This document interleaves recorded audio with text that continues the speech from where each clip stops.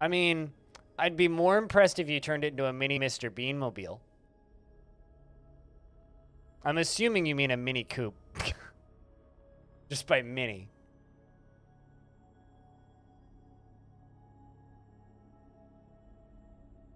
Just make it like a Mr. Bean replica mobile. That I would respect. Because Mr. Bean is a absolute treasure. Anyway, it's the year 353 of the Absolute Realm. Longdeath continued here after 2 days of Songs of Six. Plan for today is we're gonna, kind of like I just said, but we're gonna do a good chunk of Longdeath today, and then I'm gonna watch the Game Awards. So that's the plan for today. Everyone disliked that ref. I'm just kind of amazed by it, but also I think it's kind of funny.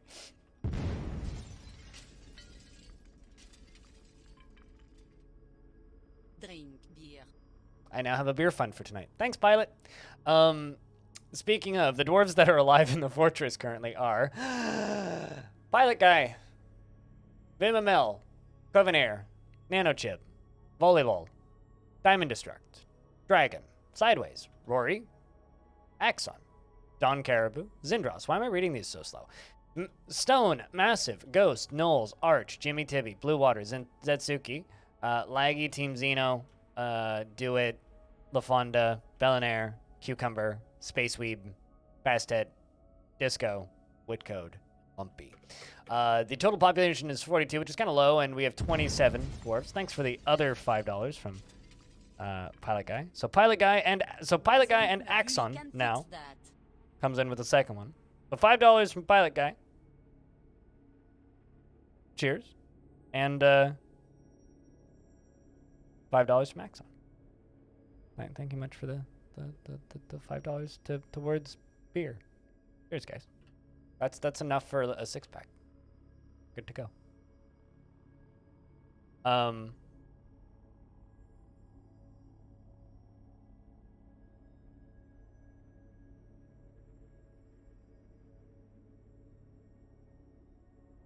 You watch Too Little Football to understand.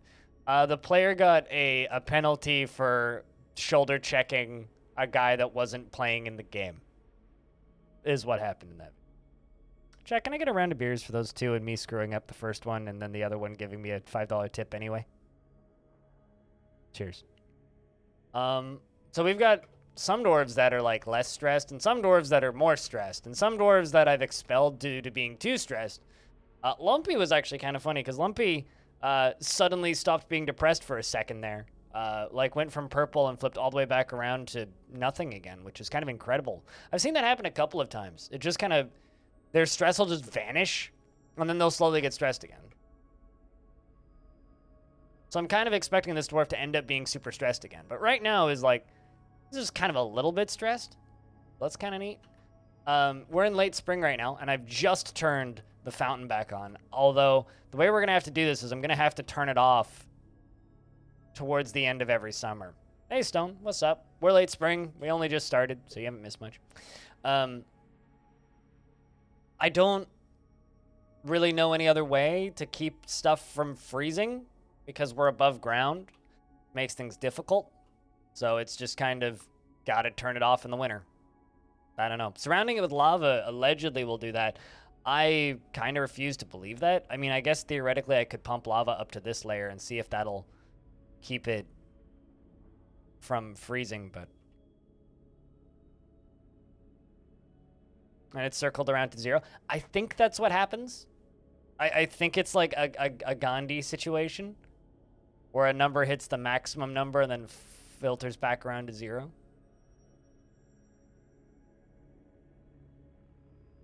I think that's what happens. I'd be inclined to agree. Because I've seen it happen a couple of times in this fort. But most recently it happened on Lumpy. Why would it matter if it freezes? So, all of these bits and pieces, all of this mist becomes frozen wall, right? Then when it melts, instead of being mist, it turns into water. So when it lands here, instead of landing here as mist, which just evaporates instantly and doesn't cause any mud to appear, it becomes water when it falls. And when it becomes water when it falls, it then gets mud everywhere and makes the entire tavern red. And if it melts in a weird way or freezes in a weird angle, it could then cause large chunks of ice to just fall through. Nope, it doesn't. Well, and I mean, maybe it doesn't count it as having a ceiling because I have these holes in the ceiling to let sunlight through so that the dwarves don't get cave adapted in here. But this whole area is completely encased in ceiling. So technically this is indoors because it lets me build, you know, chairs. But no, these all freeze. So I think putting a ceiling over top of it if you're below ground will keep it from freezing. But if you're above ground, it doesn't seem to. Because this is pretty high up. So unless I'm like mistaken in how this is working, no, it certainly doesn't keep it from freezing. So I don't know. Maybe if I seal those skylights up, I figured it wouldn't freeze in here, but it certainly did last year. And it was kind of a pain to fix. So I'm not convinced that I want to go through and fix this again. Ire Stupid, what up? It's good to see you.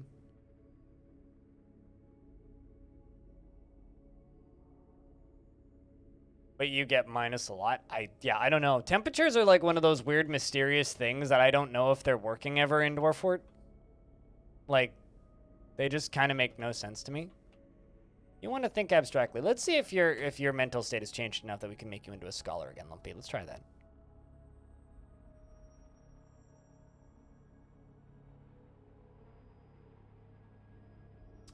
But, Stone, how's your day been?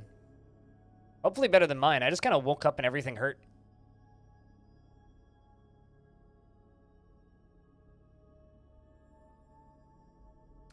But, yeah, that's the plan for today, is to just stream Longdeath and then later in the day, watch some of the game awards. So, that's the plan. Or the game advertisements where big game company run event shills for other big game companies. But, you know, I have some friends who are going to be there. So, I'm just kind of hoping that, like, Among Us wins something or something so that I can just be happy for my friend Victoria. You want to practice martial art? Well, you're a merchant, so I can't help you with that.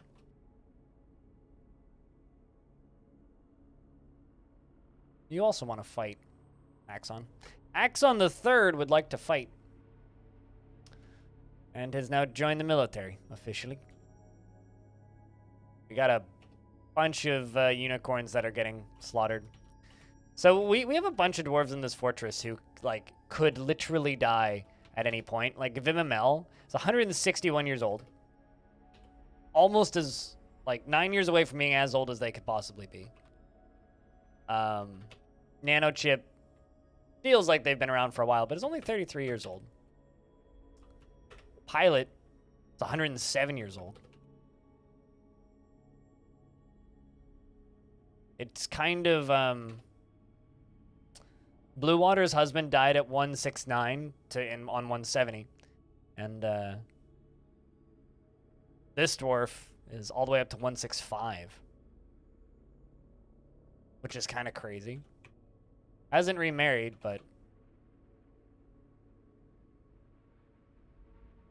some of these dwarves are very old for dwarves. Some of them.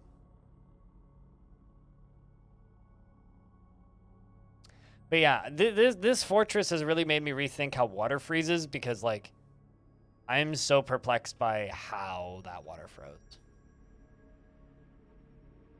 Quite some time till you're 33. Well, human 33 does not quite equal dwarf 33, right? It does not, in fact, quite equal the same thing. But we've expanded the drainage on this considerably, and it seems to be functioning way better now. There's way less leakage, and in general, it seems to be working much closer to as we intended versus the way it worked the first time I set it up. I'm pretty sure I just didn't have enough drainage when I initially set it up, so it appears to be working as intended now. It doesn't appear to be overflowing, but, you know, I expect to be disappointed, as things usually are. Granted, this hasn't quite filled up yet, so I'm hoping that that means that it actually does have enough drainage now. So that part's pretty good. If I go all the way down to down here, the actual like drainage pipe is also not that full. Like, it's taken a very long time to actually make it to the end of this. It's really not the craziest thing. We do need to figure out a time to start filling this up, though. Which I actually could just fill up. I could actually just fill this up. Considering that is all connected and everything, and I've got all these levers and everything, it's like... What a fill, what a whoosh. I don't know what that lever does, but I know what these two levers do. Those are the only ones I need.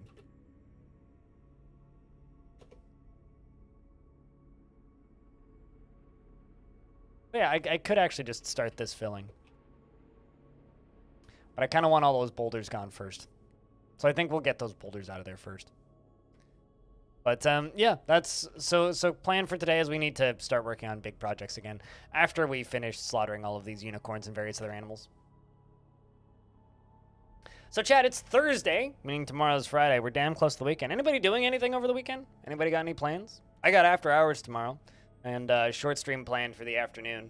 I think tomorrow we're going to check out War Tales, which I was able to get keys for after like pestering the developer on literally every platform. So we get to do a new game tomorrow, so that'll be interesting. And then Saturday and over the weekend, I think we'll probably do some sort of combination of Dwarfs, Caves of Cud, and Songs of Six. It'll be kind of a mess, but I'm sure we'll get stuff done. Get stuff done.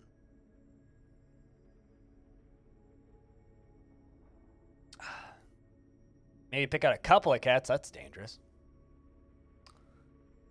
Cats are terrifying. I love them, but they're terrifying. Bloody monsters.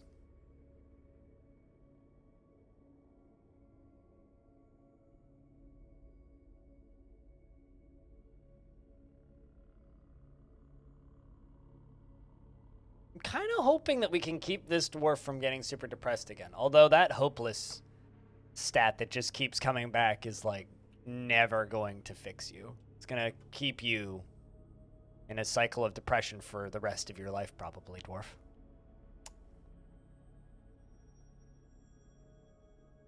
Tomorrow, wave depletion, you start your vacation?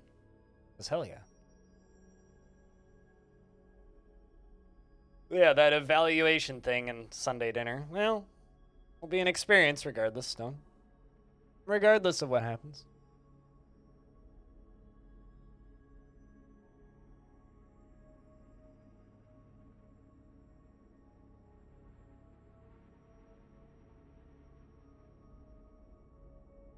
And it is now summer, allegedly. This weekend, you're planning on just listening to a bunch of records. Well, I can tell you what my weekend plans are. Stupid. I'm going to be streaming a bunch. Streaming and listening to records. Probably. Although, I'm waiting on some things to arrive, so... When some things arrive, I get to listen to a bunch of records. The rest of the time, I'm just kind of listening to the... I listen to about a record or two a night, usually. Usually while I'm cooking and while I'm eating dinner. Well, then it depends on whether or not I continue listening to records, play games, or do other things. How full is this at? 5 and 6. Okay, so now it's starting to get full enough that it's starting to like bubble up and over. Which means I can just go down here, pull this lever, and shut this off. And we're going to go work on other projects.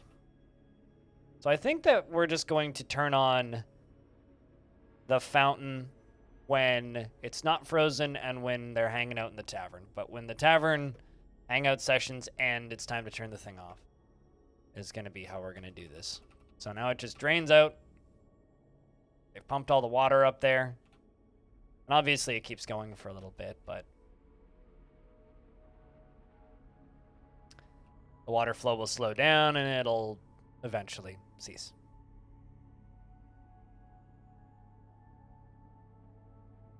You know, I almost wish that I had a functional lever pulling creature, which I really don't, because the only one I have in the fort is insane.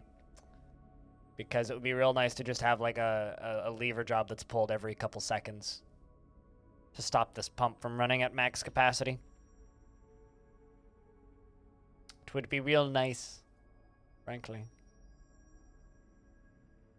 Are you traveling anywhere during your vacation, or are you just doing a staycation? Wave depletion.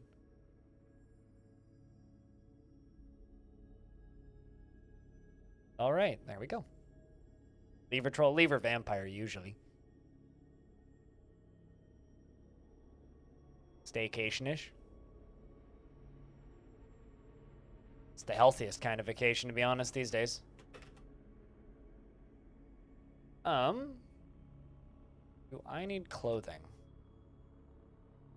Looking for big, thick X's. The kids need better clothing, but the kids don't get better clothing anyway, even if they have bad clothing, so. You know, let's just do leather shoe. Make 100 leather shoes. And, rock, crafts. And make them out of gabbro. Does the mayor does not want anything. Okay. Crank out a bunch of crafts, do a bunch of hobby stuff. Work on a bunch of things.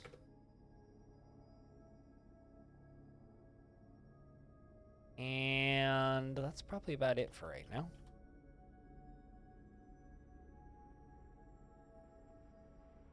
Let's make 50 cloth hoods. And some socks.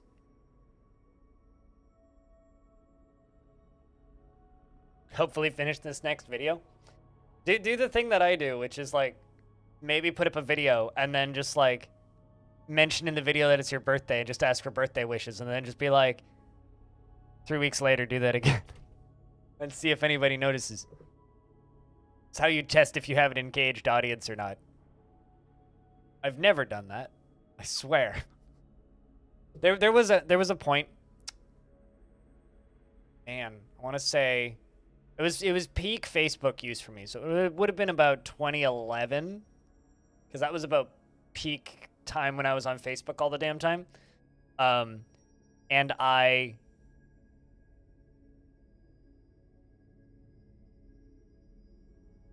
set my birthday to my actual birthday, right? Rolled around,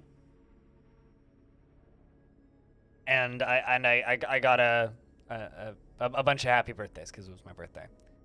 I was like, I'm curious. So, because my birthday is June 3rd, right? I set my birthday to July 3rd in the back end of Facebook. And I got a bunch of birthday wishes from the same people. Then I set my birthday to August 3rd. And I got the same birthday wishes from the same people. September 3rd. This went all the way up to December, and then I stopped and set it back to January. Or I set it to June. And June rolled around again, and I got the same birthday wishes from the same people. I was like, I should just stop. Your friends wish each other a happy birthday on the wrong days just to see if other friends will do the same by mistake. I can't remember my little sister's birthday, so that would be mean to me. Because I can't remember my family's birthdays, let alone my friends' birthdays.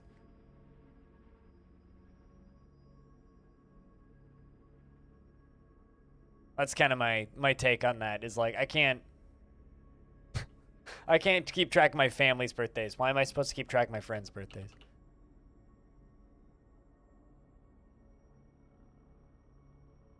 You have most in your phone? That seems like organization. I've got lots of organization for things that matter. I've just kind of been of the opinion that birthdays don't really matter for a really long time. Maybe I'm just a bad person for feeling that way, but like, really? I don't know. Usually on my birthday, I stream, usually, on my birthday, and I raise money for charity to try and make my birthday matter. And usually, and I knock on wood, because hopefully we do roughly the same next year, but we do generally around $2,000 US for whatever charity I fundraise for. I've fundraised for juvenile diabetes, and I've fundraised for Doctors Without Borders. And so I do that. For my birthday, it's usually around a 12-hour stream, and then I usually buy myself a cupcake. And that's, like, my birthday. And then sometimes, like, a week later, me and my friend Kevin will go to the pub and just get some beer. But that's about all I usually do for my birthday. Humans have arrived to trade. Is that a pile of stuff from traders? Not that much stuff. It is some stuff from traders, though. I'm actually just going to set this to be dumped because there isn't much there, and I kind of want to get rid of those items at the edge of the map.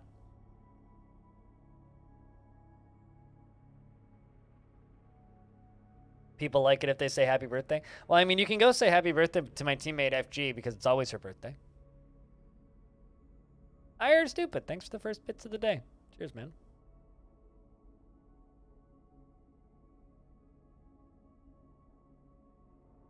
Can I get a beer or two in chat for IR Stupid?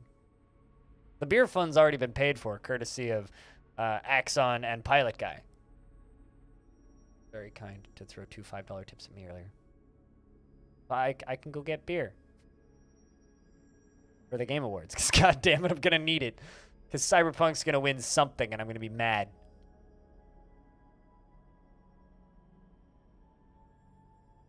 At best, you'll get some mezcal and street tacos. You could do worse than mezcal and street tacos, to be fair. I'm kind of dreading public pubs because the pub that I used to go to all the damn time, the bartender I like quit. The two servers that I liked quit. And supposedly the person who owns the place is an asinine fuckwit ever since it got sold right after the pandemic happened. So I'm kind of like not particularly enthused to go to the pub that I used to like. I don't know where I'm going to get tacos now. I could go to the hotel bar that's close by. That's very expensive. I could go to... Uh-oh. So we have a giant in a cage. The cage is starting to degrade. That's funny. We get to deal with that in a couple hundred years. I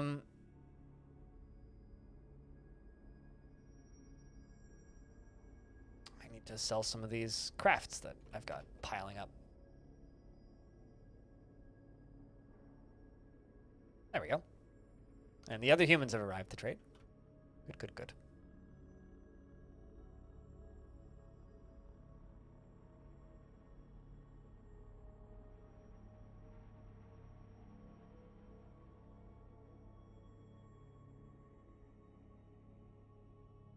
But yeah, I basically have the option between crappy chain restaurant or expensive hotel bar or kind of shitty billiards place that has Bud Light. Those are my options now when it comes to local bars, and it kind of blows. I wish my options were a little better, but it's the life I live. And it's the place I live.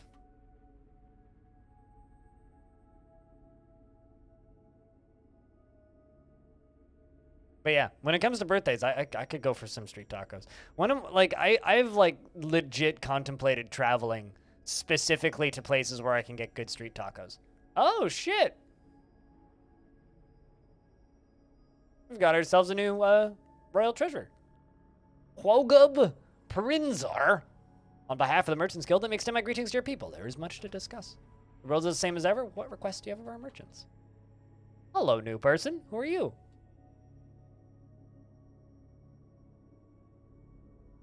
Oh, I mean, they should know by now, but I'm going to request cheese.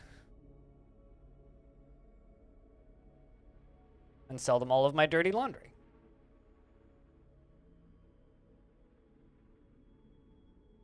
On behalf of the Merchants Guild, let me bid farewell to you and your stout dwarves. So, Stone, I don't know if you want this person's description, but I want this person's description. Yeah, a new one. Quogub. Quogub Perinizar. Perinizar? Peninizar. We'll call you that. His extremely sparse hair is extremely long. He is weak and short. And his nose is slightly hooked. Sounds like a witch. His brass eyes are wide set. His head is somewhat tall. Hair is gray mixed with tan. Skin is sandy taupe, and his ears are free-lobed.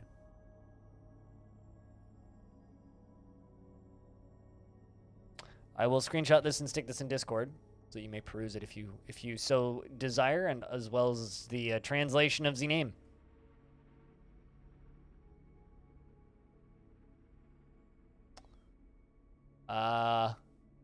Crested Sand.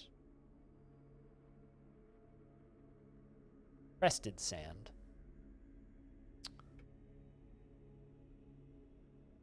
Quogub Crested Sand, which I also need. Because I need to make a statue out of him.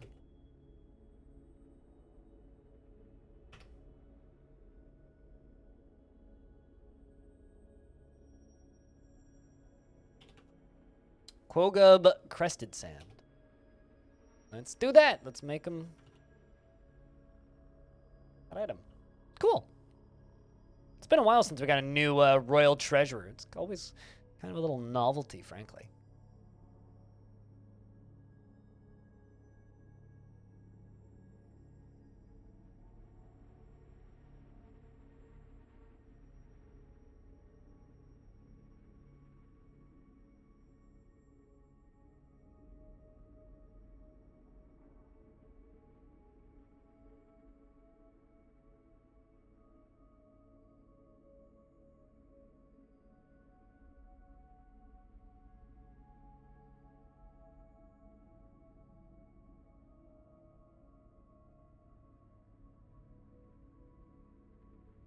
But interesting.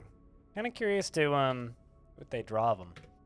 Also, I'm always curious when the royal treasurers show up. I'm always curious about their histories, but I really wonder, I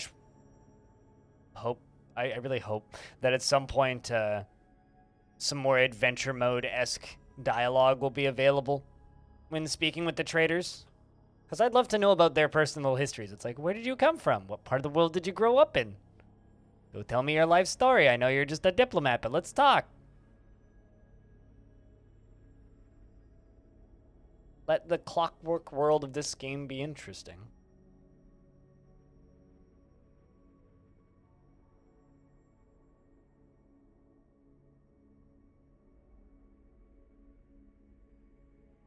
And a human pikeman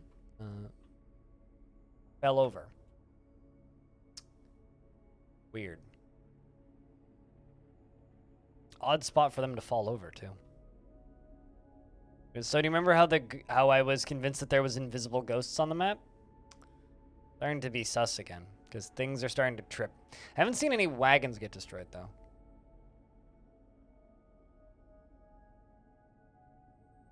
That was one of the major giveaways when that stuff was happening a lot.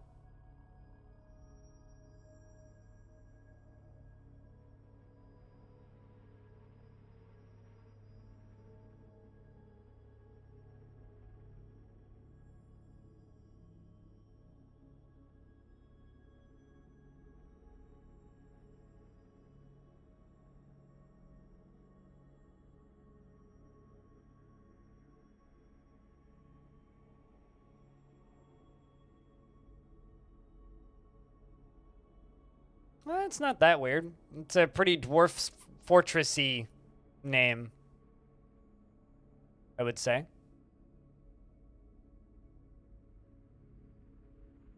It's a pretty dwarf fortressy name.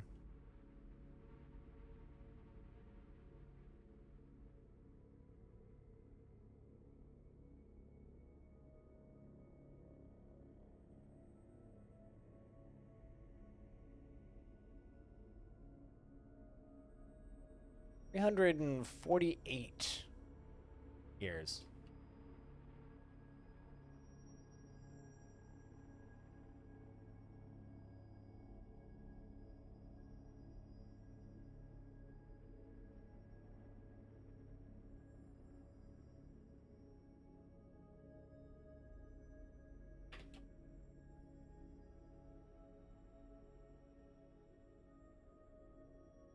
Thanks for the 50 cents. You're stupid. Cheers, man. Just quickly making a Reddit thread. Today is a hard crowd, so if you want to help out the stream and bring more people in, there's a link to the Reddit thread.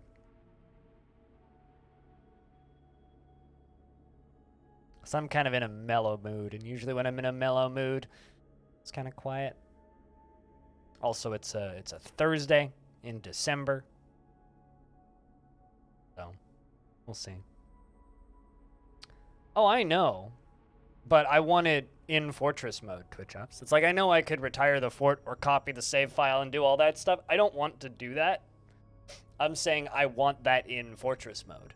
Like, absolutely, there's many ways I could learn about the Diplomat. That's not what I'm talking about. I know that there's ways I could learn about the Diplomat. I want to be able to learn about the Diplomat in Fortress mode. Just like I want to be able to learn about other things in Adventure mode that I can only access in Fortress mode. It's like, you are literally stating the thing that I'm complaining about. The thing that I'm complaining about is that I can't do that in Fortress mode. So, I don't know what that is worth, but...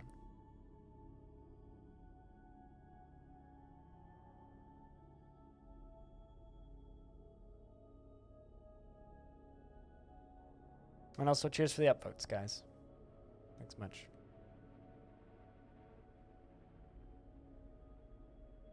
Thirsty Thursday is a federal holiday for the dwarves. The fact that dwarves have federal government is concerning to me.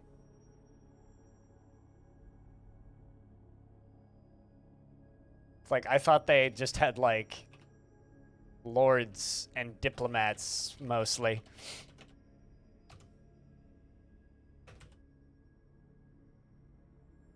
Let's just grab all the nicer-ish bars that they brought for some more stuff, and then we'll trade with the other one.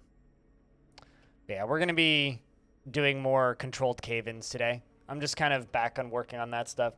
Although, the overall population of the fort is down to 42 again, so I might also go request some more merchants. That's something I'm going to do. See if we can get maybe 4 or 5 more in here. It's weird how, like, I feel like this list is populated once and then never populated again. Because it gets more and more and more sparse as time goes on. I do wonder how this list works.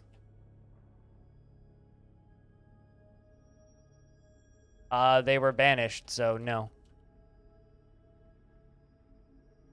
You could with the world save once I release it when we hit year 400. Or I could theoretically then. But currently, no.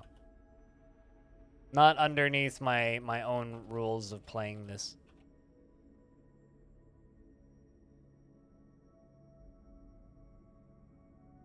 Unless, like, them being expelled is, like, what you were wondering. But also, allegedly, we don't have a messenger? Pardon? Make it LaFonda. You can be our messenger.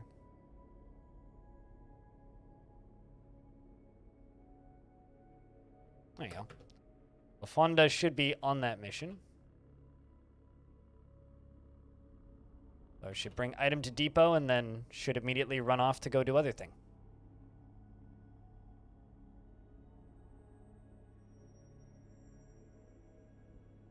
He is weak and short. I mean, he is weak and short.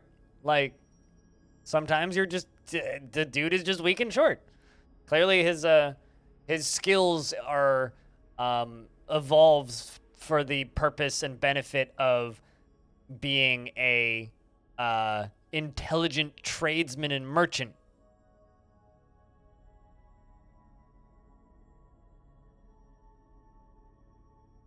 You know? Tradesman and merchant. Not so much fighting. That's what the bodyguards are for.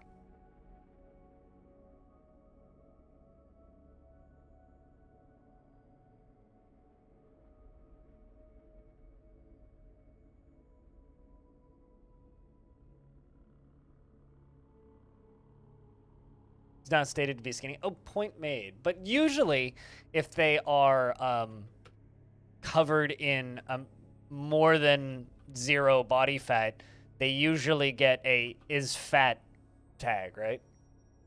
Or like, I've seen belarded, I've seen is fat, I've seen words like thick used to describe, but like I've never seen... So I wouldn't assume that he's particularly heavy set per se. That said, that diplomat very much seems like Somebody who's kind of stout and maybe chunky, but doesn't really strike me as somebody, based on that description, doesn't really strike me as somebody who is overweight.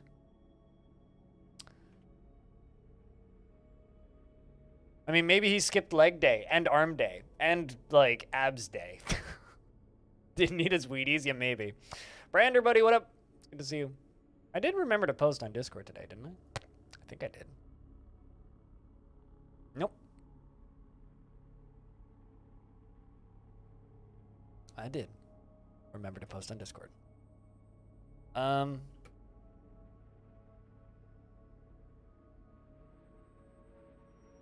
guess LaFonda will go do the mission after we're done trading. Seems to be like trading is just like the job that is like more important than anything else in Dwarfort. It is the most important job that they ever do, ever.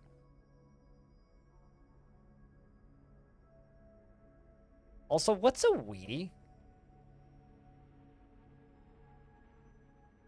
Is that like a cream of wheat? Because I read that as Westie the first time I read that, and I was like, didn't eat his Westies. So I'm like, didn't eat his dogs? What? Didn't eat his Wheaties. What is a Wheaties? Is that like a particular brand of a thing? Is that like a cracker? What's a Wheaties? Hold on, I'm going to Google this. Didn't eat his Wheaties. It was like, you said it like it's a common phrase.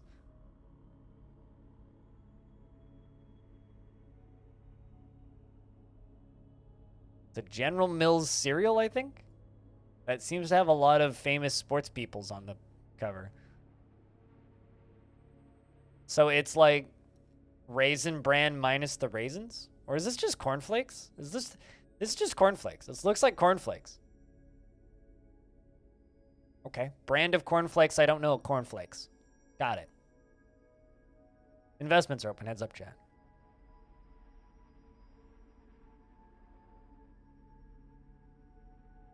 It's an old school ad reference in the States. Oh. Yeah. They just look like cornflakes to me.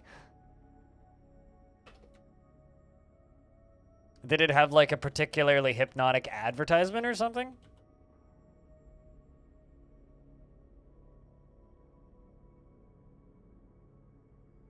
Speaking of cereal, every single podcast I listen to has been trying to sell me cereal recently.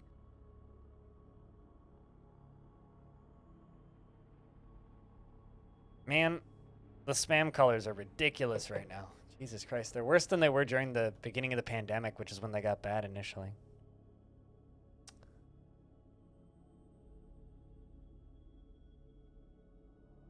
They always had famous athletes on the box. Yeah, that's what it looks like. Based on, like, my 10 seconds of Googling Wheaties and then clicking on images.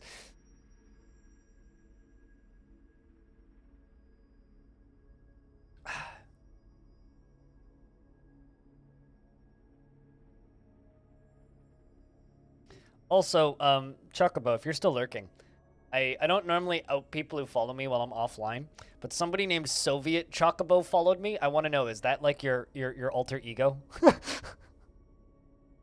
If you ever meet Soviet Chocobo, we need you two to have a fight. See who wins for the right to be the actual Chocobo. Or we just need to have a Chocobo race, one of the two.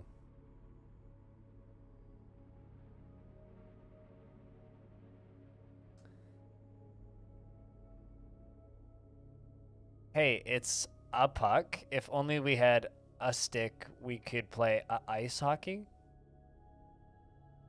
Is somebody named a puck? What?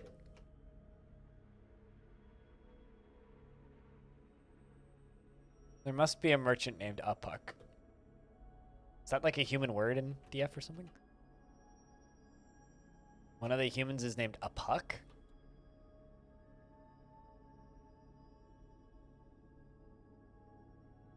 There's too many of them, but I'm inclined to believe you. Huh. Well, if they're glowing, then we know that they're the cheating American puck, then. Human for conqueror? Well, naturally a puck is a conqueror, because the puck has to conquer the net. Naturally. Makes total sense to me. I'm a Canadian. I understand how this works.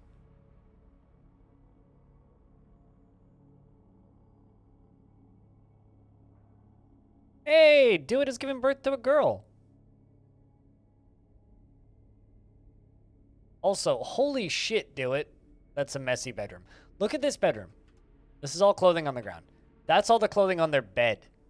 On this dwarf's bed, they have a cap, a cloak, a hood, 2 pairs of socks, 2 shoes, 2 mittens, a pigtail hood, vest, shoe, sock, almost as many shoes as my ex, 2 gloves, 2 socks, a cap, a hood, 2 mittens, a cap, trousers, hood, trousers, cloak, tunic, hood, mitten, glove, tunic, dress, cloak, tunic, hood, glove, trousers, cap, mitten, dress. All on their bed.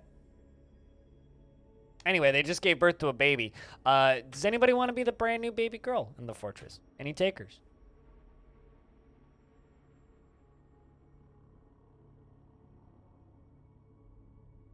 Your description is giving you PTSD. It's a bedroom that is, it's a very messy dwarf, and it's a bedroom that is literally covered in clothing. And that was all of the clothing just on their bed. There's, it's a 3x3 bedroom, and every tile is full of stuff, more or less. Except for, like, the 2 by the door. They only have 1 shirt on them. Tygo with the 16 months first the first sub of the day in 2 hours of the stream. Cheers, man. The 16th month. Welcome back. Tygo, have you had a dwarf in this fort before, and do you want another one?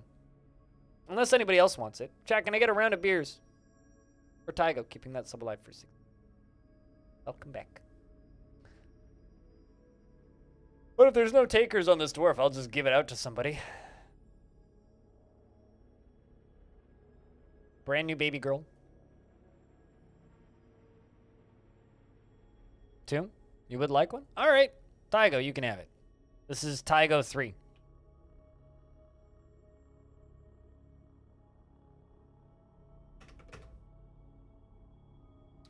She is the daughter of Dewitt and Saigon. He's a worshipper of Shin Russet Amber the Red Rocks and a worshipper of Shistak.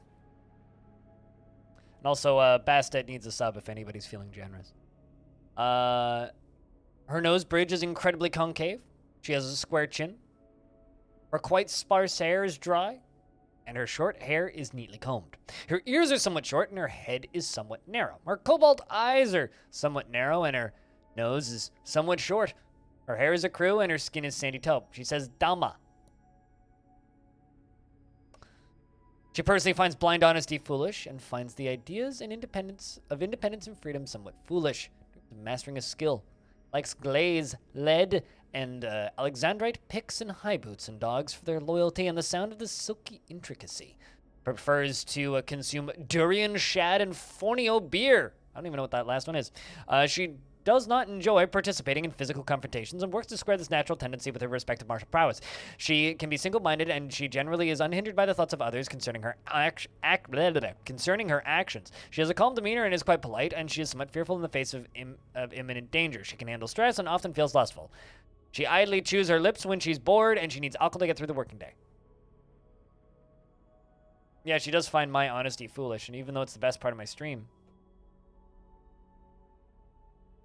you know, maybe I should listen to her advice. And also, do it. I need to know something about you. Often feels discouraged, is always in love with somebody, and develops positive feelings. Often inflamed with hatred, easily develops hatred towards things. Seems about right. Incredibly calm demeanor. Desires little for herself in most situations. She is bashful. She likes to keep her things orderly. Bullshit. Have you seen your bedroom? Christ, dwarf. Give the girl an axe. Maybe once she can walk. Like, she was born today, which makes her very young indeed, paranoid. So in 12 years, we'll give her an axe. Or in this fort, a spear, probably. One of the many legendarily named steel spears that the dwarves have been using for centuries. Should finish trading.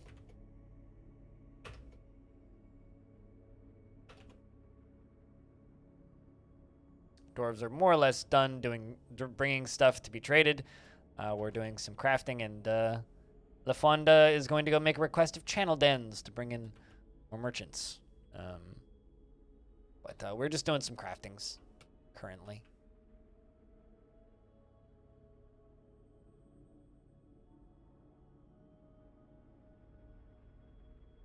True. Yeah, this is true. But there's like, there's a trait which is like leaves things strewn about without a care. Um, and then there's one which is like messy with their own possessions, essentially. Um, and then organized and neat tends to be like they put their stuff into their drawers, right? Or usually that's the way it ends up working. But like, this bedroom is about as full of random crap as you can get. Maybe it's just like, maybe just your dresser is full. Maybe that's what it is. Maybe you need another cabinet. Very well might be it. I'll just give you another cabinet, because I got a lot of them because the mayor keeps demanding them. So here, have a rose gold cabinet. Let's see if she puts some stuff away. Does she have a spouse? What, the mom? She does. Saigon. Who is gripped by crippling shyness, always in love with somebody, finds something humorous in everything, deliberately cruel to those unfortunate enough to be subject to his sadism, often feels filled with joy, and often finds himself changing his mind to agree with somebody else, so slow to anger and doesn't experience strong cravings or urges, generally acts with a narrow focus on the current activity, as an active imagination, often feels lustful, and tends to avoid any physical confrontations, likes to square his natural tendency with his respect for martial prowess, speaks deliberately when he's angry, and shakes his finger up and down when he's excited. That's a interesting visual. Shakes his finger up and down. So like,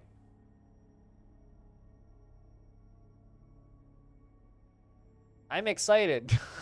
Anyway, needs alcohol to get through the working day. I don't see anything about being particularly dirty. Doesn't not say anything about being particularly. Maybe related?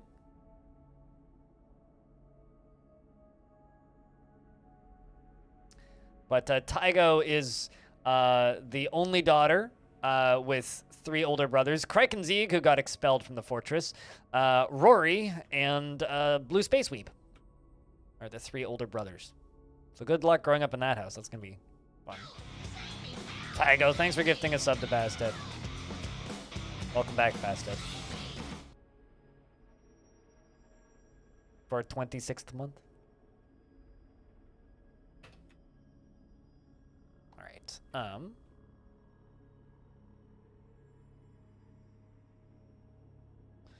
Now we wait until people return from channel pens. Hopefully with more merchants. Jack, can I get a round of beers for Tycho being generous? Gifting us up. Cheers, thanks, man. The merchants are heading back home to whence they came. Hey, Ultimate, how are we?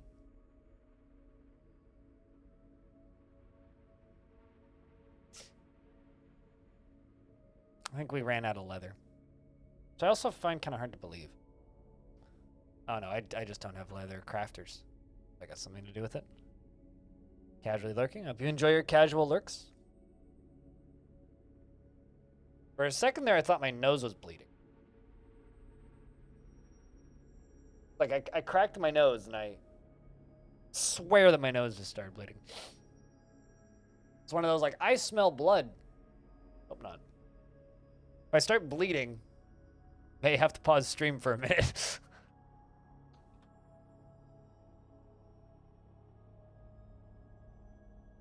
Not very common that I get nosebleeds, but... You just got your first royal in a fort? Oh, damn. A silver bed? Allegedly, if you stud a bed with the demanded material, it'll satisfy the need. Allegedly. I personally have never seen that work myself. But at the very least, they're you know, like, realistic with their demands, right? You wouldn't ever want, like, unrealistic demands coming in from somebody of such stature.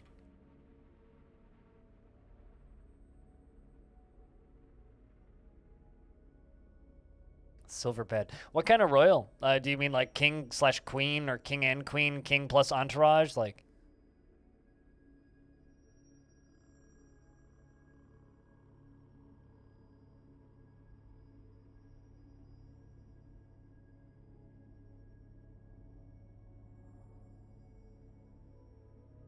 where's the Fonda?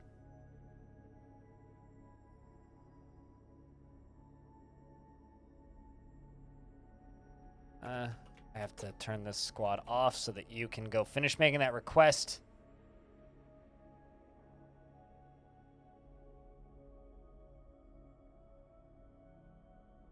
It didn't work. Well, that's why I said it's alleged. They will eventually forget. Fortunately, they don't usually, and I say usually lightly, but they don't usually sentence people to death over not completing those. So eventually he will forget the demand. I usually just wait until they forget the demand. It'll upset him, but as long as you keep up with all of his other mandates and give him a nice bedroom, will probably be fun.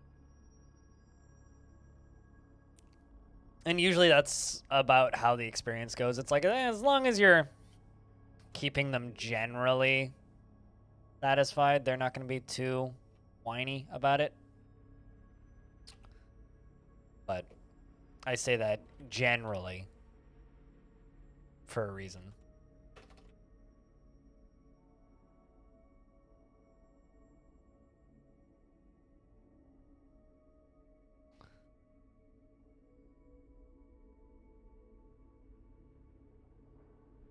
But yeah, that's cool. The queen is a goblin? Interesting. Is the king a goblin?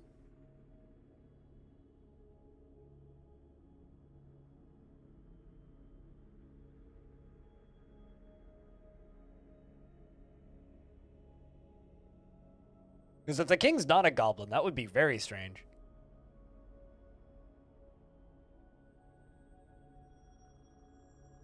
But that is super neat, though. So congrats.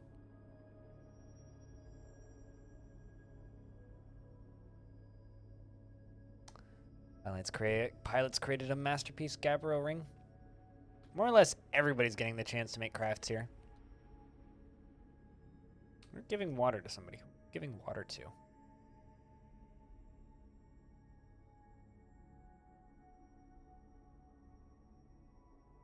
Let's see if you can make it off the map now. Is somebody in prison? Okay, who are you giving water to? Also, now you're just taking a bucket off the map. Okay, so you don't. Okay, you don't have a king. I guess I misread that. I misread that you had the king as well as the entourage. But I'm seeing it now that you didn't. That's so yeah. I misread it. That's on me. That's kind of neat though. Means that your queen is immortal. If you look at the queen, see if she's married, if she has any lovers or a husband or something. This menu. Or any kids, even better. All of the nobles in your civ are goblins? Well, you, my friend, are in a race that has been enslaved. Or a civ that's been enslaved by another civ.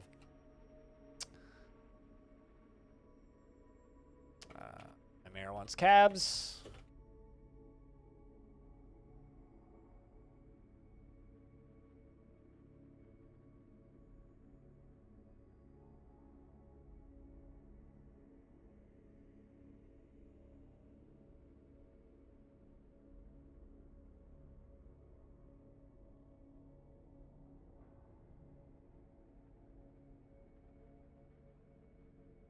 Are there any leaders called administrators? You know what the administration job is, right?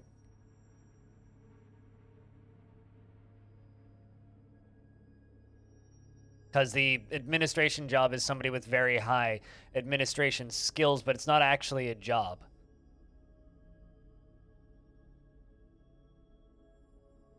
It just means that they have like high speech or high writing or high teacher skill. Why do I go to open up a text that I received and then my phone starts playing a podcast? My phone company informing me that I need to pay my phone bill. Woo. Maybe they could, like, you know, do a better job of blocking spam callers. That'd be cool.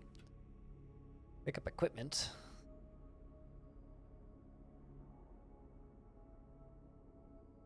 Guess suddenly there's a bunch of clothing available.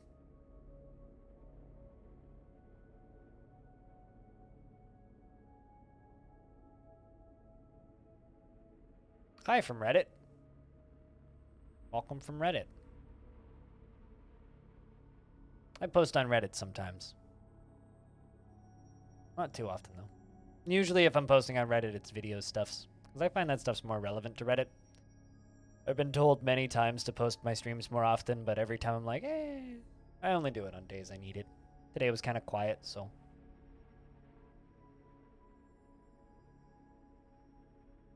You do have a king, it seems he's also a goblin, and they have a kid who is out of the fort. Well, that means if they die, then you don't get the inheritance, which is kind of unfortunate.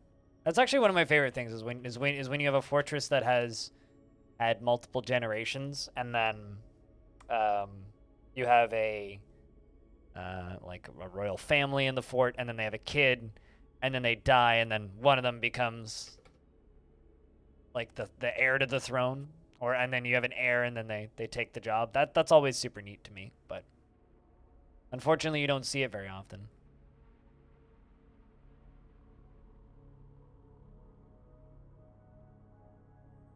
But I don't know. Did we get any new merchants? Yay, we did. All right, sweet. So we have a bunch of new merchants in the fort now. All that have no jobs because they're merchants.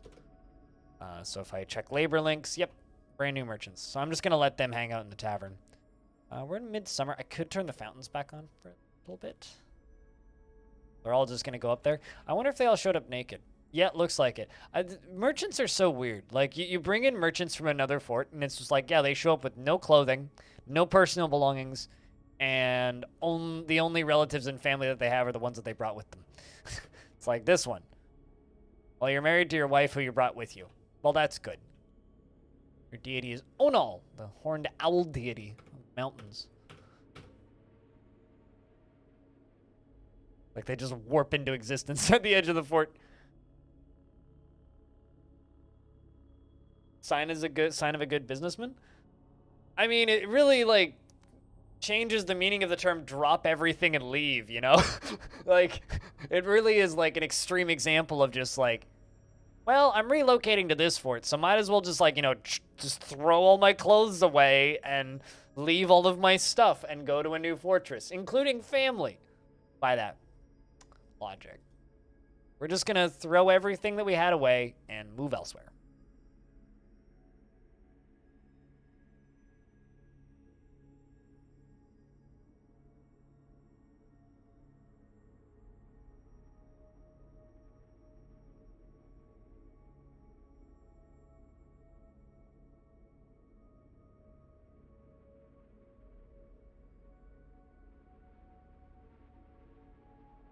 But now they'll just be running around for a bit. Actually, because I just brought all these people in, let's actually just do let's do 50 dresses, 50 tunics. Let's do some caps too. We just did shoes, so socks. And do some cloth stuff too.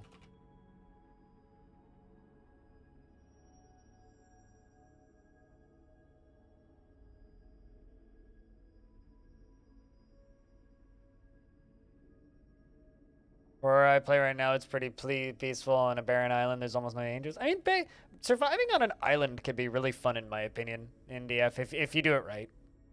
If you do it in a way that's, like, believable, it's actually quite fun.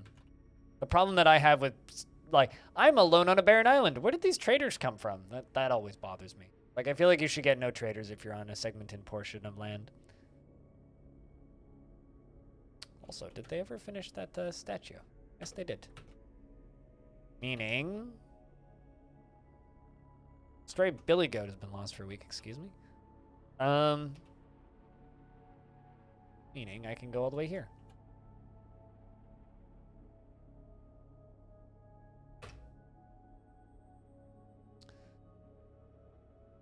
Should just be the one Electrum statue. Also going to smooth all of this. That. And continue the history of the fortress art installation.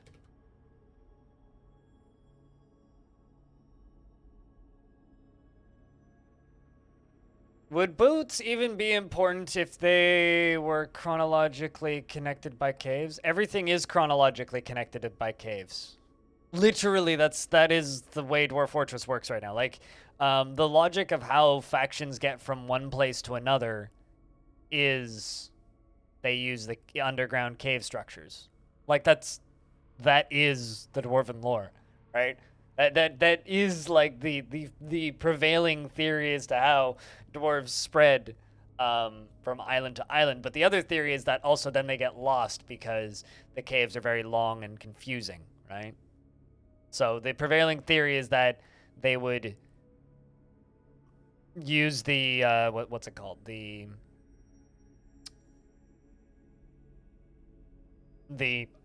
underground tunnels to get from the mainland out to wherever they're headed, but then also when they get lost, so you can't travel there again. You just assume they rode the mighty wagons across the seas. I mean, I'm all for aquatic wagons. Like, if Tarn just wants to have like wagons pulled by whales, I'm in. But Tarn wants fancier boats than that, so. Tarn wants us to be able to build our own boats. And as somebody who played, give me a second.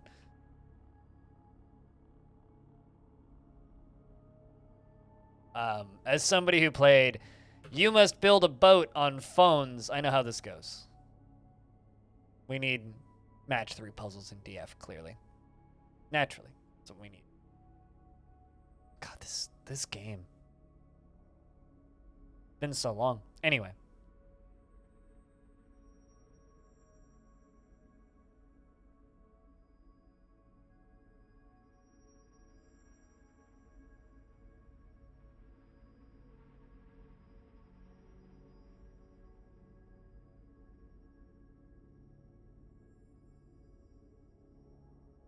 But yeah, no, there's many written cataloged reasons as to why boats are difficult in DF. But it's still something that's in the roadmap and / to-do list / notes that'll allegedly be done eventually. Have they constructed that statue? Have they placed that statue yet? Not yet. Is anybody placing that statue? Not from what I see. Doesn't look like it. Although they are probably bringing it from deep underground. Recover wounded, excuse me? Who is wounded?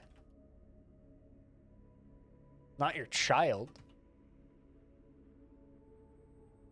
Nobody's been fighting. So what wounded are you recovering?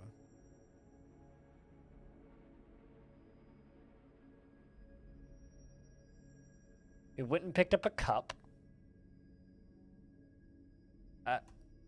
Okay, so now you're recovering wounded. Allegedly, somebody is wounded. And they are trying to recover him. And then canceling the job. And then just going and hanging out in there. What?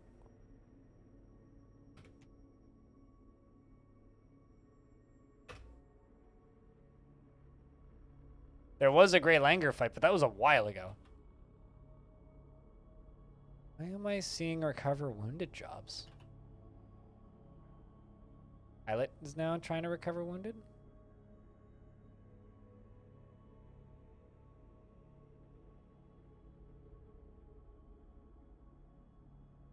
I'm not sure. To be completely honest. That is weird.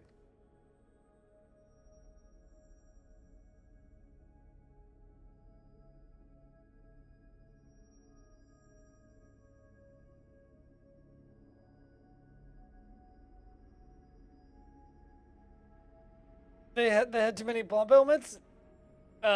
Seems like it, yeah.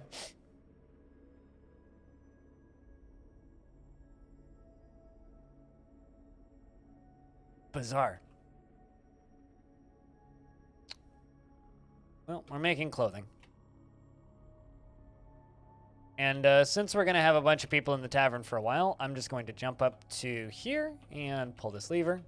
I just need to remember to turn it off by, like, mid-fall.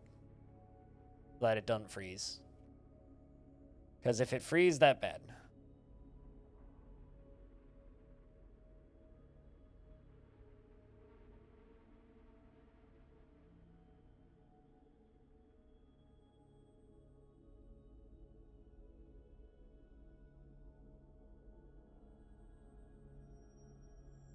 Imagine living your life as a dwarf and then hearing someone knock on the other side of the floor to sell you something. Knock on the other side of the floor. What? What do you mean by knock on the other side of the floor?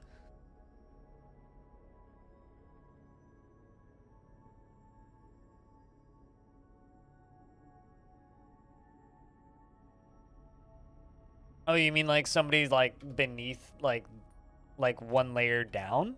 It's like knocking on the ceiling. Oi, get down here! What's up, Brandon Jayberry? Those things. I mean, I guess I could imagine that. I guess for me, the reason I'm having a hard time visualizing that is like I imagine that dwarves can't reach the ceiling from the ground for the same reason that they can't usually easily climb up from one Z level to another unless they have a ramp. So I don't know, like I can't reach my ceiling unless I stand on like a step ladder, you know? But I also have like 10-foot ceilings. So I don't know. I assume that dwarves don't have 10-foot ceilings, but I would assume that they have like the very least tall enough ceilings that they can't like just reach up and knock on the Z level below and say, "Oi, get down here." Also, for some reason, I always imagined that the trading depot had bells on it. I don't know if that's accurate. I should actually go look at the screenshot, Steam version, to see what the canon visual of it looks like. To refresh my memory.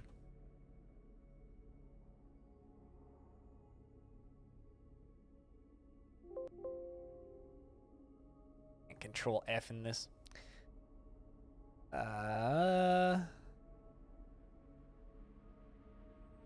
That's just the trade screen. It's not the trade caravan.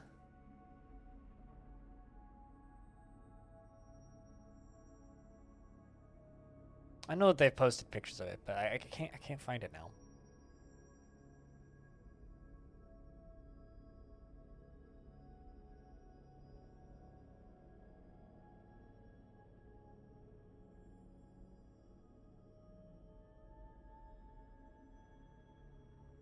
Yeah, I'm not seeing it at a glance, but I know that they have released screenshots of the trade depot before, and I've always kind of just imagined that the trade depot just has like a bell on it that they'd hit. It's like, come down here to just like trade. I'm hitting the bell on the trade depot. Usually imagine dwarves in DF like spheres with a dwarf texture on top. You imagine dwarves much more mechanically than I do. I imagine them kind of like an old Disney movie. Like the Seven Dwarves from Snow White, sort of. But like, maybe like more darker, slightly darker fantasy than that. Like a weird cross between like Lord of the Rings and something a little bit more cartoony. It's like a grimdark cartoon is kind of how I imagine them. I don't want to just say like Krug Smash's art because that's not totally accurate, but like similar to that kind of deal. Just kind of how my mental image always of them is. Whereas I guess your mental image is just like Armok Vision. They look like Armok Vision. Which is like, Armok Vision is a really cool tool, but let's be honest, like the models for the dwarves are kind of ugly in that thing.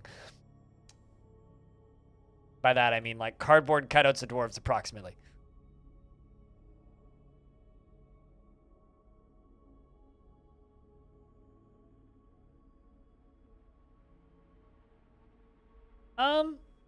Do you watch any TV show for all eternity? Tickers?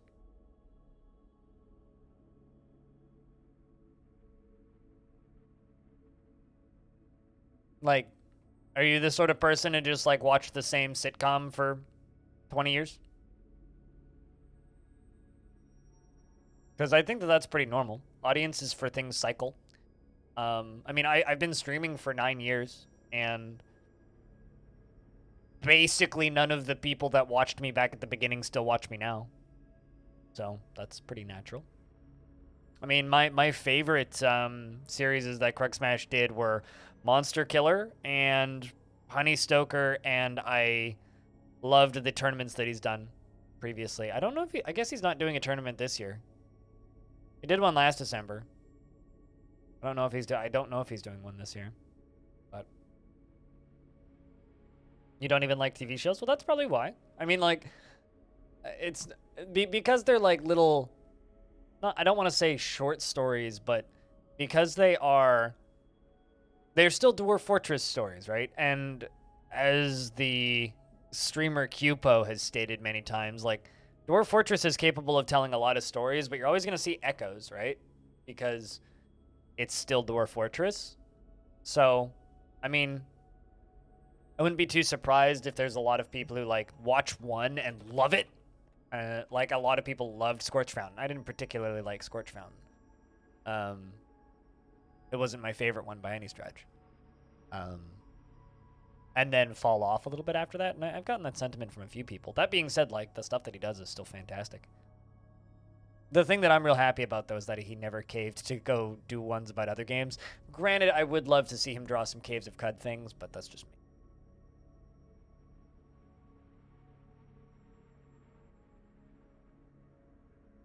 It's like I will always be more entertained by my own stories than other people's stories. And as cool as Krug Smash's stories are, it's still somebody else's stories. So I can relate to that. I do watch his stuff, but I don't watch it particularly religiously. I watch it just to kind of keep up with what he's doing. You often notice that you don't really imagine how stuff looks. You get really engrossed in stories and books, for example. You see all the letters in front of you. Interesting. Yeah, I'm a very visual person, which is ironic because my eyes are failing. It's like my entire life is just a giant like bucket of irony. It's like I'm a visual learner and I basically can't learn things unless there is a visual representation of the thing in front of me, and I'm going to be completely blind in a couple of decades. And it's like, ooh, fun. Looking forward to that. Yeah, same. Tickers. Same. He's a good friend. Good dude. Stone, we have the group of Soaring and the Council of Men. You ready? I also saw your doodle.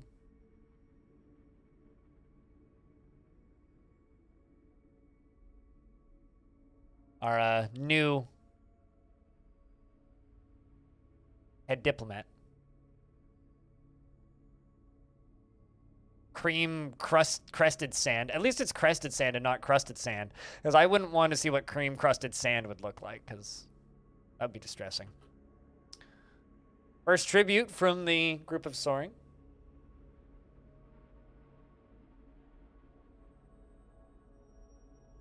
Oh, fun. Yeah, that's distressing. Not because you listen to ultra loud music, just genetics. Born half deaf, you're gonna lose the rest. You're gonna be the rest of the way there eventually. I'm born half blind, gonna be the rest of the way there eventually as well. So, you know, that's what it is. Cheers. That one. That's that. I'm following the big one.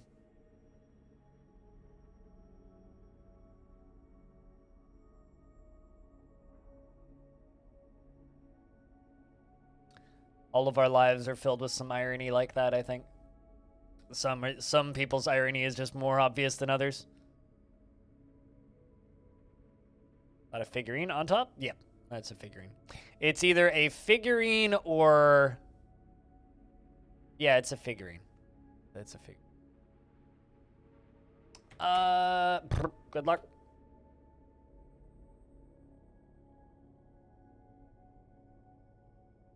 Probably that pear wood figurine that's at the top. I could check if you like.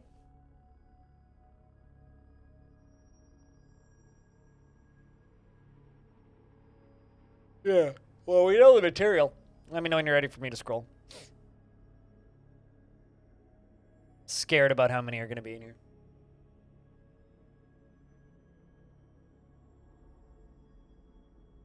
It's not too bad. Page and a half. Ish.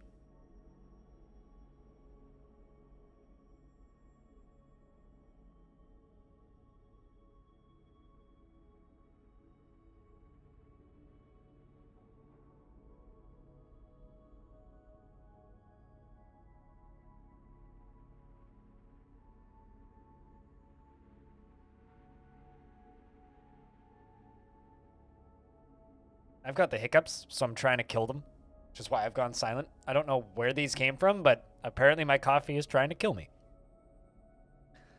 I'm going to assume you got it. Let's figure out what that figurine is. Ugh. And feather tree egg yolks. Look at that.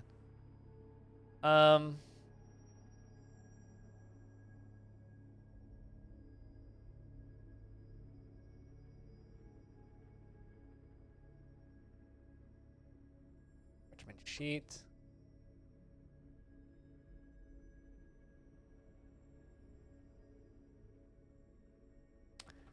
Pearwood figurine. There's also a donkey hoof one. An image of a human in donkey hoof. Menaces with spikes of water buffalo horn.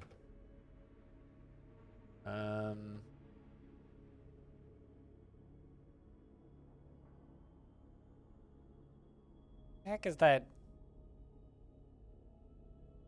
Like, there's a Pearwood crutch. Not the one that was on top, though.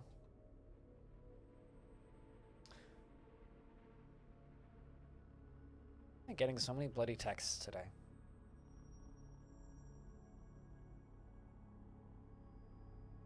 I'm about to just, like, block my phone provider's texts. Or, like, call them and see if I can get those disabled, because good lord, those are annoying. My phone company really wants me to add a second line onto my account. I really wish that, like, I could just put lives alone in my account so that they stop asking me. It's like, yeah, sure, I'd love to pay less for 2 phone lines. You know, it's very helpful as somebody who's single and lives alone in a small apartment. Definitely doesn't need a second one. Actually, like, where the hell? Pause for a second. Maybe they haven't unloaded them all yet.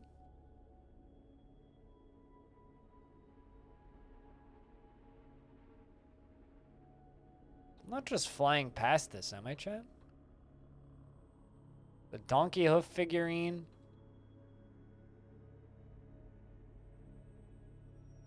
Don't see Pearwood. Where's the sheep?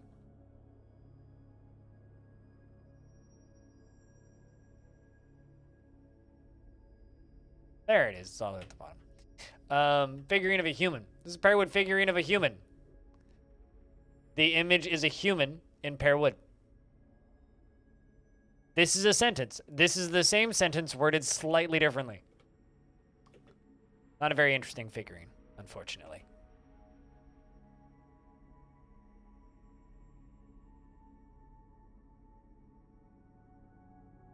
In Pearwood.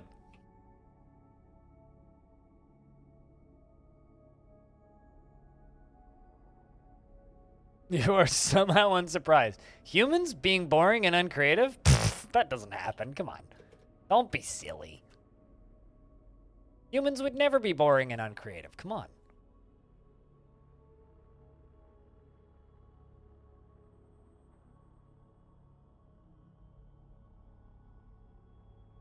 Of the figurine courtesy of the Department of Redundancy Department.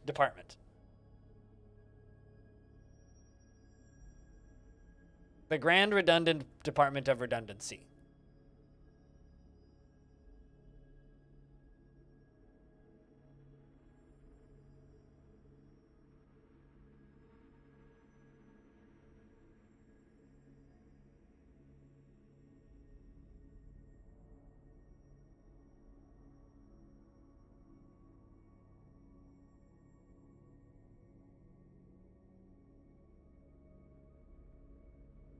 Still trying to quell these hiccups.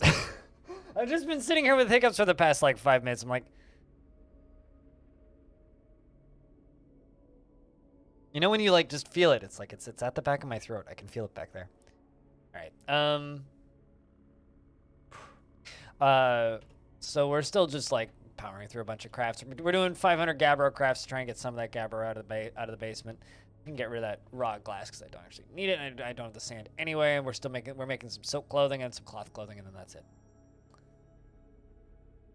Want description generation to be made into a module so that someone can make their own plugin that generates the greatest opportunities for improvement, in your opinion?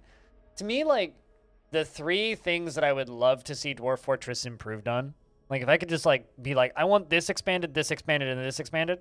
I want better diplomacy.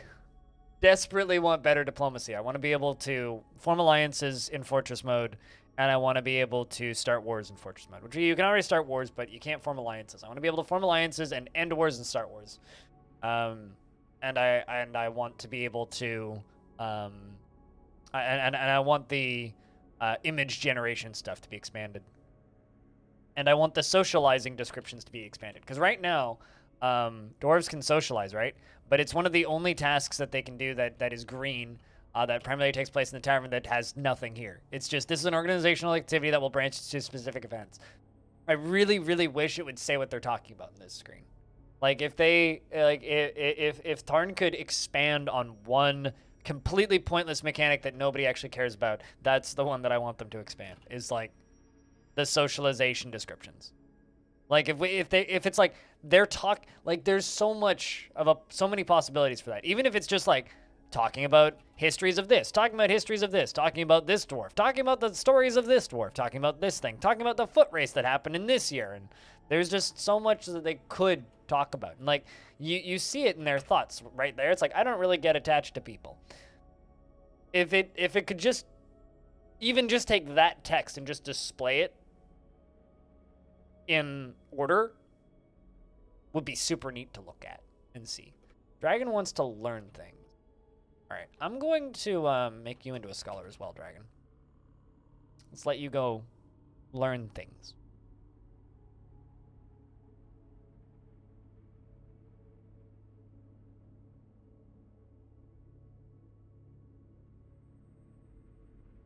That would be an opportunity, but imagining the spaghetti code, it's probably just there be dragons sign there forever. Yeah, probably. Yeah, probably. But, you know, it's funny because we all talk about imagining the spaghetti code, and then still stuff happens, improvements are made, and stuff changes, and stuff gets added. So you never know. You never know.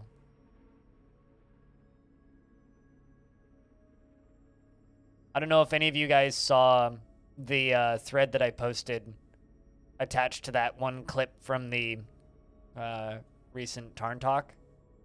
But I made a thread on Reddit for this video, like, well, 3 days ago, just talking about tutorials, right? There is so much interesting discussion on how people think that Dwarf Fortress should be tutorialized down here. It's actually like kind of a gold mine. There is so much interesting feedback here. Couple bad takes, but generally it's like a lot of really interesting takes on tutorials. I'm just saying, it's a fucking thread. People got a lot of cool things to say. There's a link to that thread if you want. It's like, as spaghetti code as Dwarf Fortress is, I think that I'm hoping that people are pleasantly impressed with the premium version.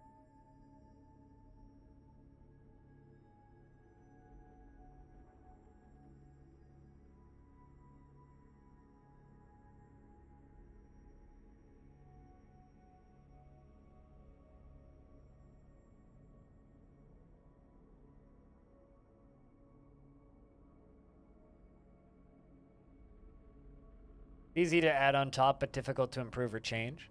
So why would it be? Because like we're not necessarily talking about improvements though. We are.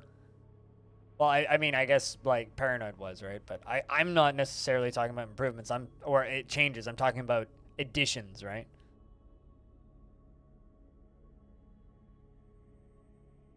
And I know that from as I understand, things like changing how diplomacy works in Dwarf Fortress actually isn't that far off.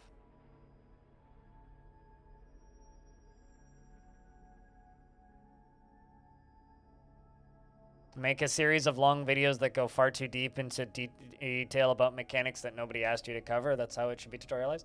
I mean, have you seen that the Russian YouTuber who's been doing DF tutorials? Paranoid.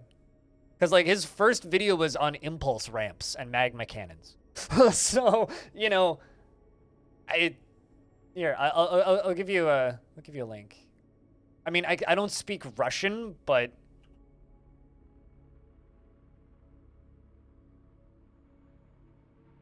so it's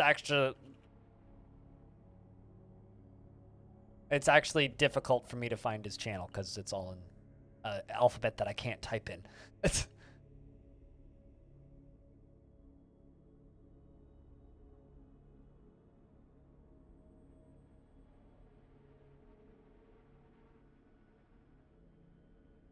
I just have to find it now.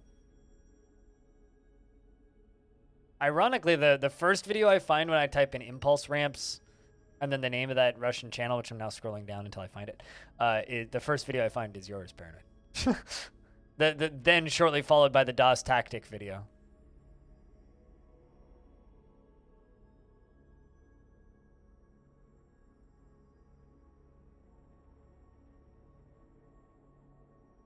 Now I can't even find it. Ah, hell.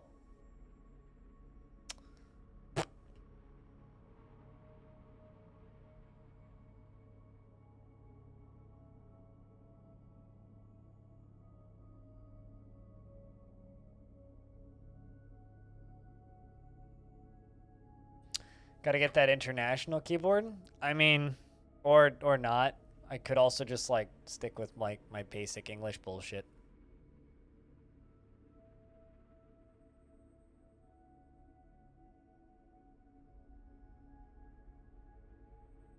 Actually, hold on. Can I steal one of those?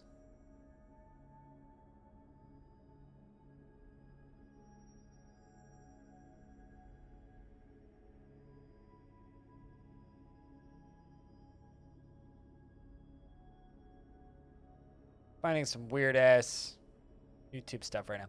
This is not what I'm looking for, though. Hey there, peep. Ah, that was not the video I wanted to open, but have a view, Paranoid. Yeah, I give up. This is the sound of me giving up.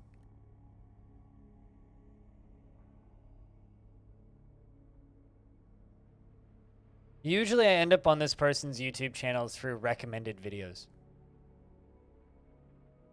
But I'm not seeing it.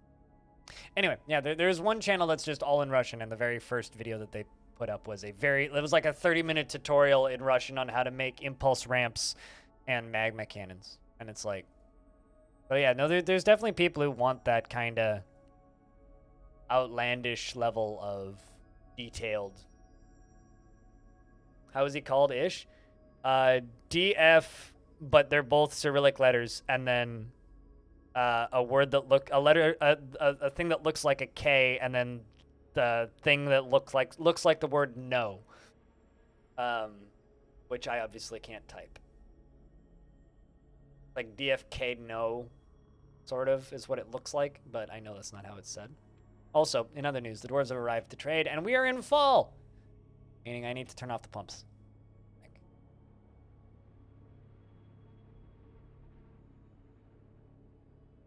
Always gives me a mini heart attack when I fly past this layer, because I always think it's my tavern. I'm like, my tavern's underwater!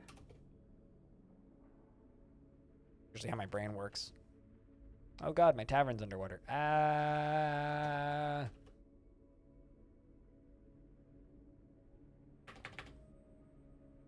Search twice. Not what I want once.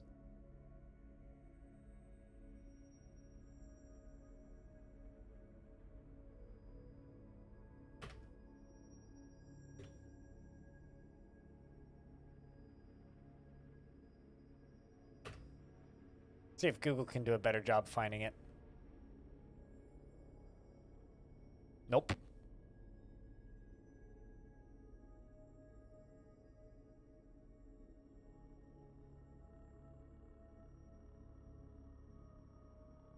Yep, that's the one I was thinking of.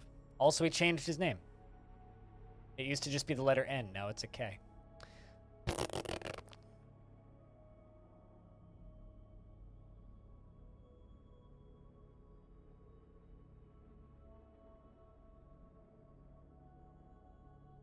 yeah, started roughly a year ago. Manages to, like, because it's funny because people refer to me as like the news source for Dwarf Fortress Steam stuff. This guy like obliterates my view count. So there's a big Russian audience for DF. That's all I really have to say to that. It kind of blows my mind, actually.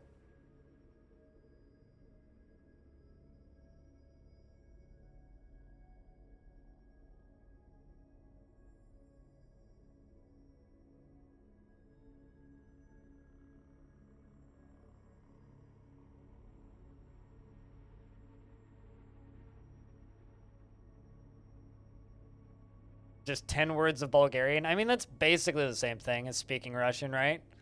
Like, you don't speak Russian, but you speak some Bulgarian. It's like, well, that's basically the same thing. Like, I don't speak French, but I do speak English pretty okay. I can live in Canada, right? You're not going to kick me out of the country. Duh. Yeah, there you go.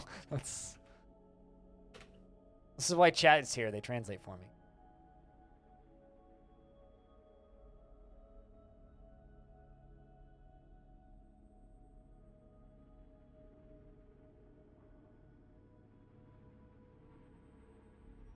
In post-Soviet countries? Yeah, well, I live in a part of the world that seems to think it's a good idea for NFTs to be put into video games, so you know. That, you know, honestly, I'm hey, Diamond Destruct had a baby girl. Damn, 2 baby girls in one stream? What are the odds? If anybody wants it, just raise your hand in chat and I'll do that in a second. But like, I find it exceptionally frustrating that I live in a world where it's like, we should be against DRM, we should be against microtransactions, we should be against macrotransactions, we should be like trying to like make sure that games are able to be preserved and kept around in the long term without servers being shut down. And then when games that are server-sided only, they should allow us to have like the ability to run private servers to keep these games available and playable. And then people are just like, NFTs, I can make a lot of money. Let's do it. And it's like, goes literally against everything that I believe in when it comes to software and freedom of information. You speak Russian and Ukrainian, some Polish and Bulgarian, but listening is a whole nother ballgame. So you can read it and write it, but can't listen to it? Is that what that means, Tycho? Because, like, if somebody verbally speaks German to me, I will understand about 80% of what you said. But I can't read it and I can't write it. But you know what? This one can just be paranoid. Metroid. There you go. Welcome to the fort. She is a daughter of Diamond Destruct II and Axon III, which is cool. Which means not only are you a member of the fort, but you're not the daughter of a merchant. You are the first child of a recently married couple, in fact, which is good. This is good news. You personally find those that engage in trade and commerce to be fairly disgusting, and you dream of mastering a skill. She is very polite and observes the appropriate rules of decorum when possible. Yeah, you paranoid. I gave you a baby girl. She is made deeply uncomfortable by differences in culture and appearance, and she is very greedy. And she tends to avoid physical confrontations. She works to square this natural tendency with her respect of martial prowess and prefers that everyone live as harmoniously as possible. Is quite ambitious and does not easily fall in love or develop positive sentiments. And she can handle stress, and she is not inherently proud of her talents and accomplishments. She tends to not reveal personal information and does not often feel lustful. She is brave in the face of imminent danger and often acts with compassion. She tends to hold on to grievances and finds helping others emotionally rewarding. And she has a sense of duty and needs alcohol to get through the working day. Damn. That's a military dwarf if I ever read one. Is the daughter of Diamond Destruct and Axon and was born today, which makes her very young indeed. Her hair is greasy. Her short hair is neatly combed, and her cobalt eyes are very wide set. She has a very low cheekbones, and her ears are somewhat short. Her nose is slightly upturned, and her head is somewhat short. Her hair is ecru, and her skin is sandy taupe. Oh no, a racist baby. Well, I mean, she's got time to grow up, right? She likes lead, fire ogate, giant impala hoof, crowns on the sound of the satin of rhyming, and when possible prefers to consume foxtail mullet beer, buckwheat flour, and can't stand hamsters. I agree. Fuck hamsters. Little rats. Welcome to the fort. Seriously, though, fuck hamsters. Terrible creatures. I got bit by a hamster once when I was a little kid. It scarred me for life. Horrible little monsters. Also, rip your investments. So, sorry. Apologies. But yeah, no, that channel exists, and it's like, it's actually, like, whenever I encounter people, like, there was, this one guy who frequented the channel for a bit and got a job and vanished off into the ether, like many people did during the pandemic, where they were like, yay, there's nothing to do because there's a pandemic, so they started creating content and then got jobs, and they're like, actually, fuck this content creation thing. But there was this guy who was doing that for a bit in Spanish, and I was encouraging him to, like, start making news videos, sort of like mine, where it's like you talk about screenshots and talk about the updates in the Steam version, because, like, there's also a Spanish audience for Dwarf Fortress 2. That is not being served by anybody. So if you speak Spanish and you want to, like, maybe do all right on YouTube, cover DF. You popped in just in time to see a new baby. Hey, Bumblebed, what up? It's good to see you. How you been? I hope you've had a good week. But yeah. They're still unloading. Who's trading? Moses. It's the nil tongues do mat still. Well, at least some things haven't changed. I'm gonna quickly use the restroom. Back in like 10 seconds.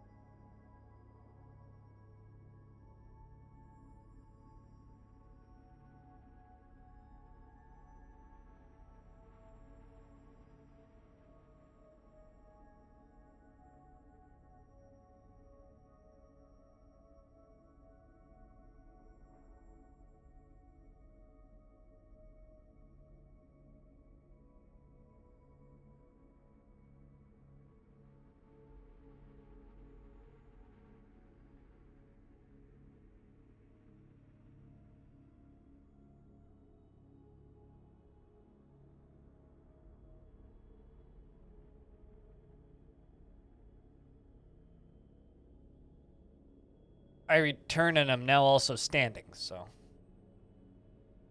Back is hurting, so. Thus, you gotta stand up, be vertical. Don't let back hurt.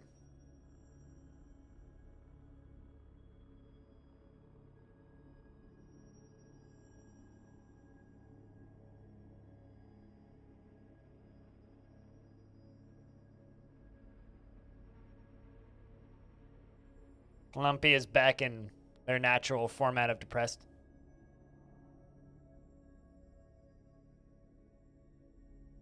What, just learning to read it? Or learning to write in it? Or both, but, like, why? I mean, for me, the most beneficial language to learn would probably be Korean, Japanese, or one of the various Chinese dialects would be the easiest.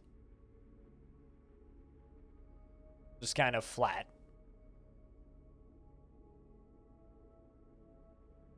Takes less than 10 hours. That depends on how big your brain is, which means it would take me at least 3 times that. At least.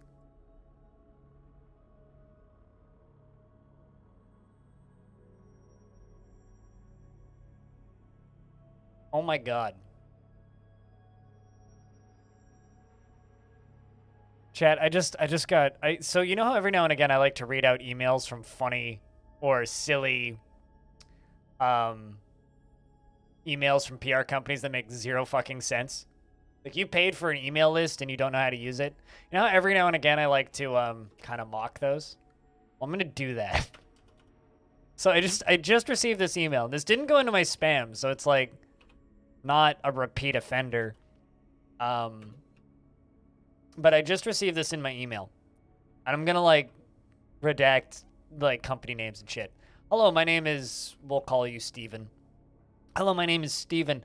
I am the team leader at Redacted, a company focused on transforming the Instagram profile experience. I wanted to offer you the opportunity to be part of my exclusive community with only 50 spots available, and make sure you don't miss out. The Redacted application offers you a streamlined link aggregation to help you promote your content in a single place. We focus on helping you monetize your content, leveraging your social presence. Explore the application today to know more about how we are changing the game. To get started, download the Redacted application and register now for one of only 50 spots to transform your Instagram profile experience. Feel free to reach out to me if you have any questions. Regards, person who sent email. I don't even have an Instagram account. just for reference, I don't even have an Instagram. I guess technically I'm an influencer, but that doesn't mean by default I have an Instagram. Ugh. Boy. Yeah. Nil Tongsdumat says, I'm your liaison from the Mountain Homes. Let's discuss your situation. There's much to add. We have updated your maps and world info. What requests do you have of the merchants? Geez, absolutely. Learning Cyrillic letters is easy. The language itself and phonetic alphabet is a bit different. I've heard that people who are English natives often can't learn to say that properly. I don't even know what that is. Squiggle properly. There's plenty of people from Eastern Europe that can't learn to say large portions of, well, maybe not large portions, but a bunch of sounds in English. Like TH is almost impossible for people from Poland and Ukraine and Russia. So Nil Tongues du Mat says, I look forward to our meeting next year. Our fortunes rise and fall together. It's also very difficult for people from like Korea and China and Japan to say TH. The sound, the, is very difficult for a lot of parts of the world. So wouldn't be too surprising if there was certain sounds that are like and impossible in Russian for native English speakers to pronounce. Wouldn't surprise me in the slightest.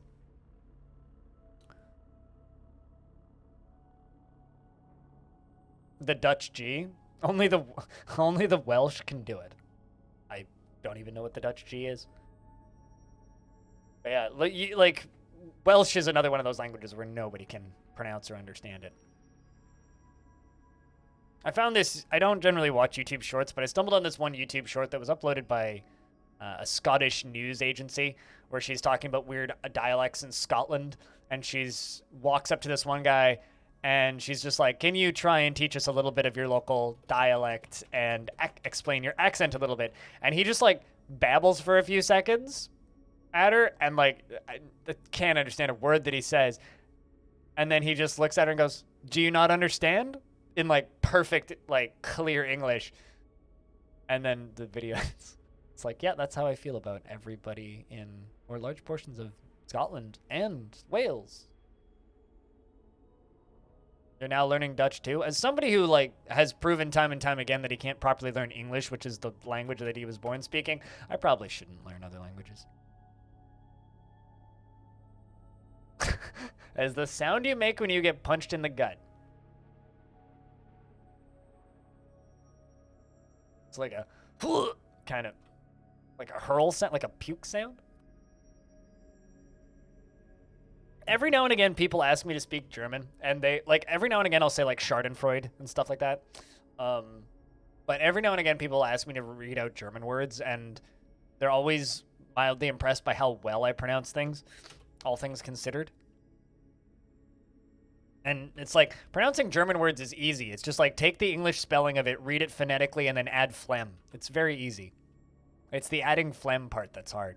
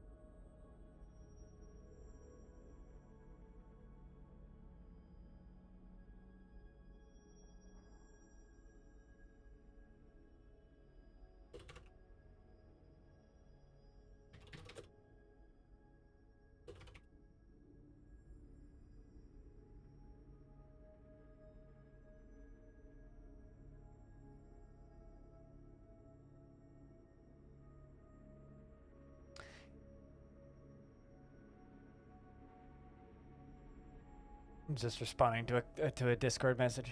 But yeah, I don't know. I've never even seen that letter written before. So I don't know. But I don't know. I think with almost every regional based language, there will be certain words that are like not impossible for some people to say. It's just kind of how it is. I think it will just kind of always be like that. All right. So that's already shut off. Good, good, good. Don't have to worry too much about that.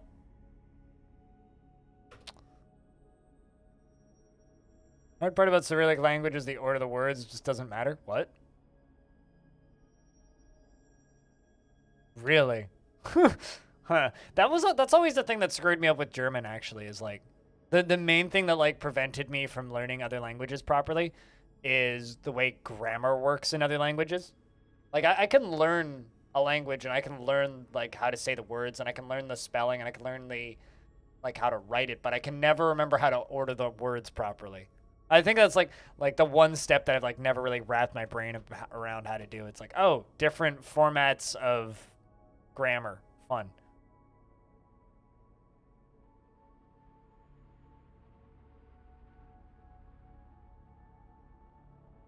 Unless it's like certain Asian languages which are just kind of English but backwards.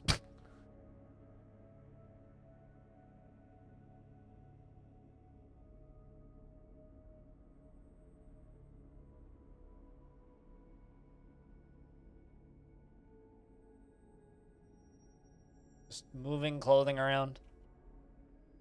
Bunch of clothing just got made. We're almost done making them.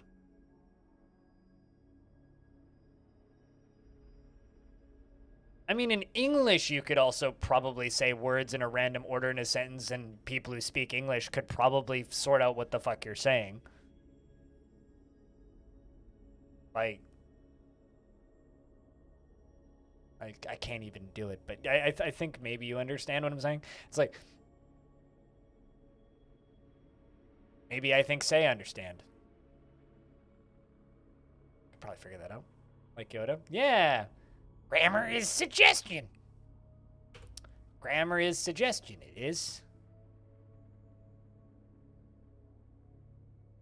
For example, how are you can be how you. You how. You how just sounds like you're trying to say ni hao and fucked it up. That's just more of an observation about you how. See, like, 3 of those would work in English, but you how. I've definitely had people ask me how you before.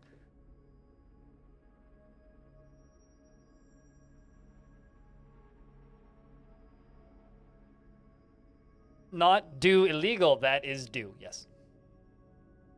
Not.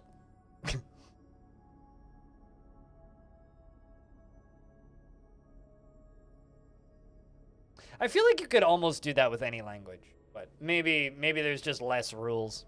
Also, hey Bruno, what's up? I feel like there's maybe the way you're describing it, it sounds like there's just less strict ruling on grammatical organization. Who just went into depression? Lumpy. Well, making you into a scholar didn't help in the fucking slightest. Alright.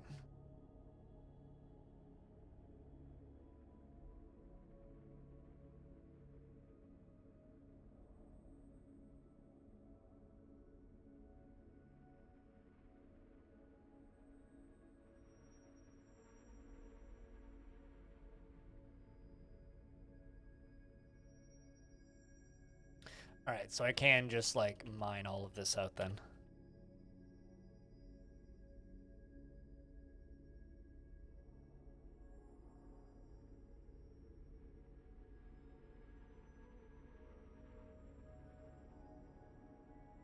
The first time I was doing this, I macroed all of it. Now I'm just doing it manually. What's wrong with me?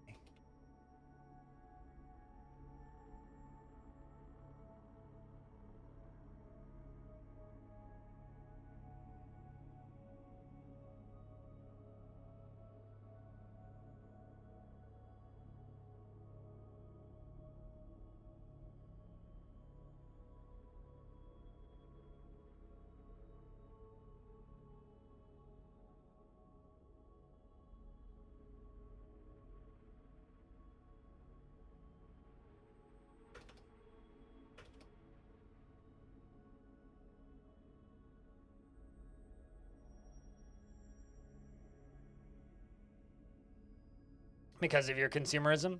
I've had Prime for years because I use so many portions of it.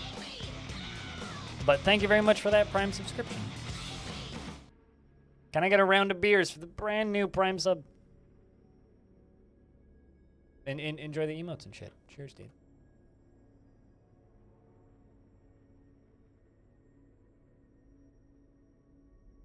Finishing up the last of them leather shoes. I think that's probably enough shoes.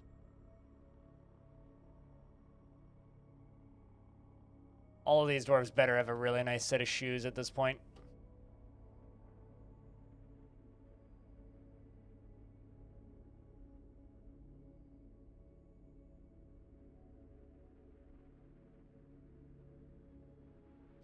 As a friend of mine says, everybody needs a good pair of shoes in life because life is boring without a little bit of lace and leather.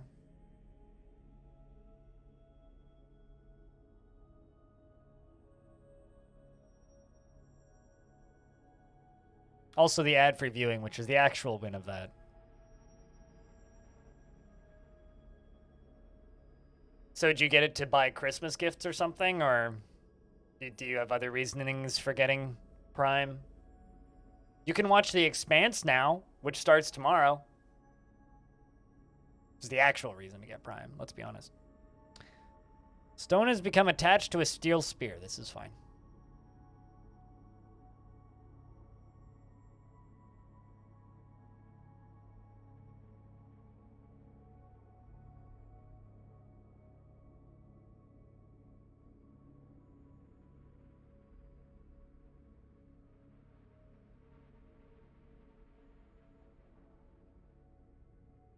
Speaking of, is it a named spear? Or covered in water? Nope, it is not a named spear. But it is an exceptional steel spear.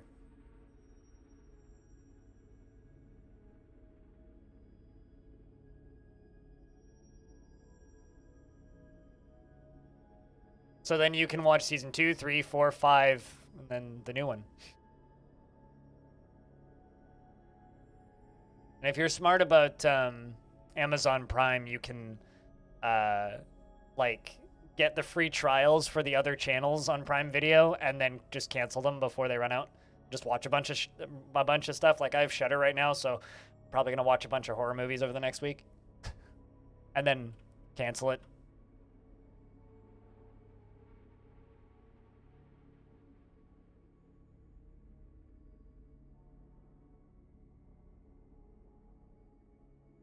Which is why I need recommendations for shit to watch on Shudder, but I'll find stuff to watch on Shudder. I usually sell the stuff in their room. It ceases to be owned by anybody, Brander, So if say they own a bunch of clothing that's in their room, the dwarves will then eventually take it all out and put it into your clothing stockpile. Interesting. I'll play that if my team ever wants to play, but I last I checked it wasn't out publicly yet, but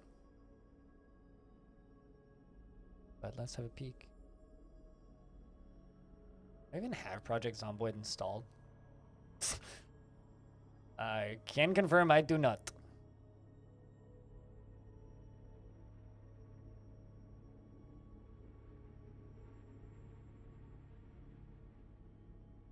Why don't they post recent patches on their Steam page? That's silly. That's frustrating. You know, it's funny because people complain that Dwarf Fortress's development is slow. Like, have you ever tried playing Project Zomboid? God damn, that game is frustrating to play because of how slow their updates are.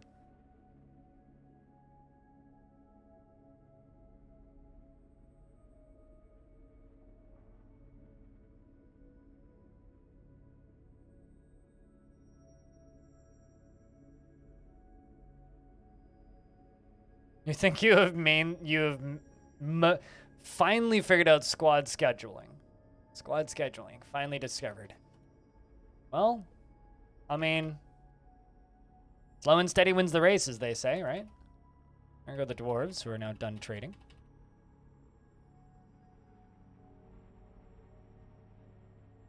I mean, for whatever it's worth, I never bothered to figure out squad scheduling, so, you know, there is that. I should probably bother to figure that out eventually. Alright, kind of got to be careful with this, because if I cut that out, then this is going to cave in.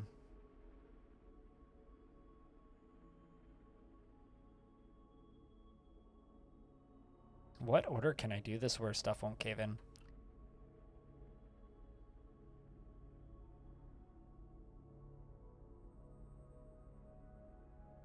Actually, can I even get to this?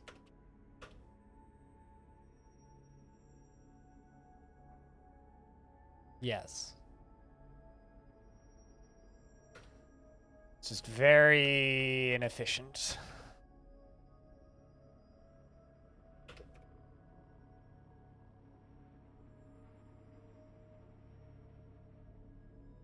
Yeah, I tend to just not play any of the SCP stuff. Because, I don't know.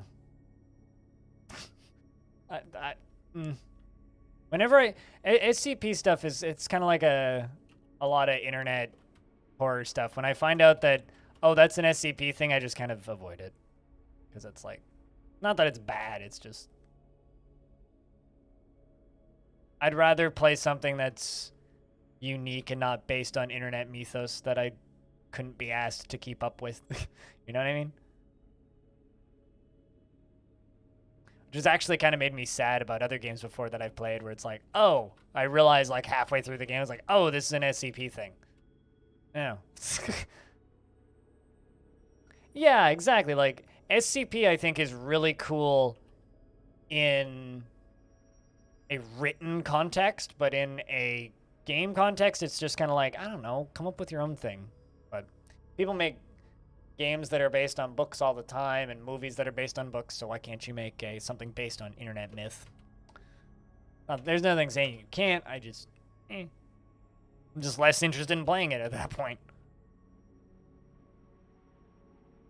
The fact you just said the game is more Fallout Shelter, I have no interest in that case.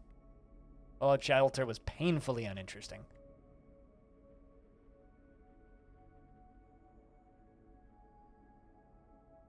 The way Fallout Shelter got made, I think, is much more interesting than Fallout Shelter actually ended up being. The reason I think the way Fallout Shelter got made is interesting is because it was literally like a piece of concept art that they were like, make that into a video game. And then they took it to Behavior Interactive, the people who made Dead by Daylight, and were like, oi, make this into a video game. And they were like, okay. No, I get you, but not particularly interested. Like, again, I'm just not interested because it's SCP. But that's just me being petty.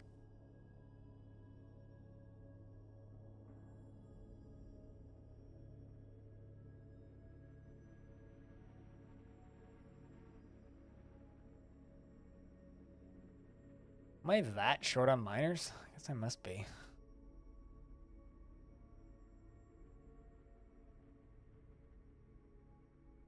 Get a couple extra miners down here. May also just be because everybody's making crafts.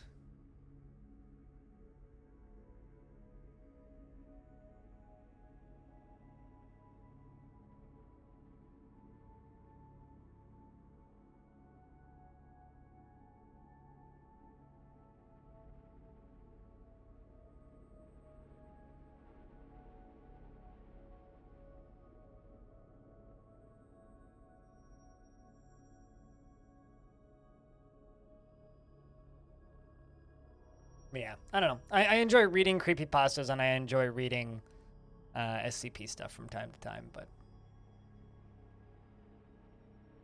maybe this is just me asking for too much, but when I play games, I want something based in a unique universe usually. Unless it's a universe that I'm already super attached to and lore that I'm super familiar with. Otherwise, I always just feel overwhelmed and lost by the get-go. It's like, oh, is this something I'm supposed to recognize? Is this like an internet meme that I'm supposed to understand? And then it's like, well, I didn't understand a word of that, so do I now get to spend another, like, 6 hours reading on this thing that wasn't that interesting to begin with to actually understand what happened in that, or do I just go do something else now? And it's like, if you're just making a game about escaping monsters, it's like, why don't you just play, like, Lobotomy Corporation or something, where it's like, oh, it's that, but it's a unique setting, which to me I think is way cooler.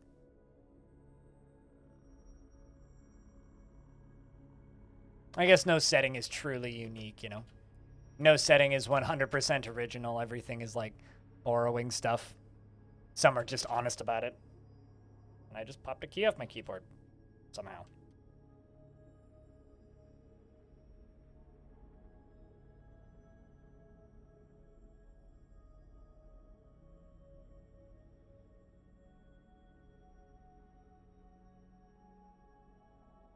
You just like the name Creepypasta? It's like copy-paste, but it's creepy-pop copy-pastes.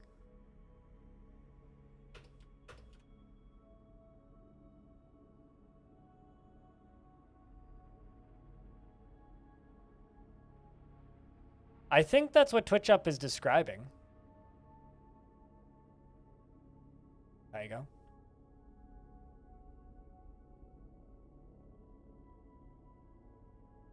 Like, I'm pretty sure that is the game that TwitchUps is describing.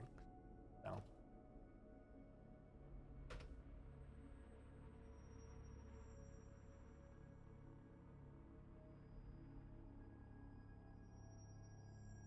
So maybe you'd like the game that TwitchUps is describing then.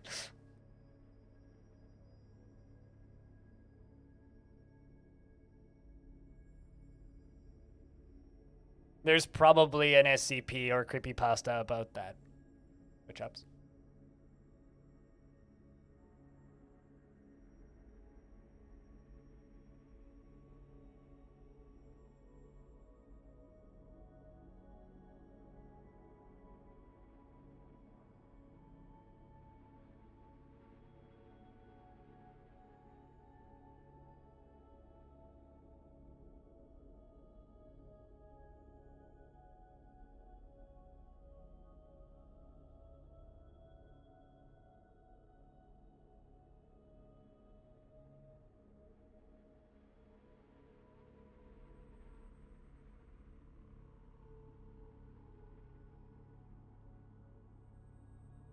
You mean more of a first-person game than a management one? With you want Subnautic feels from it, basically?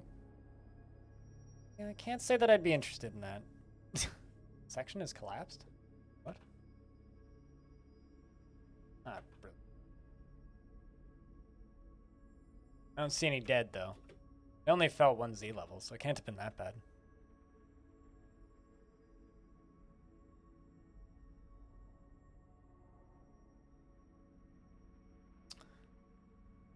Alright, well, we are getting bloody close to the bottom of this. We've kind of gone all the way around the edge of both of those. Now it's just the bottom and the sides that we got to cut out.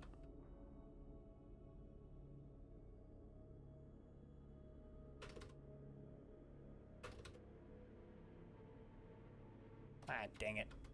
Then I screwed it up again. That's fine, though. Means I get to fix my own oopsie as per usual.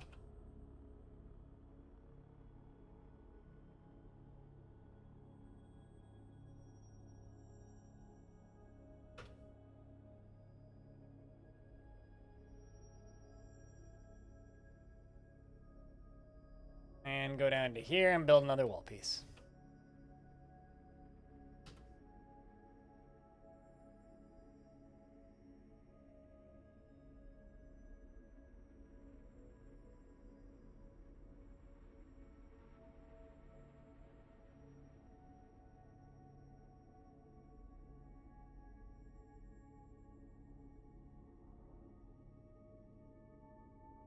I'm trying to think of like first-person management games that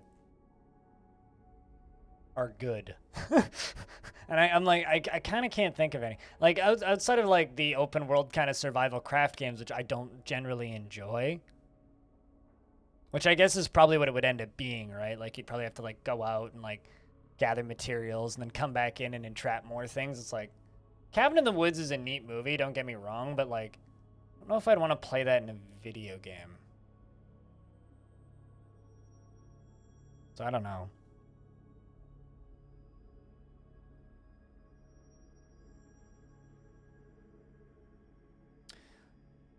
So we're going to cave in this chunk here, which I should be able to do pretty smoothly, I would think. Kind of have no idea why that just collapsed, but because that was connected, but I guess it wasn't. Kill anybody, did it? Ghost got knocked down. Her head is bruised and her lower arm is bruised. You should be fine. Just bruising. There you go. Stand up and walk it off. All right. Uh-oh. Somebody was found badly crushed. Somebody did die. Rip Moses. It's fine. It was just a merchant. Make sure the body gets put away.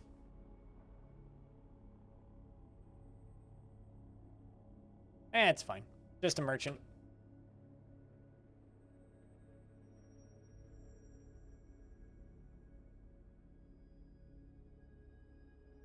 Although, allegedly somebody's coming to put away the body.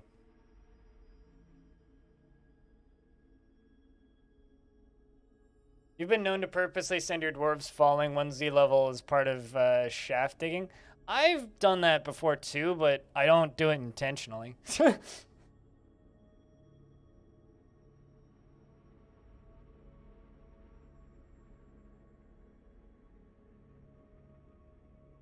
So chat, I have kind of a weird question, which is only really answerable by my chat room. I played Songs of Six 2 days in a row, right? Do you guys find Songs of Six difficult to follow visually? Because I don't. I find it to be like easier than DF, and I also find DF really easy, so maybe I'm just crazy. Is Songs of Six comparable in visual difficulty, in your opinion, chat, as DF? Because based on the way people have been talking about it in the YouTube comments, YouTube seems to think it's harder. Link up to support. Go.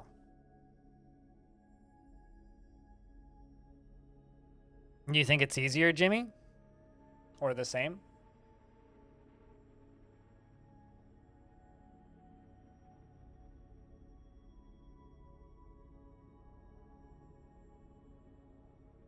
Really good and clear to look at? As I've gotten like 2 comments on the first VOD that I put up now about it being complicated to look at.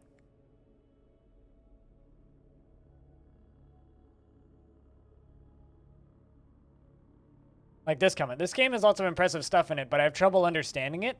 Strange visuals. Maybe I have to get used to it or something. And someone else is like, definitely takes some getting used to, much like playing ASCII Dwarf Fort. It's like, what? Really? What's up, Rags? Long time.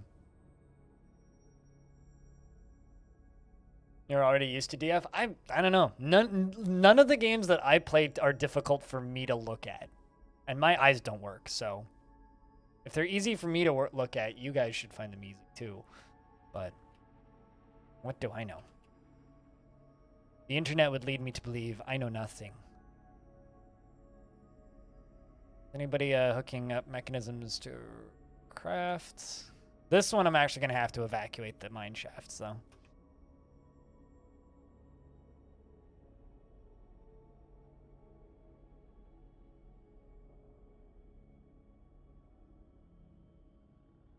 I need some extra workers. So they're done training for a little bit here. Meditate on death. How lovely. There you go. Trainer's coming to pull the lever. Perfect. You see, that I understand. That I understand. Although, when it comes to dyslexia, there are dyslexic fonts that you can use, and because Dwarf Fortress's fonts are so customizable, I know that this doesn't help with like the visuals of the game itself, but at the very least with like reading what's going on in the game, you can use a dyslexic font. I also could see why someone who is like completely monochrome or colorblind to degrees could also have varying issues because of like certain colors being almost identical, but like Comic Sans isn't even like the best one, but like I saw somebody playing DF with Comic Sans text on the side once, so somebody does it. There is somebody right now probably playing Dwarf Fortress with a Comic Sans font. So, whatever that's worth.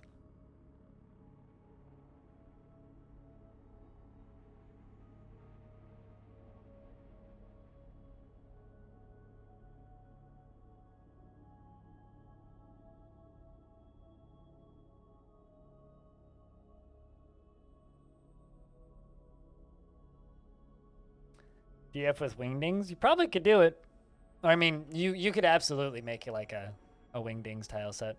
Someone should do that. Make like a Windows 98 tile set using only Windows 98 fonts and then Windows 98 colors. Someone should do that. It's like wingdings.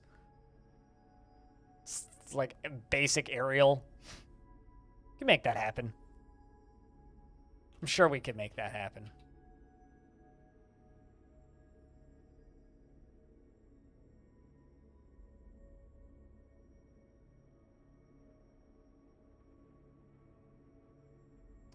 We're into late autumn.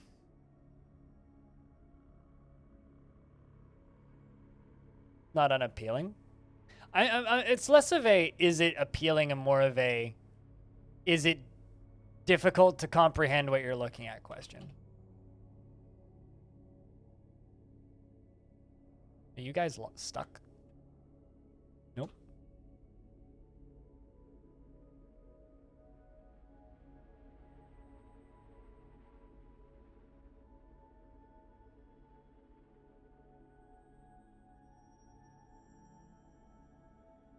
I'm not sure why they're just standing here. How about I build you guys away over here? There you go. Just use granite. It'll be fine.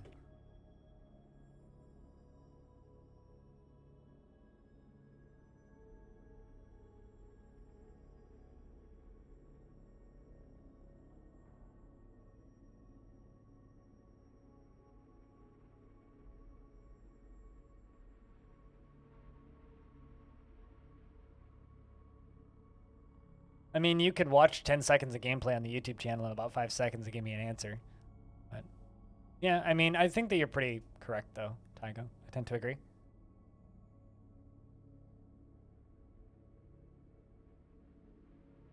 I don't know about that. I've watched many drug trippy YouTube visualizers before, and I look at it and I go, I have no idea what I'm looking at, but that's a cool shape.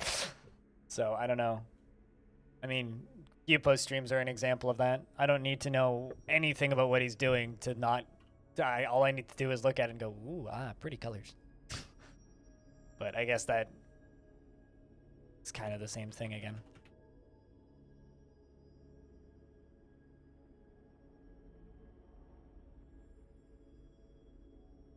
All right, so those two dwarves are stuck. They are stuck. Fact. They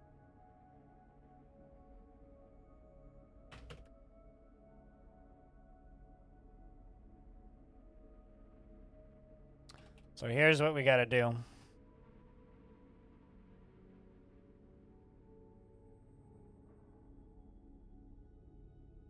We could actually do 2 at once.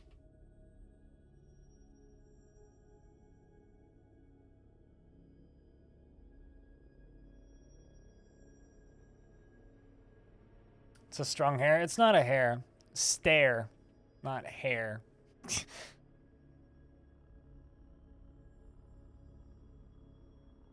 There's basically like a stone stairwell holding this up.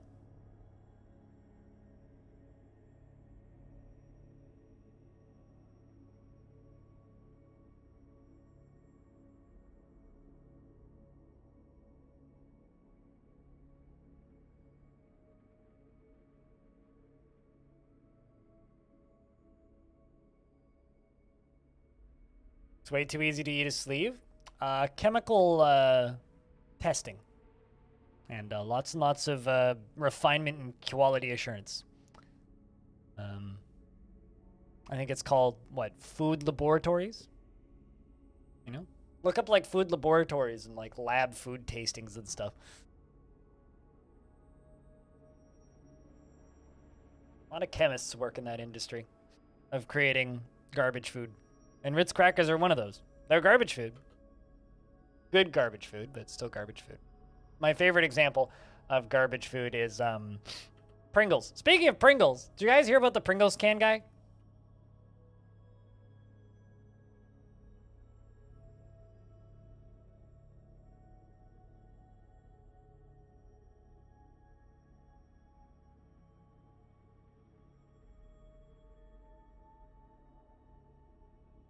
Shush, Guardian. I'm just saying.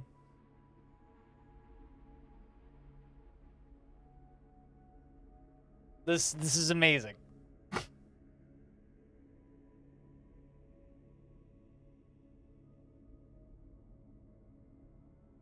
classic, even.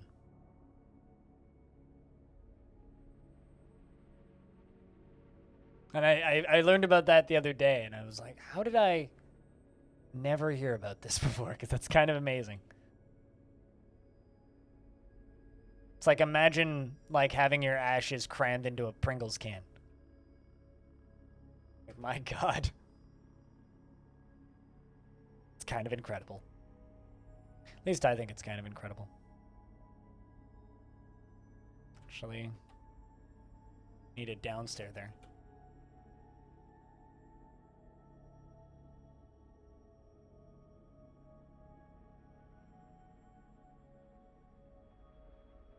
I mean, it's probably gonna hold your ashes pretty safely. Like, I'm not claiming that they're not well engineered. They're definitely well engineered. I just think it's hilarious.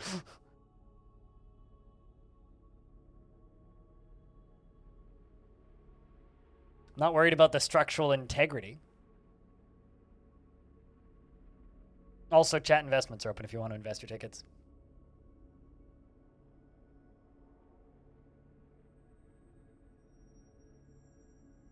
Somebody's running up my hallway in flip-flops, and I just hear flop, flop, flop, flop, flop, flop, flop, flop, flop, flop, flop, flop, flop.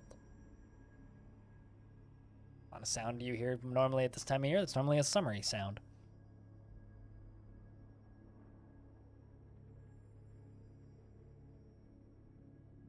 Yeah, same. I guess I'll probably end up being buried in a Twitch stream. Not exactly relatable, but...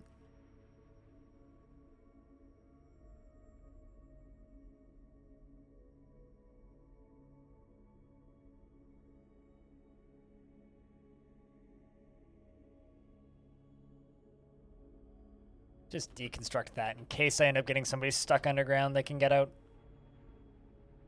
So we're not exactly using that right now.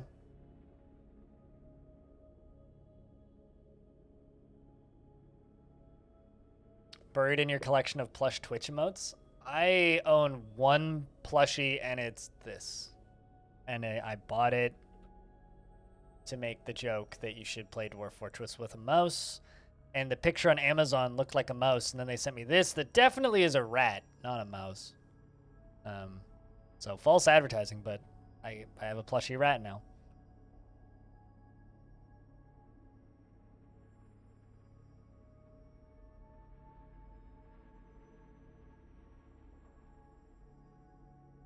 What flavor was he? They buried him in the original can because they said it was the only one that was truly fitting. So he was buried in the original Pringles flavor can, or rather, his ashes, I guess, were left in that. Anyway, something like that.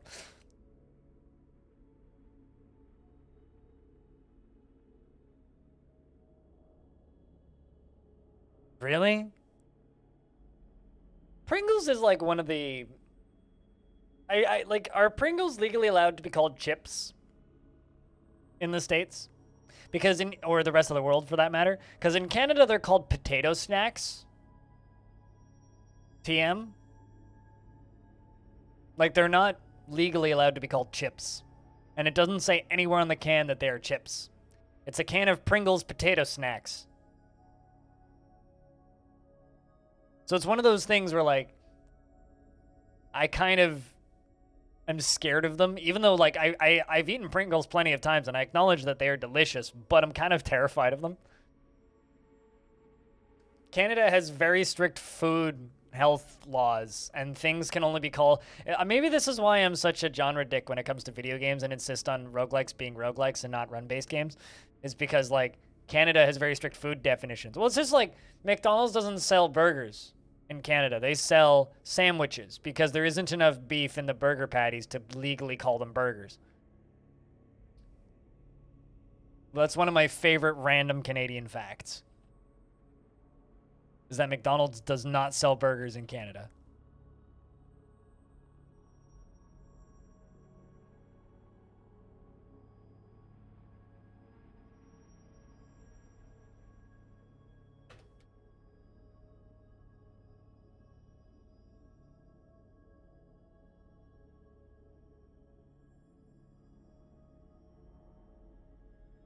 Where can you see updates to Dwarf Fortress since you last played?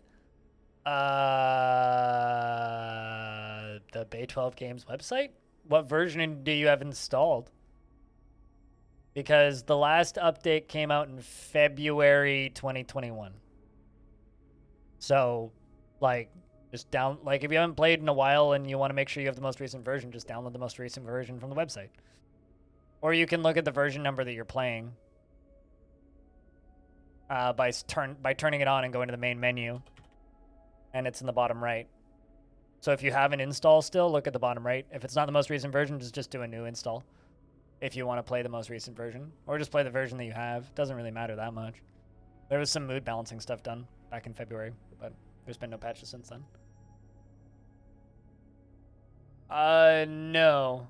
Although Subway doesn't have their bread anymore in Canada. Although Subway also doesn't serve chicken in Canada. They serve chicken product, which I think is horrifying.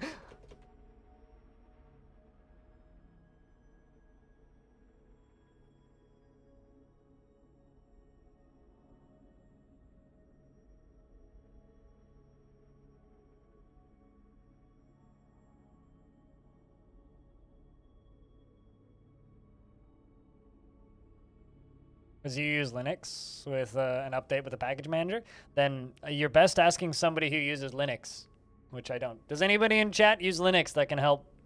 Because I don't know. But I would just go to the, like, if you want to see what version you're playing, launch the game and look in the bottom right, and then the most recent version is... I should know this off by heart. 47.05. 0.47.05 is the current.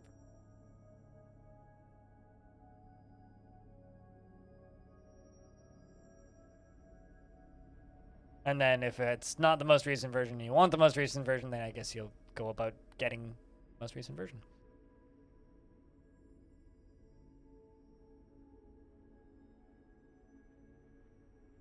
Well, that's just because Canada has superior candy.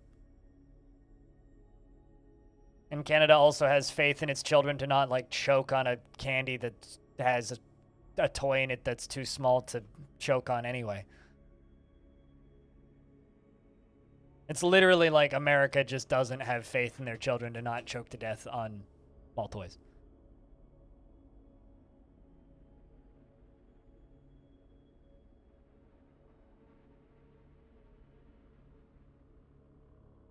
Is the most Linux thing you've ever heard in a while? I mean, anybody that uses Linux is gonna one of these days I'm gonna go into a graveyard and I'm gonna see on a headstone, I use Linux, by the way, on the grave. One of these days I'm gonna see that. One of you needs to do that. Just like when you die, if you get a headstone, just like put I use Linux, by the way, on it. Or use Linux, or switch to Linux. Arch, by the way. Yeah, exactly. Fuck Ubuntu. Diamond, you want to hear the good news? Or the bad news?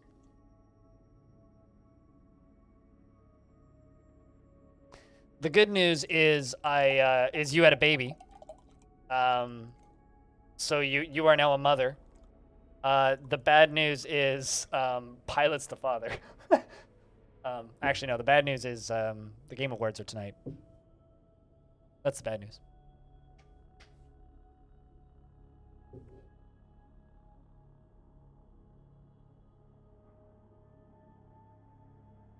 The meme is people seem to think that problems with Windows can be solved by switching to Linux. When in reality, it's like, that's not true. Switching to Linux just gives you 8,000 completely different problems. Fireman is fighting. There's firemen in this fort? That's interesting.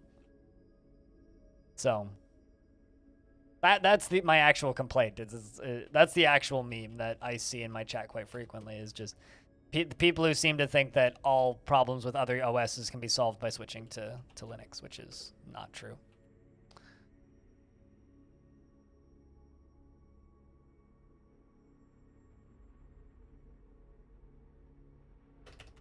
You just get a funky collection of different issues.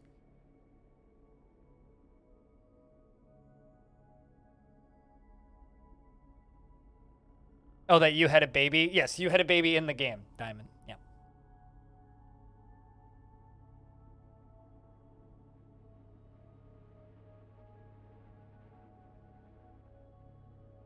Yeah. You'd see it. This is why I'm saying it's a meme, Verbose.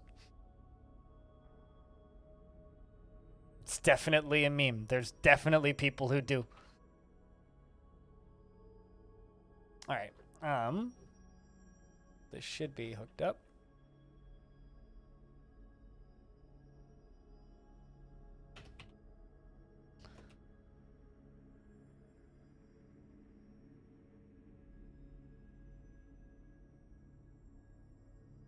Testing.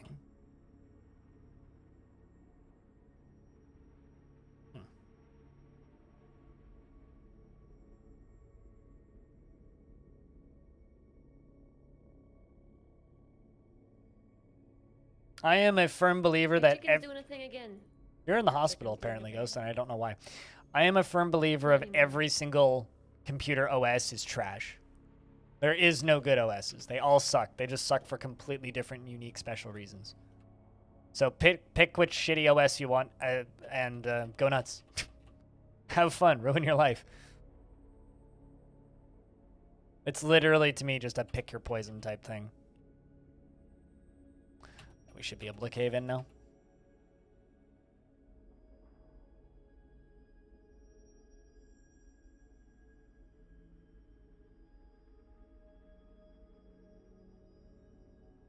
Exclamation point tile set if you want to link to the tile set.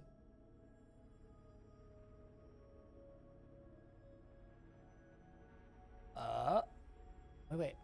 As a 17-year veteran of IT ops industry, I'm 100% correct. Thank you. I'm right about one thing.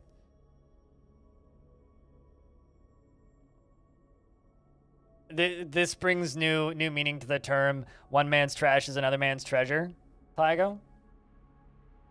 One man's OS is another man's garbage.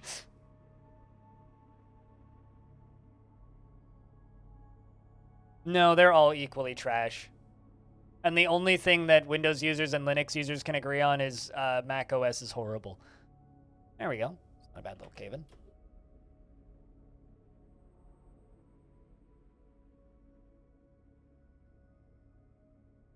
But no, see, that's the difference between a Windows user and a Linux user. Is you say, obviously, they're not all equally trash. No, they are all equally trash, just for different reasons. Every OS is terrible for different reasons.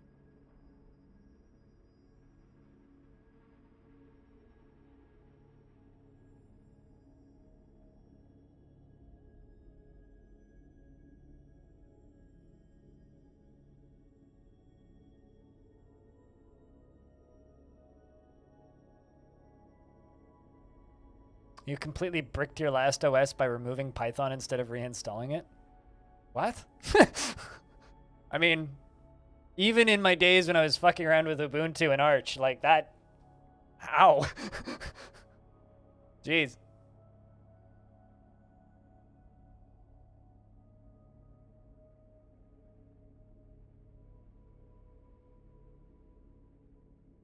Is just picking a right tool for the job? I guess I could see that. Although I would argue that there is no job that can be fulfilled by iOS.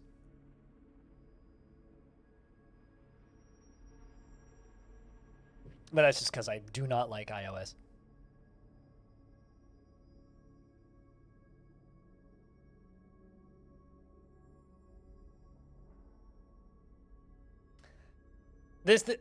Another analogy that I like to say is like OSs are, they're like social media platforms. They're all terrible and run by terrible people. Pick your like preferred format of evil in this instance.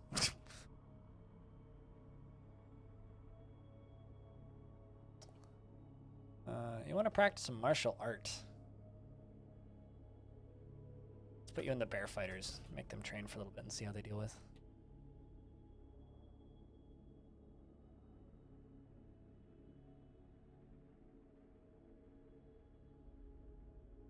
No, they're all equally terrible.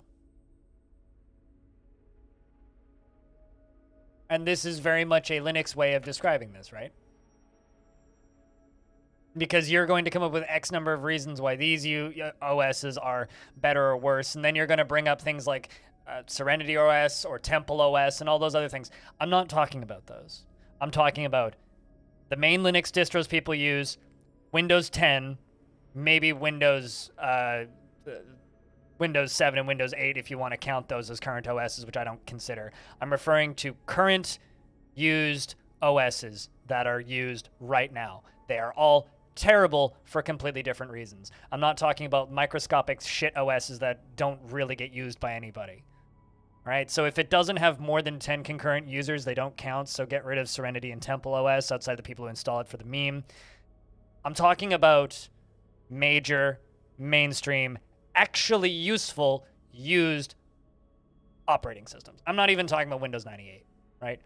All OS. Like, I wouldn't call Windows 11 a major OS because what percentage of people are using Windows 11 currently? Also, Windows 11 is literally 10 with a new skin and performance increase. That's literally all it is. It's the exact same OS. But Windows 10, Windows 11. It's like the difference between an Xbox One and an Xbox... What's the current version one? Series X? Is that what they're fucking calling that shit? It's like the difference between the last Xbox and the Xbox that's out now. They're just the same fucking thing with better hardware.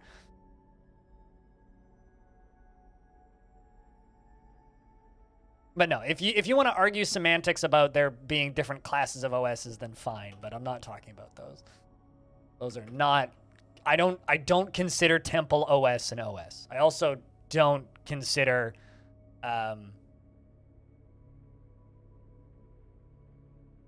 I don't even need... Why are we continuing to talk about this? I'm not streaming in 720p? Why are you watching in 720p? Proceeds to load his own channel to check. I am streaming in 720p. Why am I streaming in 720p? I'm not streaming in 720p. I'm streaming in 1080p. 1080 60. No downscaling. So the actual question is why is Twitch not accepting 1080 60? Good question. Ask Twitch. I have no idea. Couldn't tell you.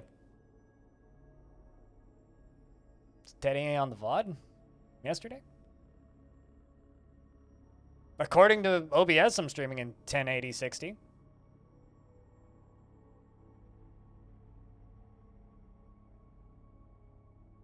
Yeah, same with yesterday. How long has that been a thing? The fuck?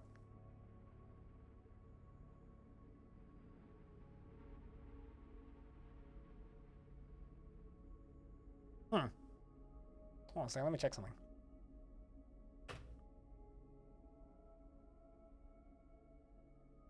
It's because people are complaining about Linux, and the Linux servers are complaining. Eleanor is still streaming at his weird novelty resolution.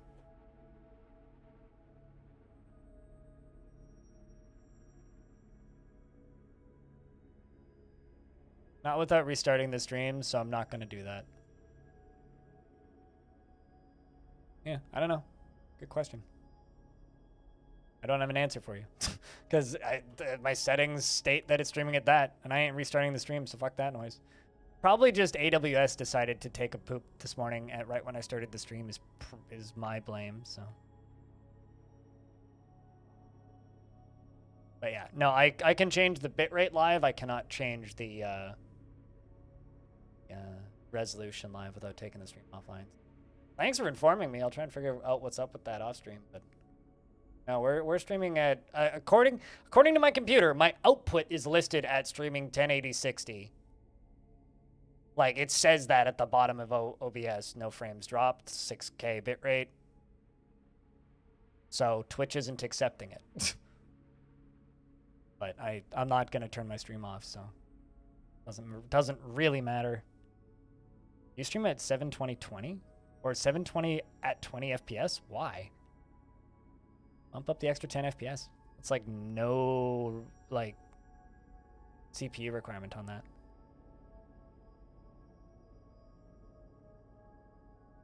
Huh! Ah! Please tell me this is real. Sorry, my day just got a lot better. Hallelujah! Thank you. Please tell me this is real. Rock, paper, shotgun. Don't let me down here. Please tell me this is real. Well, see, you're a Linux user, right?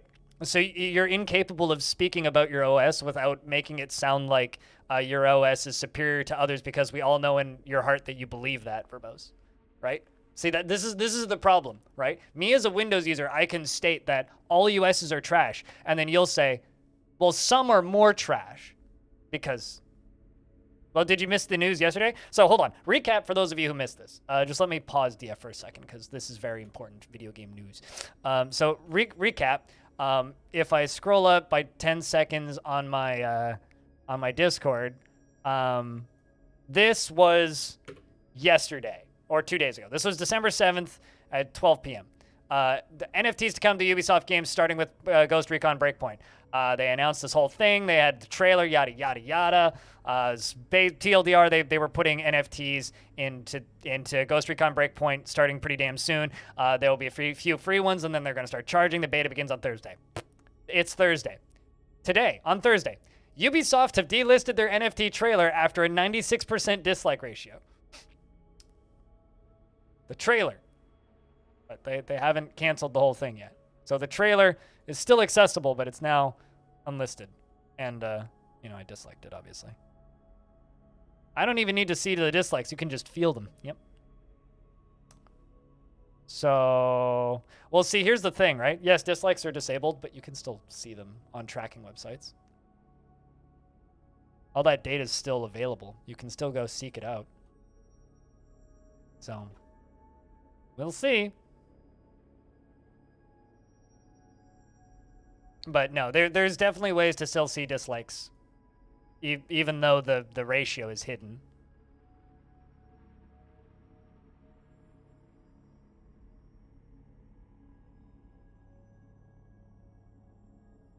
It's like everybody seems to think that Twitch is, or not Twitch, that YouTube's removed dislikes. They haven't removed dislikes. They've simply hidden them. They're still there. They still have effect. They're just not publicly viewable to minimize harassment at individuals who put up things that people want to chase after.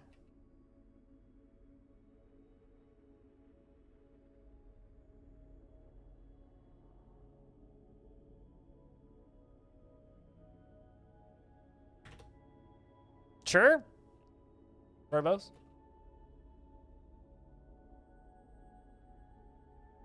I'm just saying typical Linux user, though. I'm just loosely making fun of you. Don't mind me. You don't need to fully justify everything. I get it. Because you don't need... They didn't disclose it, dude. They didn't disclose it. You can just go search for it. Go look up YouTube crawlers. People that crawl the back end of YouTube. It's just like you can go find out how many subs I have by going to any number of Twitch tracking websites.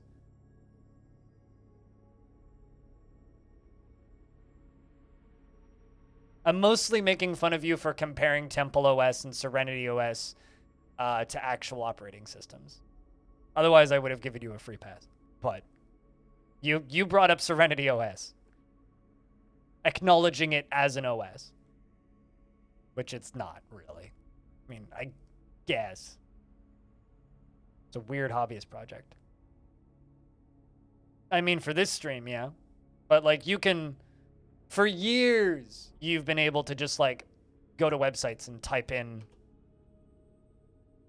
Like, chat logs are logged for Twitch on various websites. You mentioned Serenity. I mentioned Temple. But Serenity and Temple are very similar. But anyway. Whatever. I hate this discussion.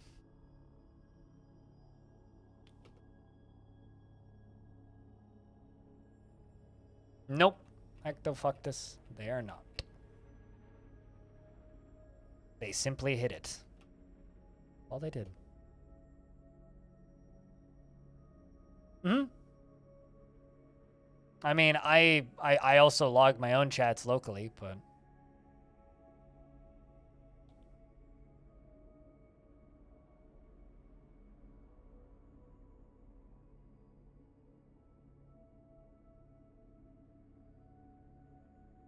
What year is it? 353.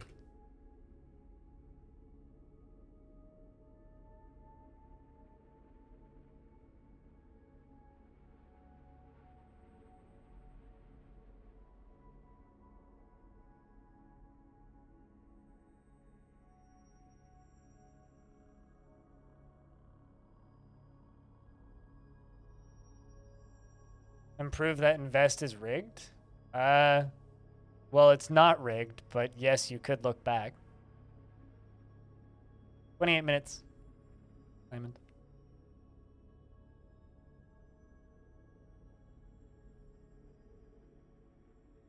$28 minutes.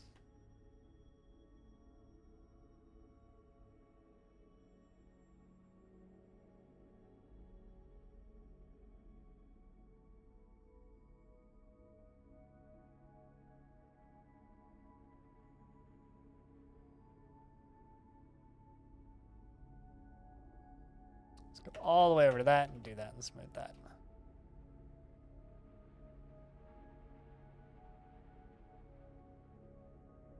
Let's also get that one smoothing, although I don't know if they even have access to that. Operating system mind is what Diamond is what OS stands for.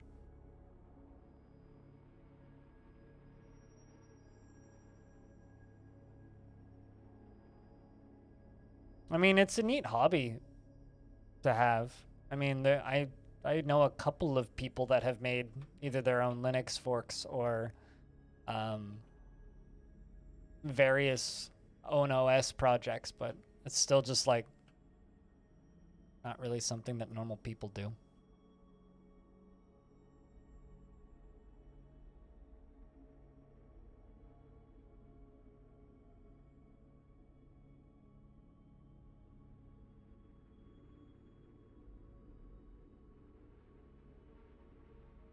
I've tried listening to the Rock Paper Shotgun podcast before, but there's other podcasts I prefer.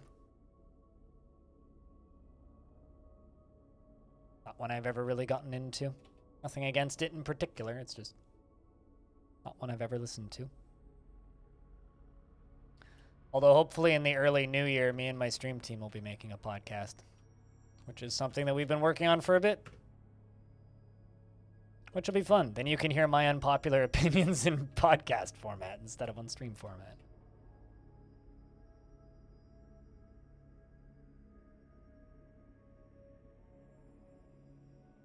I just like dig this whole thing out. I almost can.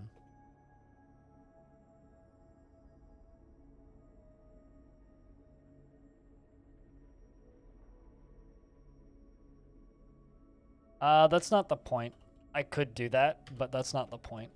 I intentionally don't automate this fort, Paranoid, for one specific reason. I want to have gameplay left. Because I'm streaming it, right? If I wanted to automate it, yeah, I could have done that ages ago. But I've never bothered because the point of this fortress is to prove a couple of things, not to automate it. If I wanted to automate it, I could just leave DFAI to run it. But I'd rather sit here and make sure everything is going all right manually, because that's the game to me.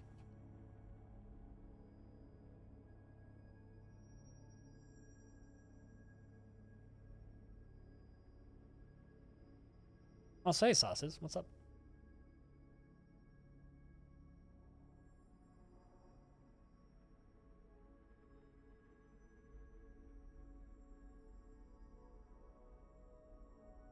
Gremlin movie night?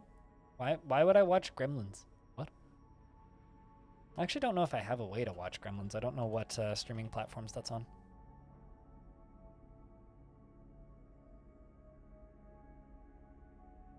I mean, the only Christmas movie I watch, really, is Die Hard, so...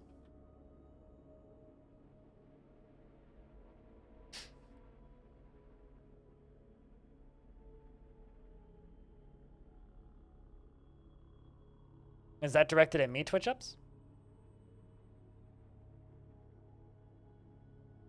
I can't tell who you're talking at right now. There's a lot of different conversations going on in the chat currently.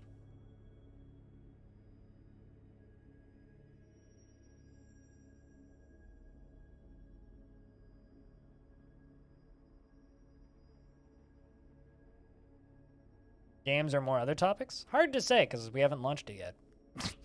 But probably, you know, we're all Twitch streamers, so probably at least some basis in games.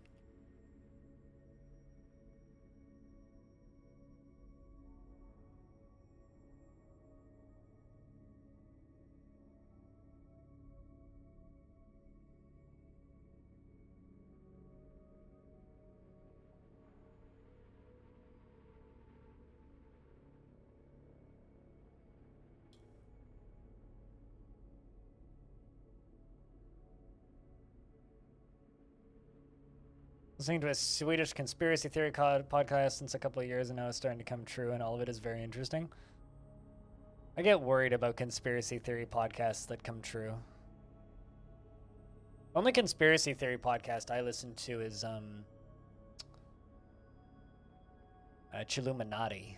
But that's less of a conspiracy theory and more of a, they talk about UFOs, cryptids, ghosts, some conspiracy theories, and some true crimes. So it's sort of like a mixed bag of all of that crap.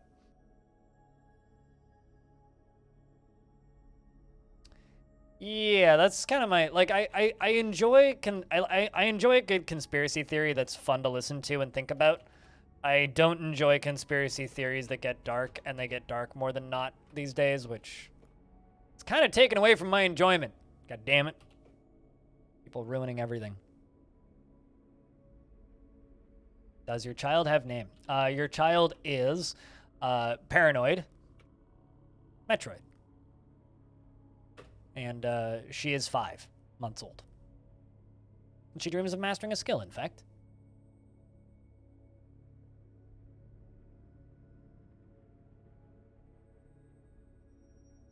co-hosted by Mathis and Alex Fasciani, and who's of the Dex and does background stuff on other things, and Jesse Cox. Stickers, thanks for coming over from Reddit, and thanks for clicking the Prime button to make Prime things happen. Ghost has been missing for a week? Pardon?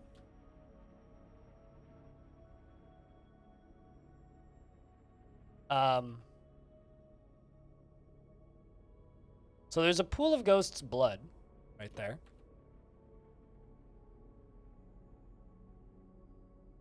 That's slightly concerning.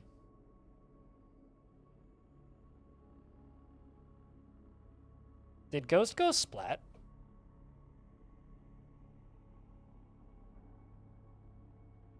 How? Yeah, Ghost is dead. I mean, admittedly, Ghost was like 150 years old, but like, how? There's just a splattering of blood.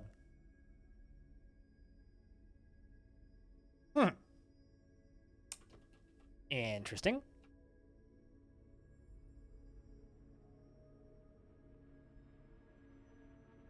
Like, maybe the cave-in?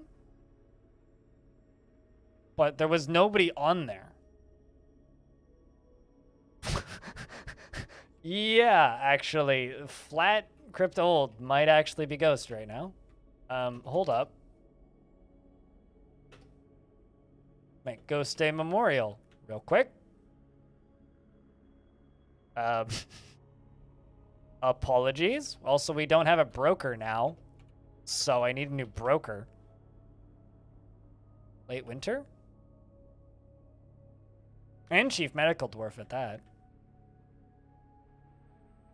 Huh.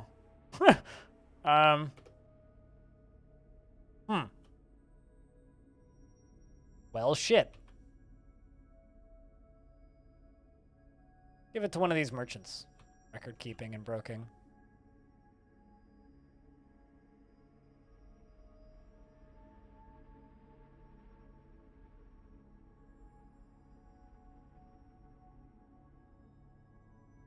Gave up the ghost. It kind of seems like it. Yeah, Cuglorf. What the hell?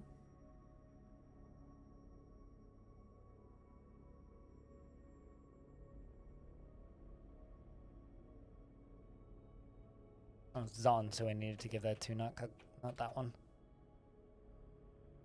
This one.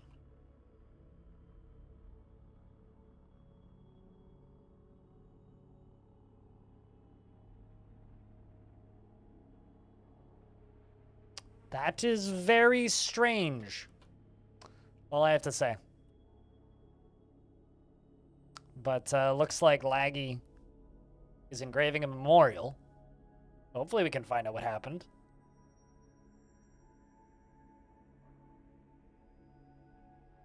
Because I didn't see any combat reports pop up when the when I did the cave-in. And a combat report should have been created. Yet, there's this. Lower arm takes the full force of the impact and splits into gore. Like, it's definitely dead.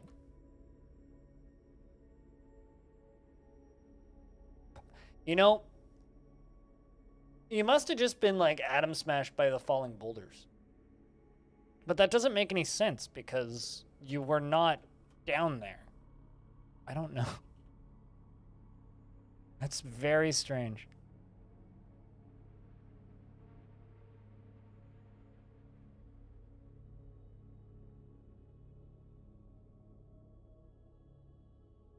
It's because the game is supposed to, like, allow people to die in weird places without you noticing. That's why it's they show up as missing instead of like, oh, this person is dead, because that's interesting.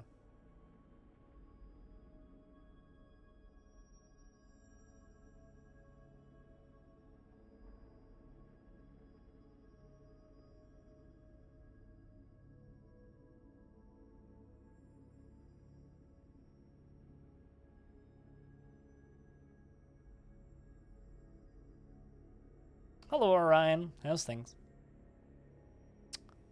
One person is flat, allegedly. We have no proof yet, but allegedly one person is flat. So that's unfortunate.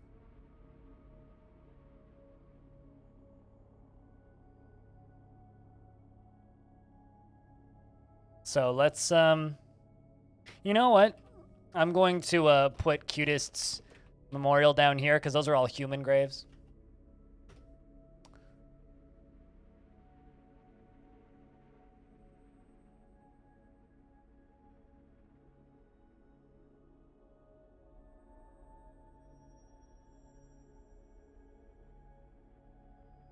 VimML is coming to construct a building.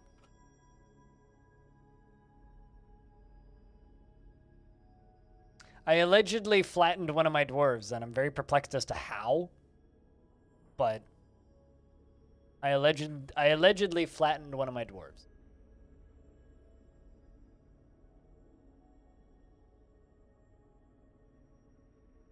And so I'm placing this gravestone to figure out what happened.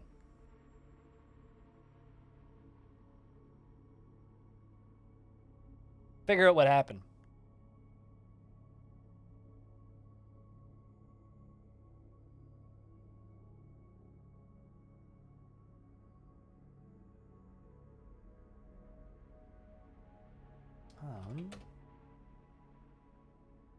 Slab reads in memory of Ghost, born in 193, went missing in 353. That's a long fucking life, dude. 193 to 353.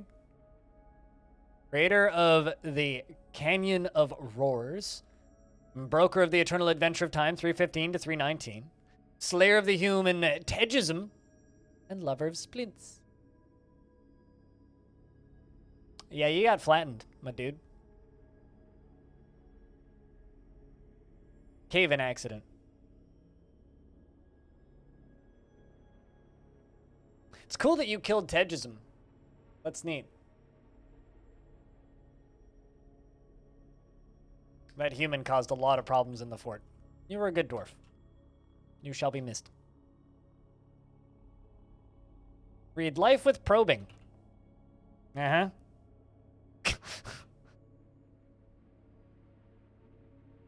It just means we'll have an opportunity to bring in another ghost in the future.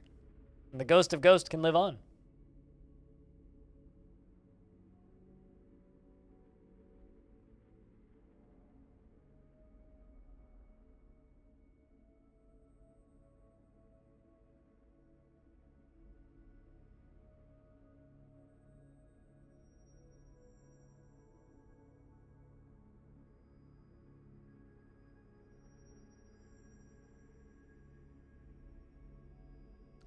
And spring has arrived. Let's see if we have to deal with any more deaths. So we had 28 dwarves a second ago. I'll have to see what that number changes to in a minute. If it changes. Hopefully it doesn't.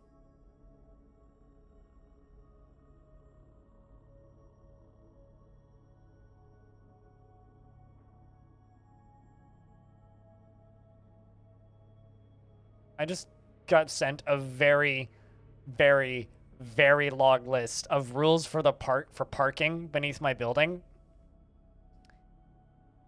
And I don't even own a car. So I think it's pretty safe for me to just ignore all of these rules.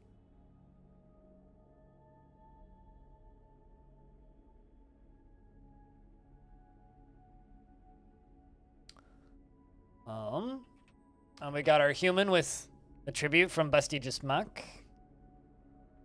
And we're still 28. We're fine. Oh, shit! We found Ghost's body. What?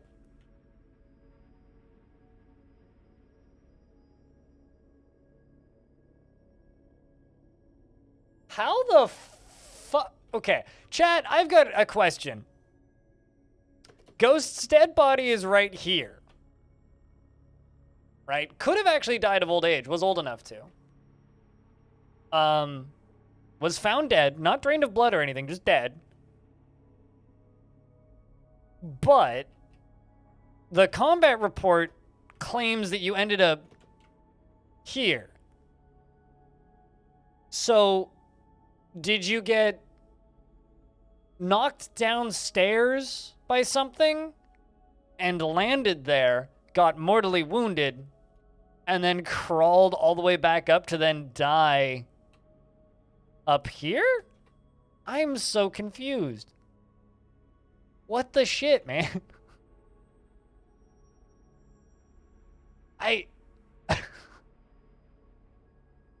Yeah, no kidding.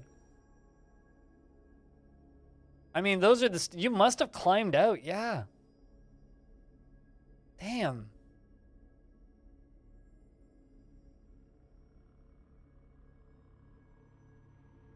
That is whack.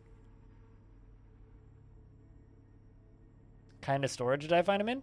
The military stuffs. That's the where we keep our armor and helms and shields and such.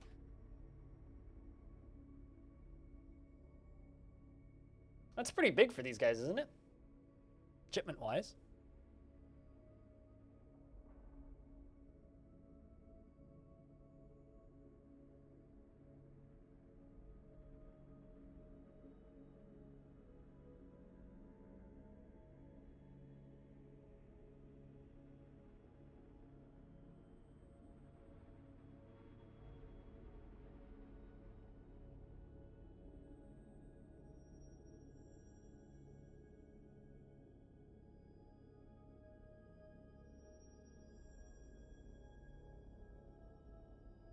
And there's contribute. Con means line.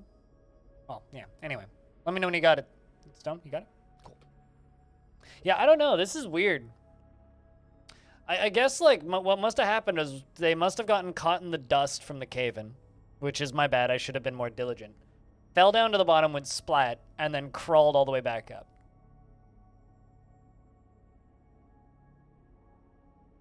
Because they're still in military garb, it is possible.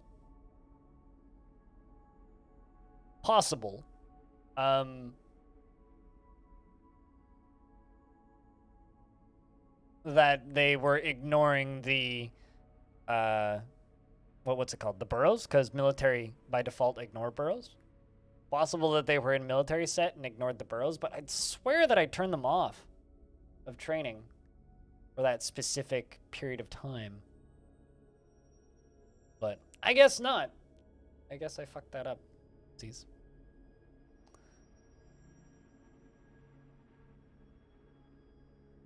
Maybe he has such epic bones he's basically a weapon. I doubt it.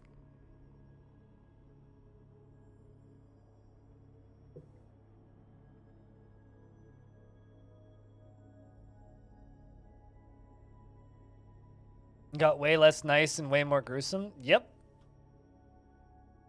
Fortunately, we've had 2 new babies today, so that's good. I think it's time for the dwarves to hang out in the tavern and celebrate the life of Cutest by drinking a lot of booze. You okay up there, Jimmy? Take that as a no.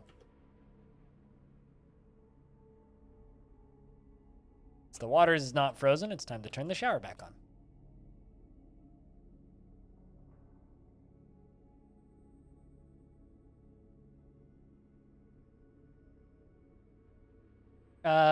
Hopefully not. I mean, your baby is dwelling upon being caught in the rain and grouchy. So you've got a moody baby right now, of all things.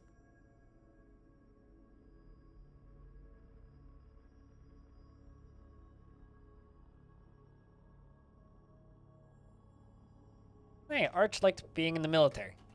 So being in the military makes Arch happy, allegedly. Yeah, you do have a paranoid child. This is true. It is called Paranoid Metroid.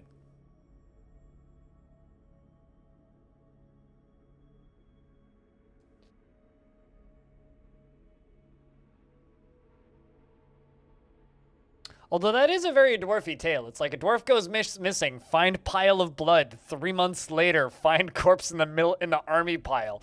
That is a very dwarfy story. Got to admit.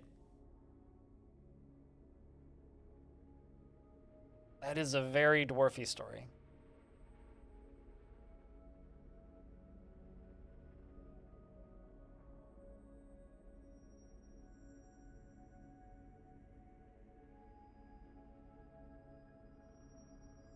Oh, also, for those of you who still want to see dislikes on YouTube,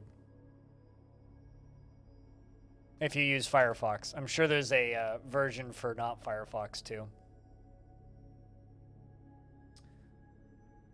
But what am I excavating? I'm making a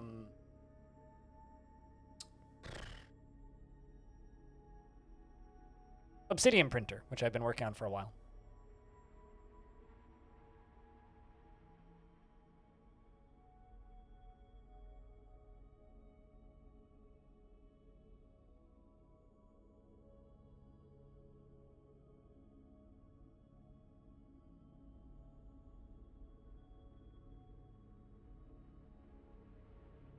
They're conspiring to steal your toy forge. Well, the elves that barely come to visit.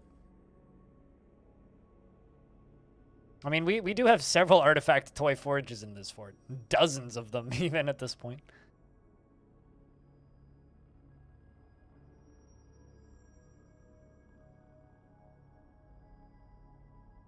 I mean, well, we're gonna pump lava into there.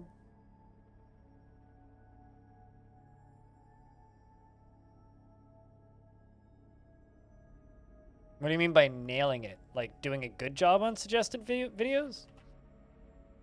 I would say that they do a really good job of brainwashing children into being various extremists. Yeah, allegedly. But it's like that we don't know how many games on Steam are sold now because of the removal of the API for that. But now, instead of looking at those numbers, they just get almost exactly the same numbers by looking at the number of reviews on a Steam game versus the number of concurrent players versus the release date.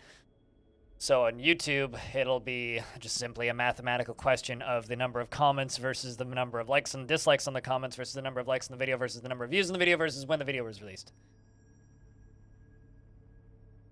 So, like, you can guesstimate based on the number of likes on a video approximately how happy with the video people are.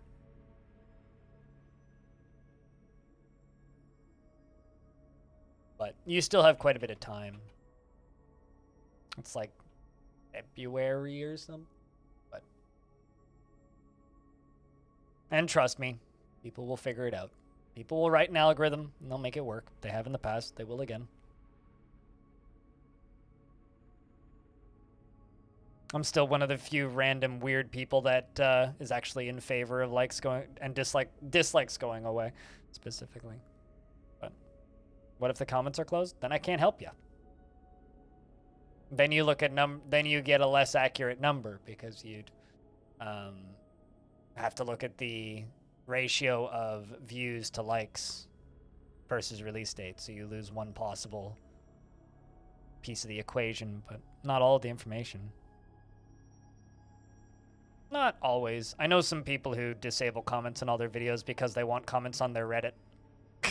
I know two YouTubers who do that, who want to push traffic to their subreddit. So they push the discussion to a more discussion-friendly format, which is not YouTube comments, because YouTube comments aren't great for discussion. They're hard to read, they're not formatted particularly well, and they just kind of end in nonsensical arguments. Reddit is a little bit more moderatable in that sense. Also manageable from a creator's standpoint. So it's not always a red flag, but it can be a red flag.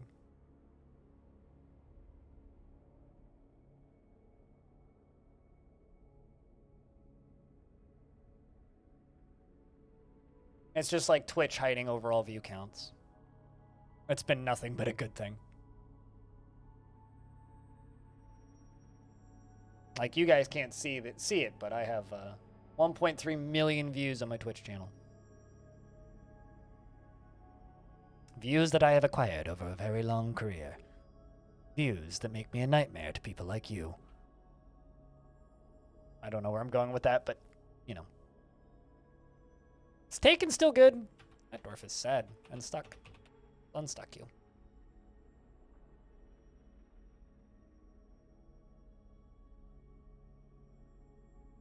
Yes, but the internet is nothing if not nuanced, Aussie Drop Bear. As if the internet is capable of being nuanced. Like, come on. The reason they removed the 5-star system, which still existed when I started streaming, was because people would either rate 1 or 5. Nothing in between. So it just became pointless. But rating systems on videos are pointless. Quite literally. So...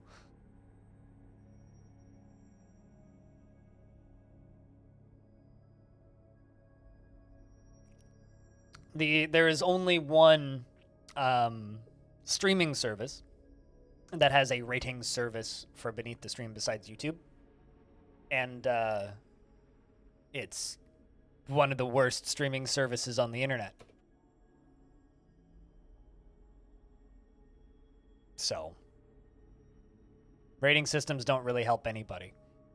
They don't make things better. They don't make things worse unless you build your entire system around it, i.e. something like Reddit.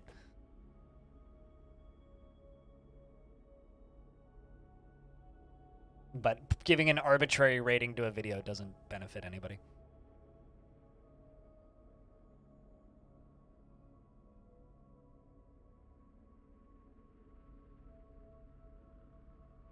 Considering the stats that YouTube care about are not those. They care about engagement. Realize you're watching a terrible video? Close the video. Problem solved.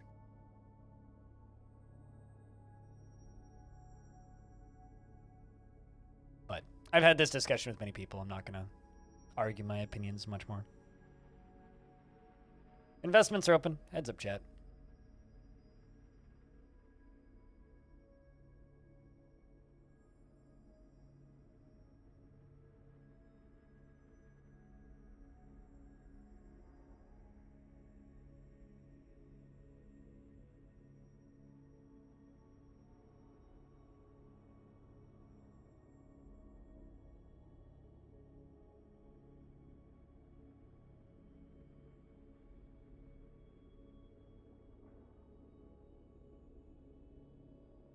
What?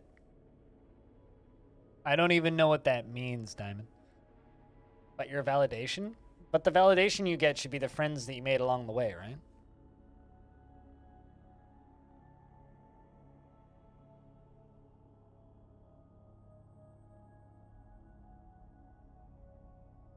I'm just saying.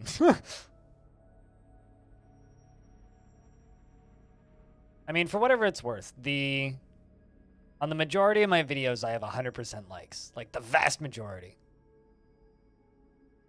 You need internet points? Noted. Chat, I was going to say give them internet points, but you really can't. Well, then I can't help you, unfortunately.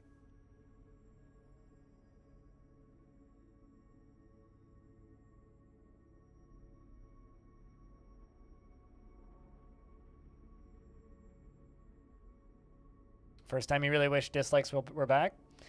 Well, let me tell you this, right? YouTube, if you're going to use it as a news source, sprinkles. You have to use it exactly the same way you use any news source. You have to make sure that they cited their sources, right? And this is what people need to do on any website, right? So on YouTube, check comments, see what people are saying. On Twitch, go to fucking Google or DuckDuckGo or your preferred search engine like Quant and Google it to make sure that I'm accurate. You're watching or you're reading something on Reddit, check the comments. You're reading something on a website, check their sources. YouTube's exactly the same way. Likes and dislikes don't really affect that.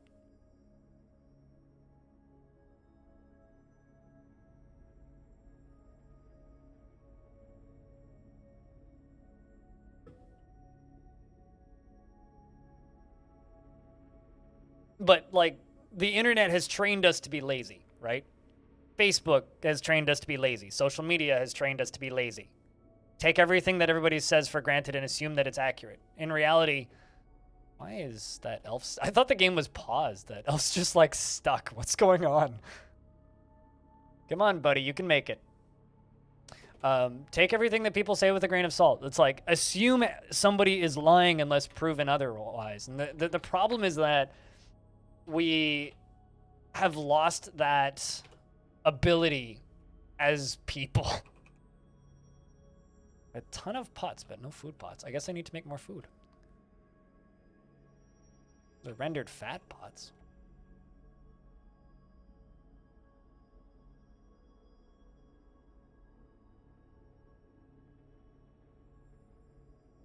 That's... How did I type in Oreo? Prep. There we go. Let's make some more meals.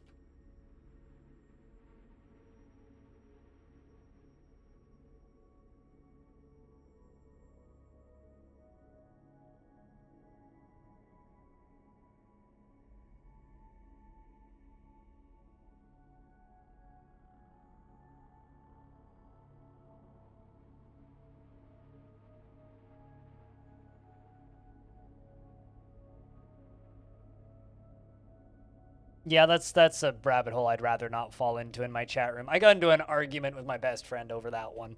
So I don't really want to dig into that can of worms if possible, mind, but I do get where you're coming from.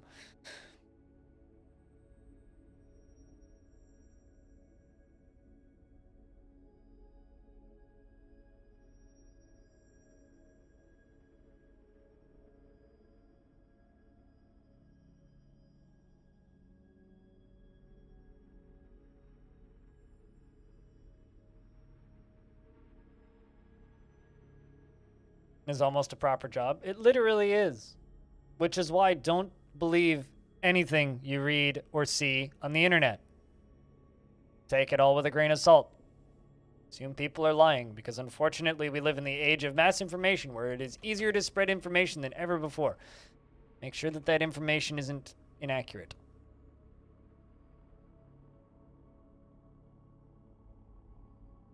If it's something that you deem that is important or something that is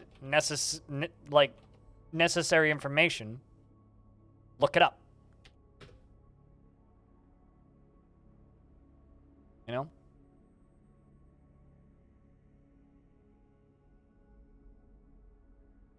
And then eventually, you'll find sources that you can at least generally trust.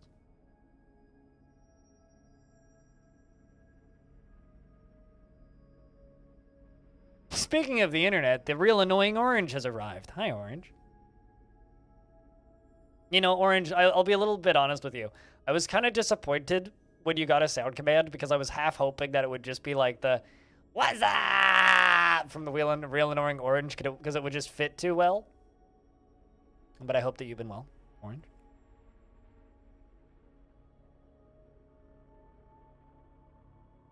What's the best crystal then, Diamond? But at the end of the day, like when it comes to me and my opinions on the dislike ratio for YouTube, realize that outside of some specific circumstances, the dislike ratio for YouTube was meant only as much as the community that watched that video. So if it's a community that is generally spread and filled with negativity, they're going to hammer that dislike button. If somebody decides that they want to buy a bot and just spam a bunch of dislikes on a video and give a video a massively altered like to dislike ratio, that's really easy to do. It's very false. About as accurate as Twitter followers. If somebody has a lot of Twitter followers, they must be real, right? Right? They're definitely not all bots, right?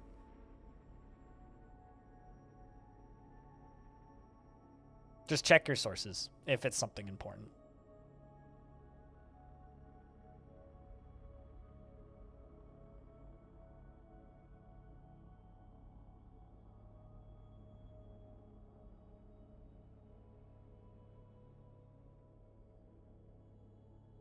People tend to be too fast to judge, mind, and then they forget to then check.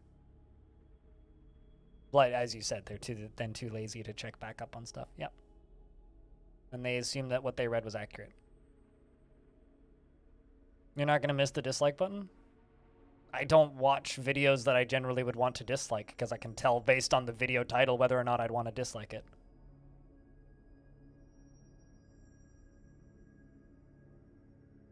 I've heard that quote before too, and also can't remember the author. Twitch ups.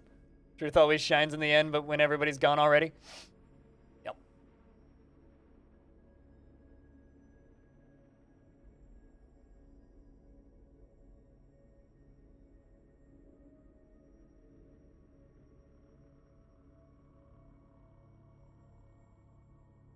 Also, the amount of misinformation, because the example earlier was pop culture. I don't know what video that was, but the amount of misinformation in Cosmo and all of those other pop culture magazines, it's kind of a lot. So, you know, a lot of pop culture magazines and pop culture sites are like pointed at for spreading false information already.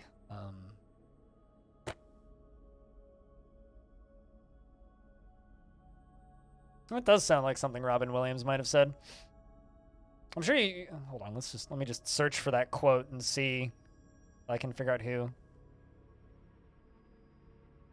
Find it for me, Quant.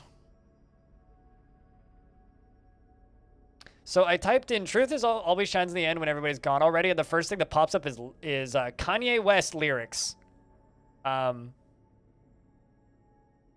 Which isn't even accurate. Good job, Quant.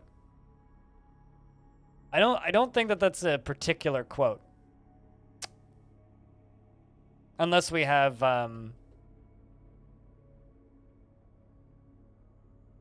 it worded wrong. But yeah, it took me to Kanye West lyrics. So you may have just quoted Kanye West.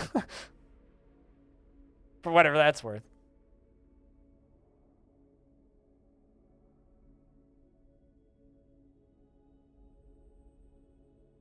For house training a puppy? Two different podcasts I listen to sometimes cover Cosmo articles, and they're always a fucking trip.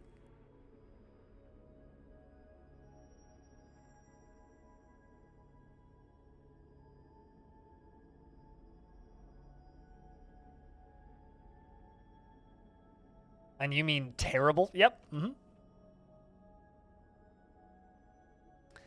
And I can confirm that magazines did a pretty shit job.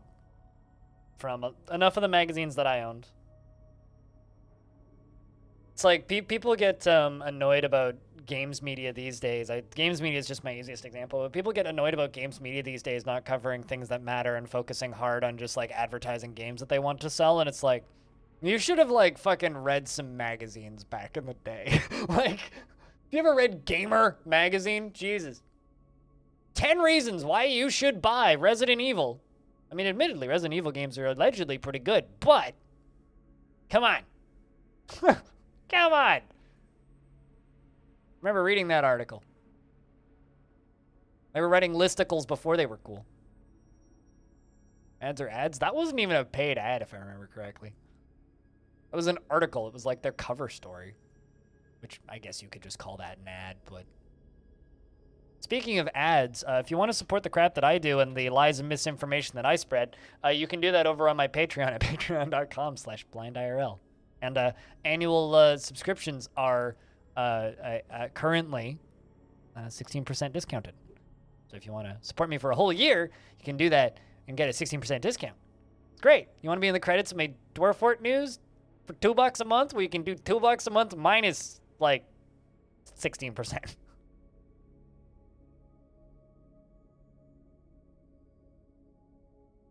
Are flocking to Twitch drama? Well, I mean, Twitch is gaming celebrities. Same with YouTube drama. It's gaming celebrities. And what made a fuck ton of money in the 90s and early 2000s? TMZ. What is that? Covers celebrity drama. You know, for whatever it's worth, before we were making fun of people on the internet, we were making fun of each other in our annual farming almanacs. You want to find some like fun rabbit holes? Look up pamphlet duels and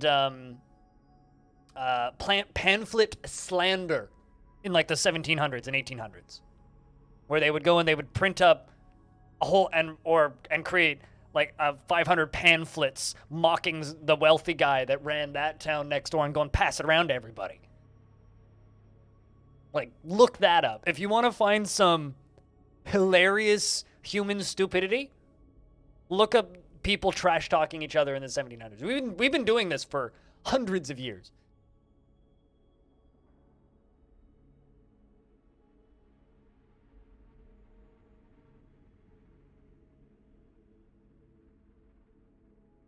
It's just like all of the shit that Benjamin Franklin used to do as well was very known for mocking people through pamphlets. Just, you know, look up history. It's fun. They were called drinking songs. Twitch ups. Like, if I recall correctly,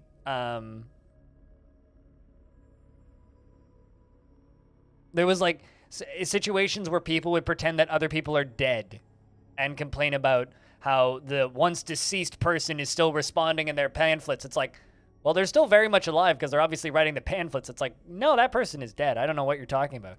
Pretending that people had died even though they hadn't and such, just to like make their takes less relevant. Like if anything, we should take comfort in the fact that humanity has been a bunch of morons for the last 1,000 years, and it's just obvious now. I don't actually have any tinfoil in my apartment, Orange. So how do I make a tinfoil hat?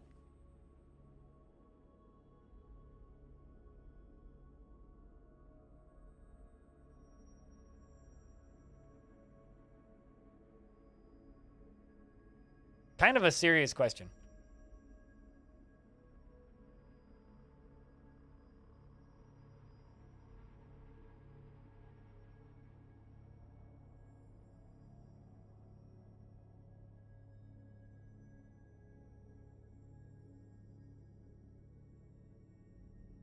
For making custom capacitors? I mean, huh. For food wrap, I use beeswax wrap these days. Generally. And then for baking, I have baking sheets that I use. But I have a little metal cup thing that I can like wrap stuff in if I want to bake stuff inside of metal. Anyway, Mind, we'll see you when we see you. Thanks for hanging out. Sorry if I missed you, but...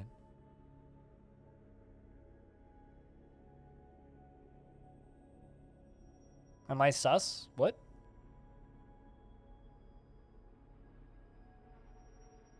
Why am I sus?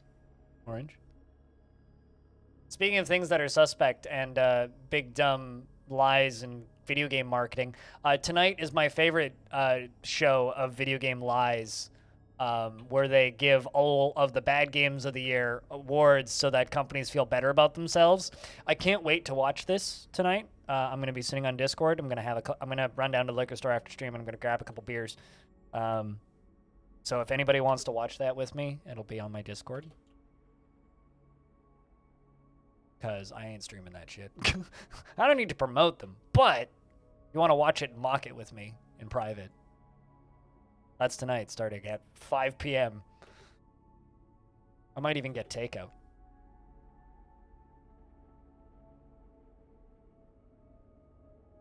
But I had an unofficial $10 beer goal earlier, and Pilot and Axon funded it, so... Should be fun, hopefully.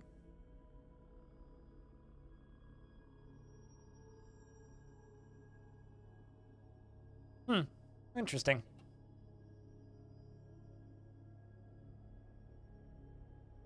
You'll join if the data network doesn't crowd. Fair enough. Where are you at these right now, Orange? I'm assuming you're on the road somewhere.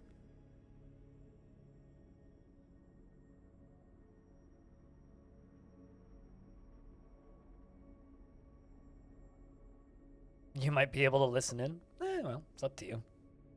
What do you do on the nights? I worked nights for years. Like an upsettingly long time I worked nights for.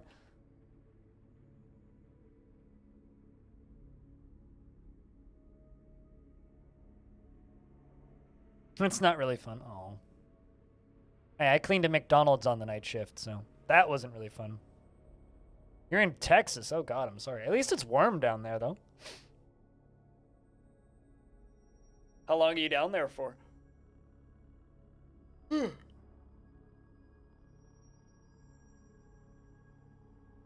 Based on Steam overall reviews? I was going to say Steam has their awards. At that point, isn't that just the Steam awards?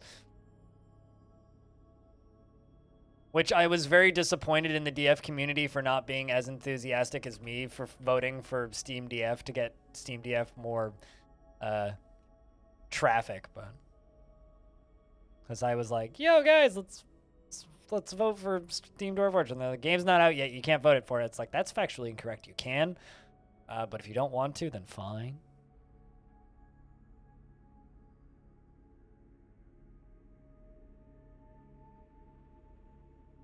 It's kind of an intern job.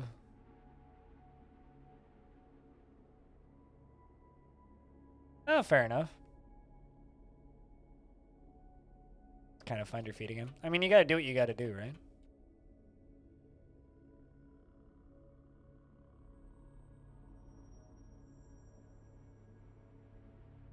I'm actually like suddenly worried about this piece. I should have cut this off first. This will be fine, right? This isn't gonna cave in and kill anybody, right? Shouldn't.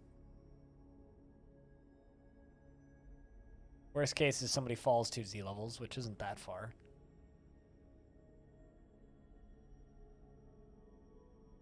You know, he says that.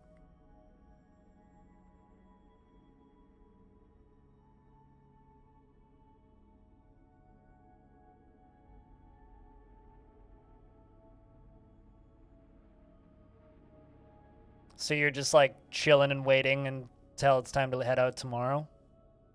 I mean, that makes sense. You gotta take a break every so often, right? I always forget how much channeling damages frame rate in this game. Like one of the most frame rate intensive things you can do. For Steam awards? I mean, Steam doesn't have like a year requirement on their awards. You can just nominate games that have been out for 1,000 years. You can nominate games that aren't out yet. Steam's awards are kind of just the Wild West.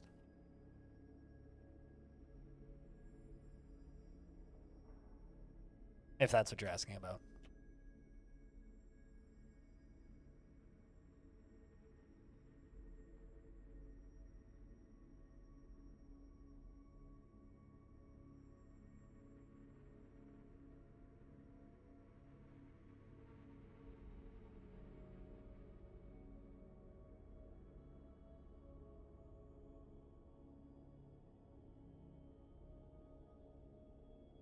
But no, with Steam's awards, you can just vote for anything whenever.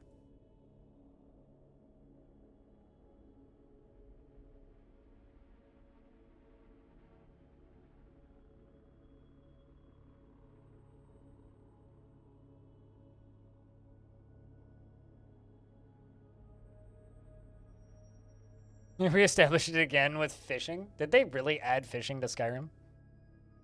I mean, I always just forget that Skyrim exists. And also, are you asking about the Steam Awards Twitch ups, or are you asking about the Game Awards? Because, no, it's not nominated in the Game Awards. Cyberpunk is, though. So if Cyberpunk wins Best Anything, I'm gonna grab my pitchfork and run to Twitter and be mad for 5 minutes. Pretend to be mad for a couple of minutes? Oh, in the Game Awards? Yeah, no. I mean, here, I can...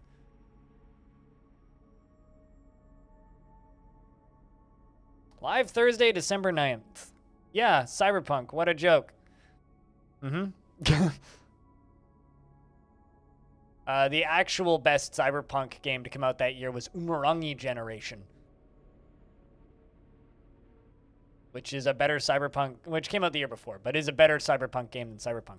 All right, so the nominations for Game of the Year are Deathloop, It Takes Two, Metroid Dread, Psychonauts 2, Ratchet & Clank, A Rift Apart, and Resident Evil Village. Best game direction is Deathloop, It Takes Two, Returnal, Psychonauts 2, Ratchet & Clank, A Rift Apart.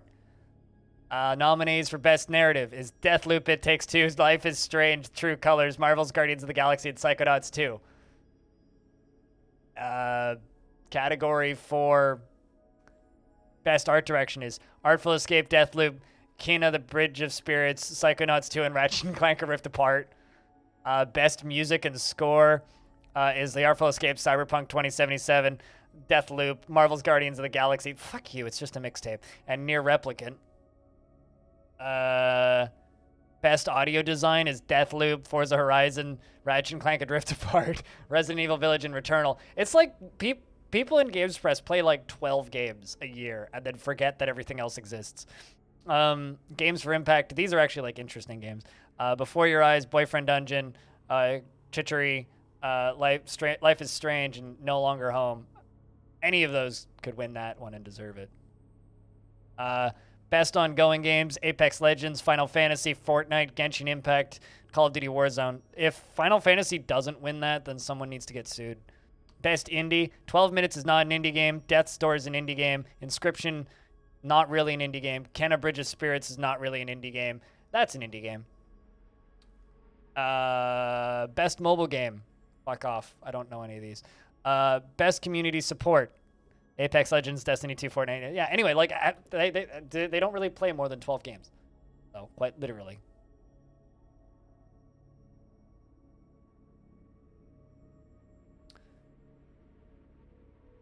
There is one here that I do actually think deserves an award, and if it doesn't win, I will actually be mad, which is this. And this is, first off, as a legally blind person, this website is really difficult to look at. This color of blue is very hard to look at. But innovation and accessibility, it's like games that have good accessibility options. While I haven't played either of these or this crap, I have played this, and I have played this. This is a game for blind people. It's a video game that you can play with your eyes closed, and it's designed to be played in its entirety with your eyes closed. So if that doesn't win innovation and accessibility, I will actually be upset. As a legally blind person, if that game doesn't win, I will be upset.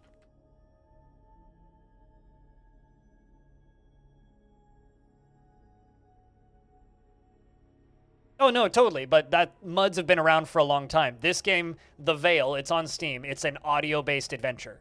So the entire game is audio design, spatial design with 3D audio, and spatial audio design. So a character will be in front of you and to the left, or in front of you and to the right. Yeah, I know. I'm talking about for blind people. I'm not talking about it being a game for you. And I've played my fair share of MUDs as well. MUDs are fantastic relics of the past. But this is a game for blind people.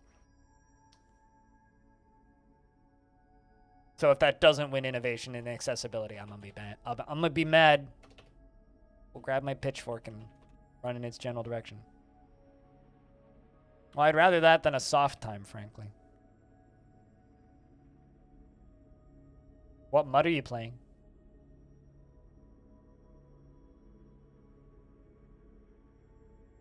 Discworld? Ah, classic. The MUD that I put time into the most recently was Bat MUD. Played a couple dozen of hours of that a couple months ago. Like, yes, I still like MUDs. MUDs are still fun. One of these days I'll figure out how to stream MUDs.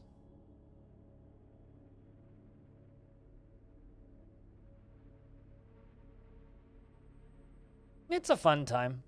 Running around in a MUD. Or reading around in a MUD, should I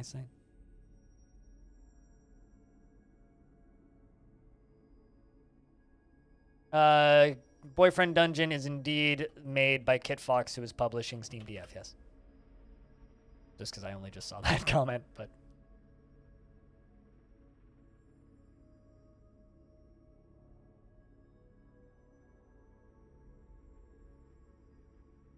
That game's grindy as fucking kind of mean in regards to bat mud.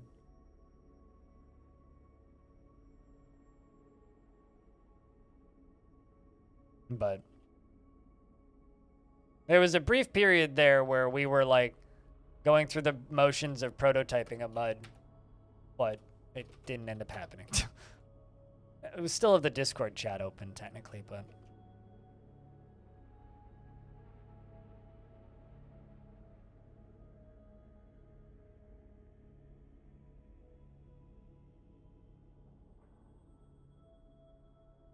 is that reachable?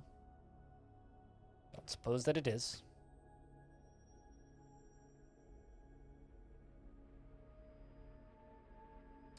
Caused myself more issues than not with this.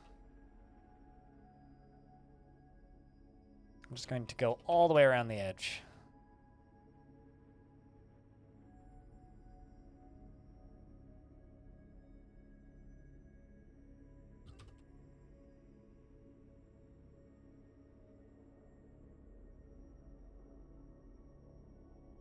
Give some people perms to play around with the internals. I need to do a lot more. I need to have a lot more hours in the day to be able to do something like that.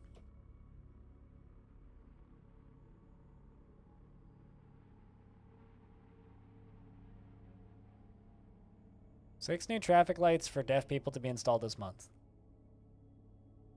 I mean, that's not a joke, but obviously isn't a joke.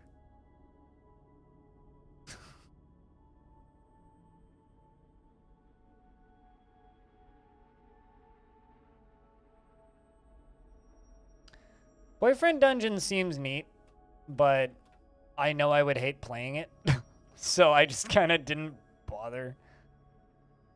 Like, I like Kid Fox, they're cool people, but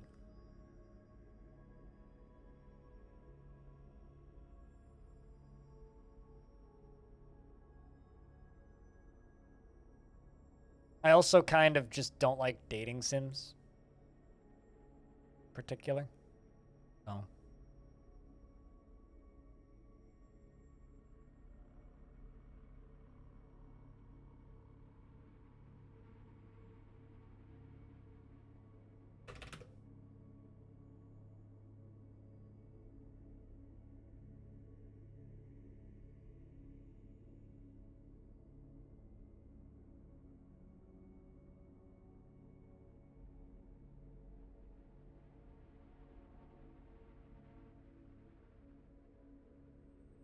No Honey Pop? I 100%ed Honey Pop, actually. Fun fact. But I never actually read any of the dialogue. But yeah, I 100%ed Honey Pop. But I wouldn't say that I 100%ed Honey Pop because I enjoyed the dating sim aspect. I like the puzzling side. There was 2 parts of that game I liked. There was the part where I liked the puzzles, and there was the part where my ex really liked that game, and that game got me laid a bunch. So, I did the puzzles, and she read it. So, with her assistance, I 100%ed Honey Pop.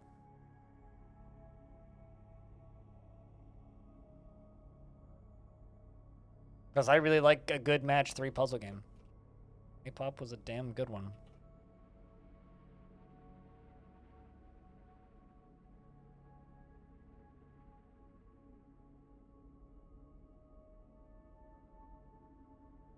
I mean, there's, like, here's the thing. I want to draw a line here. I don't really like dating sims. I like visual novels. Like, I know it's kind of a dating sim, but I did really enjoy Doki Doki Literature Club. That was phenomenal.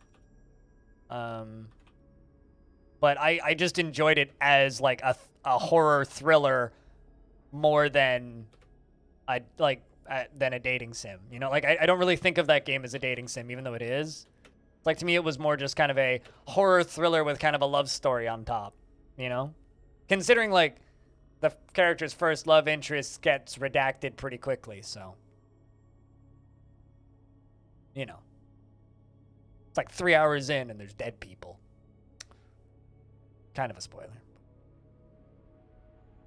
Game's been out for a while.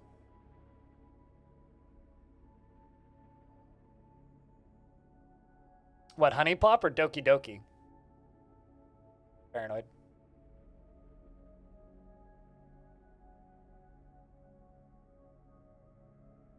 I hated To the Moon, but I hated To the Moon because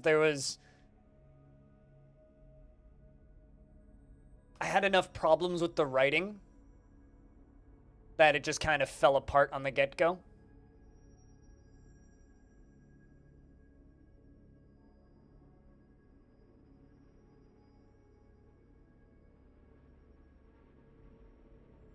You want to be their friends, not their boyfriend? Well, I mean, they're in high school for one thing, so if you wanted to... I don't know how old you are, Twitch Ups, but like, for me, a lot of those dating sims, especially the ones that are like, yo, it's high school, is like, well, I'm going to prison if I do that, so I'm just going to read this and forget about the rest of it.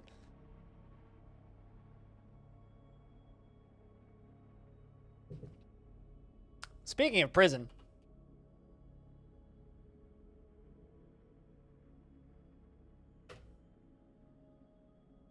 did you guys hear about this?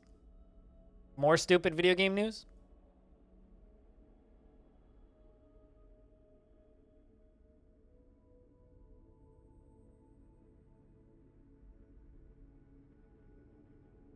Actually, you know what? I'm just going to link this article. And then read out the headline. Because I don't really want to... Because it's just got a picture of the dude right there. I really don't want to just, like... I mean, fuck it.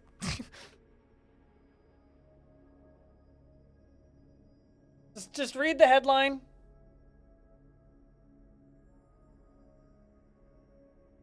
Allegedly appears literally a screen grab from him in the video. Literally a screen grab of him in the video. Allegedly.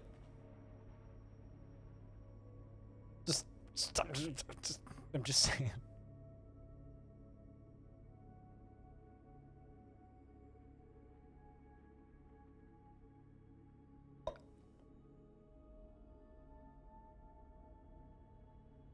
Usually the main characters are assholes and no-go that girls should ever get close to them. Yeah, that's generally part of why I dislike dating sims too. That's a thing indeed, right? It's wearing a fucking PlayStation shirt. The guy. The hell? That might have been his evil twin. Yeah, I guess. Or his clone.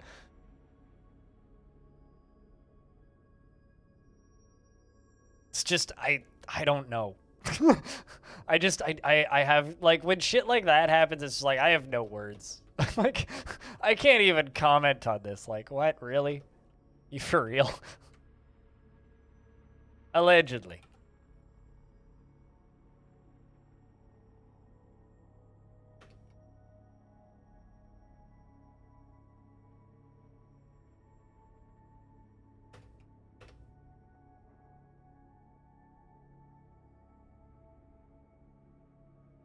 Because then it becomes slander? Mm-hmm.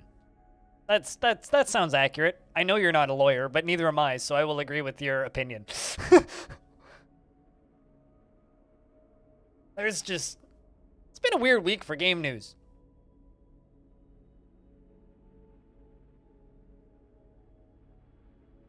Been a weird week for game news.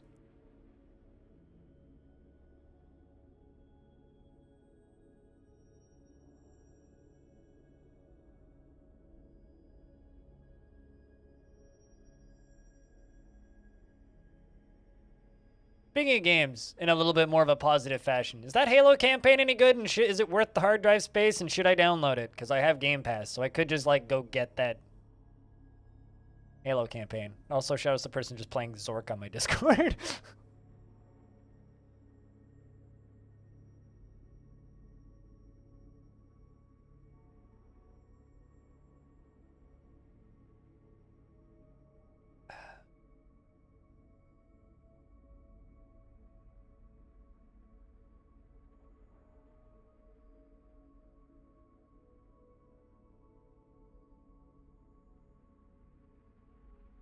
You started knitting out of a strange mood?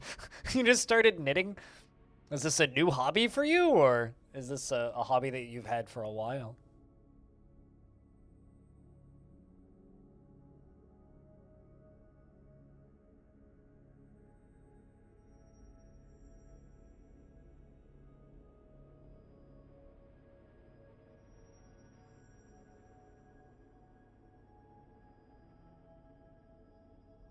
You last knitted when you were 10 years old?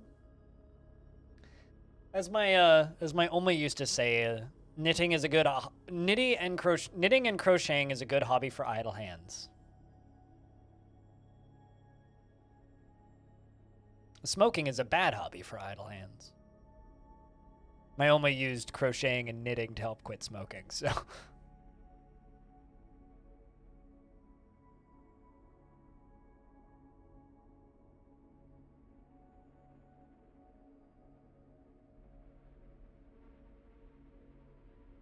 It's better than all those fiddling toys and popping toys. You mean like fidget spinners? I would agree with that, because you get a scarf eventually.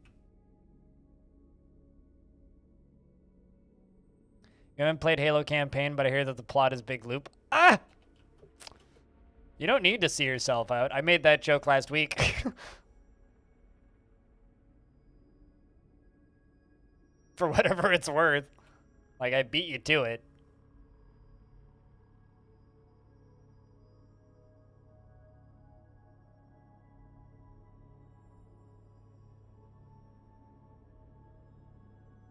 Well, I made a similar joke. I said, I'm looking forward to the campaign of Halo Infinite. Unfortunately, the previous lore has thrown me for a loop, was the joke that I said.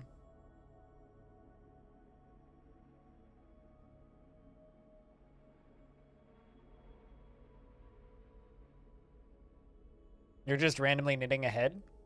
Well, if you knit enough, then you can knit. Then if you do it 4 times, then you can knit a forehead. All right, now I'll see myself. Now I'll see myself out.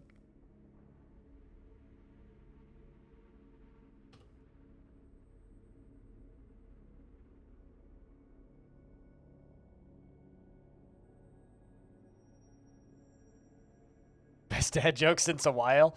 That's no such thing. There's no such thing as a good dad joke. You're supposed to like be mad at me for making dad jokes. Come on. I'm not even a dad. I don't have a license. I'm an illegally operating dad joke enthusiast. All of these dad jokes are like against dad joke law, allegedly. Not even an uncle. Can't even like hide behind that one.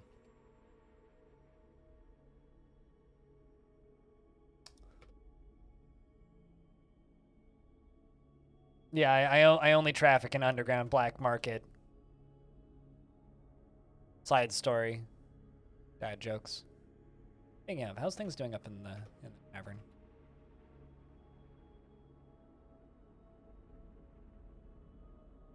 I'm always worried it's gonna be flooded when I fly up here. Creative impulse is so valuable, but was exasperated when caught in the rain. Satisfied at work, felt fondness speaking with a friend. Satisfied at work and was delighted after putting on an exceptional item and his toe is broken. These are all the new additions.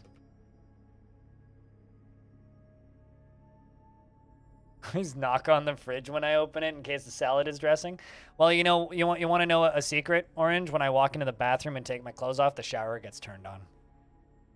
Since we're at that level of quality of dad jokes.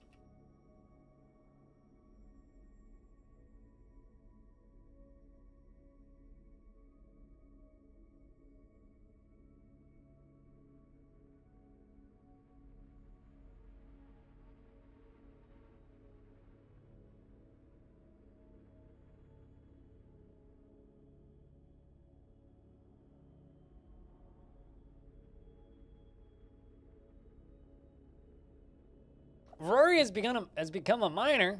How old are you, Rory? 18 years old? We now technically have 2 minors in the fort. Do you want us to like you? 15 minutes until you go exercise. How much longer do I plan to be streaming? I've been streaming for 5 hours and 13 minutes. It's 2:15 p.m. and the Game Awards are at 5 p.m. So at some point I need to eat food, but that is like a 10-minute break, not really like an actual end of stream thing. But I'll probably be going for another 2 hours, I would guess. Tomorrow's going to be a weird schedule, but Yeah, I'd say probably another 2 hours and 15 minutes because I need to run 3 blocks up the street to the liquor store to buy a 6-pack before Game Awards. Am I expecting anything out of the Game Awards aside from me screaming boo a lot? No. I mock the Game Awards. I don't take it particularly seriously, and I watch it for the same reason I watch E3. I have watched them since they were on Spike TV. I've never thought they were particularly important or relevant. They're just kind of amusing to me, and I enjoy watching them, so I watch them. It's for the same reason that a lot of people watch the Oscars. Like, I don't actually expect anything out of it.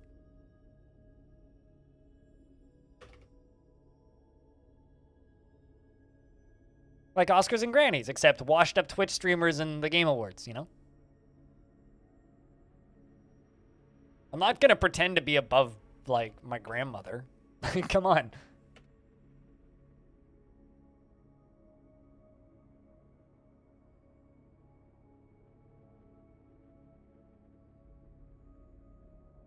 Although I'm always offended every year when I don't get nominated for Content Creator of the Year and then don't win Content Creator of the Year. So, you know, there is also that. Who is nominated for Content Creator of the Year award? Now I'm actually wondering. Hold up. I'm going to go look that up. Game Awards. Nominees. View all categories.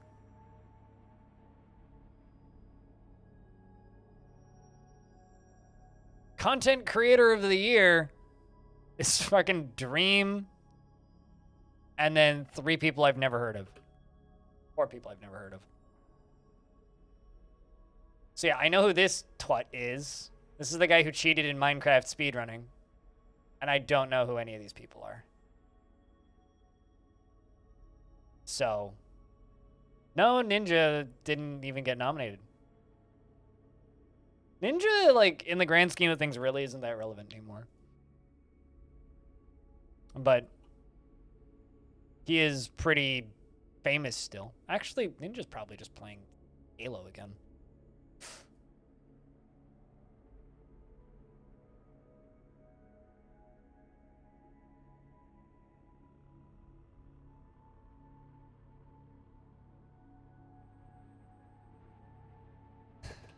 Next year, guys. Next year, we'll get Content Creator of the Year, I believe.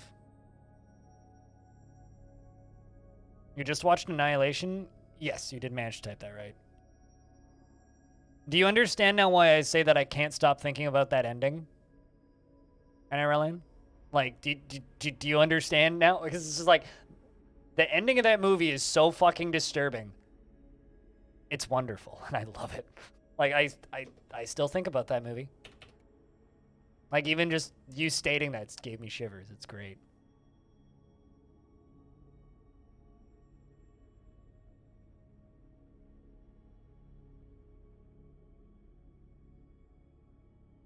I wouldn't consider Empyrean a particularly small game, and they've been played by bigger creators.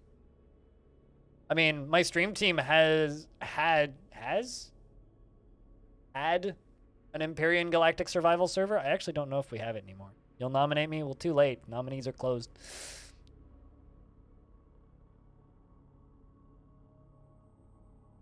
And that is, yeah, it's like, I'm not going to spoil anything about Annihilation.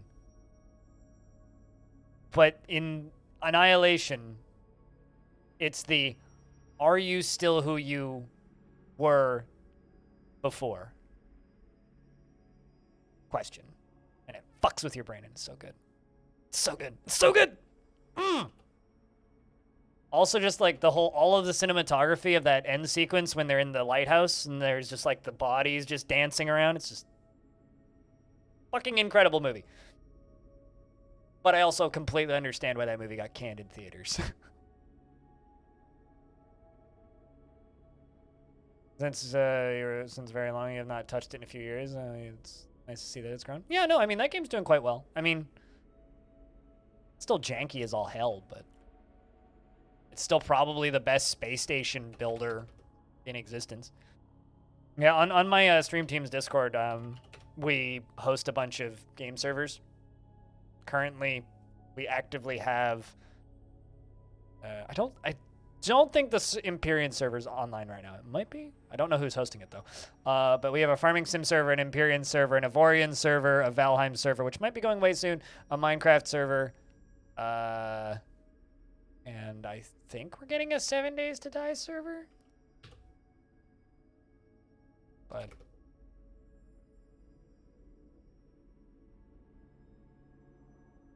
I like the write a book about it part at the end. That's my favorite bit.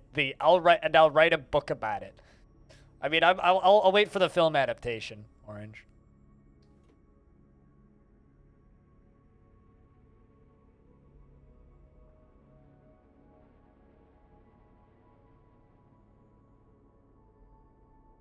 The point is, nobody is what they were in a traumatic experience. Yep. Yep. I don't know. I genuinely think that Annihilation is the most interesting movie I've ever seen. It's not my favorite movie that I've ever seen, but it is one of the most interesting movies, if not the most interesting movie that I've ever seen. There's 7 of us. But we don't play on the servers all that much. Which is not actually that true. FG plays on the Farming Simulator when she's not streaming quite a bit, and has streamed on the Farming Simulator one a couple of times. A few people have streamed on the Imperial. Bellinair streamed on the Empyrean one a bunch. So did Evil Trick. Evil Trick and Bellinair both streamed the Avorian one, and so did I.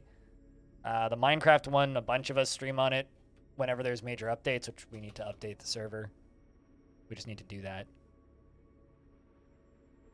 Still recovering from the ending of a show called Texholize? I've never even heard of that.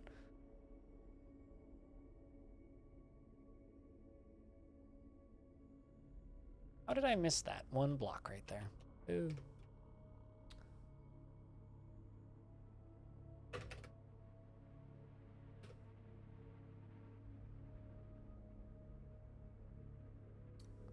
Yeah, Halcyon Frequency is just, it's just like, me and 6 other streamers, so including myself, there's 7 of us. It's Bellinair, Evil Trick, myself, Sui, Jess, 2D Curie, and FG Squared. Me and FG started the team. We've been running for a couple of years now. We are not the entire mind, but Sui, who's one of my teammates, she organizes the Hot Potato Charity Marathon every year, which is a RimWorld event, which this year raised $85,000 for Doctors Without Borders. 5 days, which is fucking incredible. So that's one of the things that we kind of do as a group, but we do quite a few things as a crew, kind of behind the scenes for a lot of different things.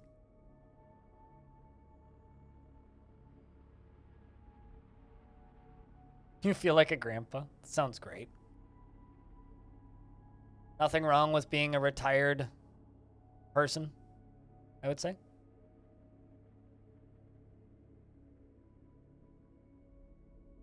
Unfortunately, the ending is impossible to forget. Interesting. Since we're talking about film and stuff again, I watched Blood Machines last night.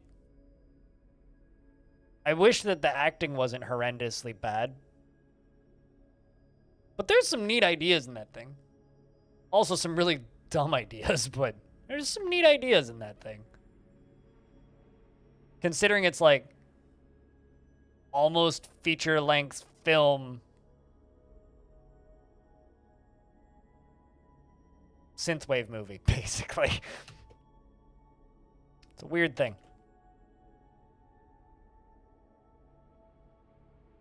It's like somebody took Carpenter Brute's music and a bunch of Carpenter Brute's album art and was like, let's make a movie out of this.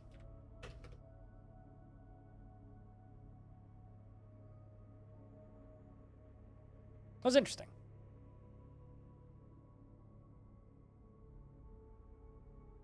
You hate Netflix, it's impossible to link a movie. That's why I use IMDb to link movies. And then you can figure out where the fuck to watch it. But yeah, no, I agree. Especially because, like, you could link a movie and it's only available to watch it directly through that link in your region. Which is like, come on. Because then you have to go to Netflix.ca or any of the other regions to actually link a movie.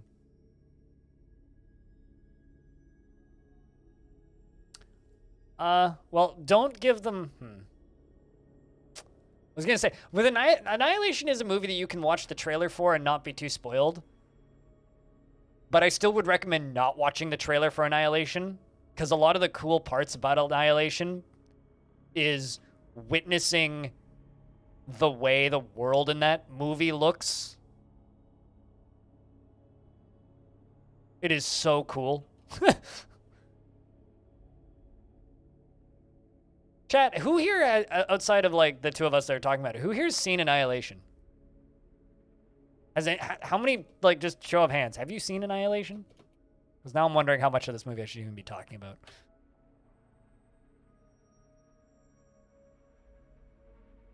There is a tree here. Interesting.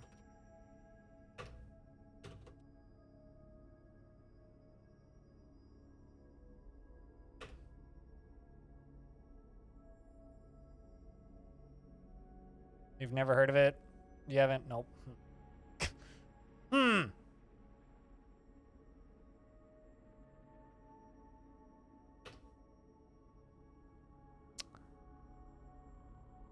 This movie. Apparently you can rent it on Prime for $3.99, but it's on Netflix.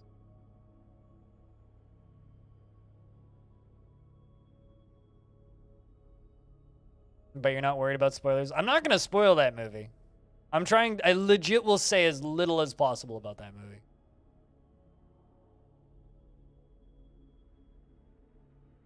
That movie is a beautiful examination on the concept of self, though. Absolutely beautiful. It's one of those classic films where it's just like, it got canned in theaters.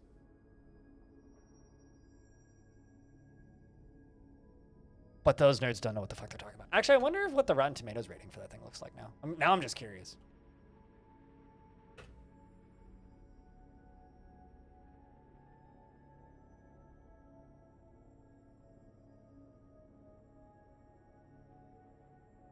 Actually, okay.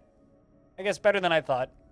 88% on the critics score and 66 on the audience score. I could see that. I could see that. Well, we clear this whole area out down here. Have a good gym.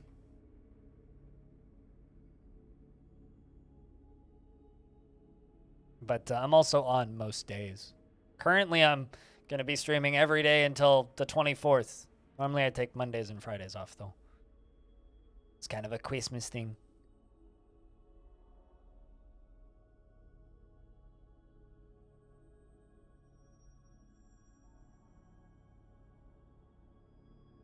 Seems you're not earning tickets passively.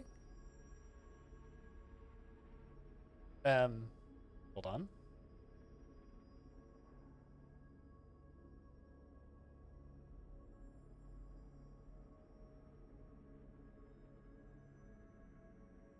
You should be. Let me know in, check again in 30 minutes, Stone, and if you're not, then I can try and fix it. I don't know what could be causing it, but I know that my bot allegedly is, like, breaking down because they're not updating it anymore. So, it's literally only a matter of time until certain features stop working, and I have to switch to a new bot. So.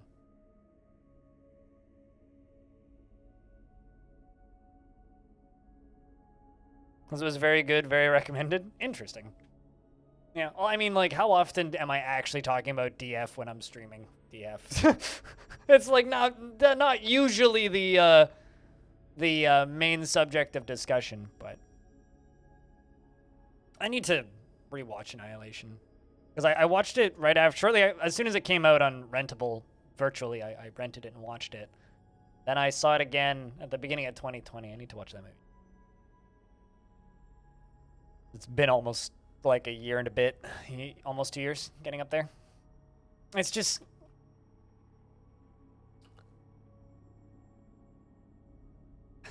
trying to think how to talk about Annihilation as a film.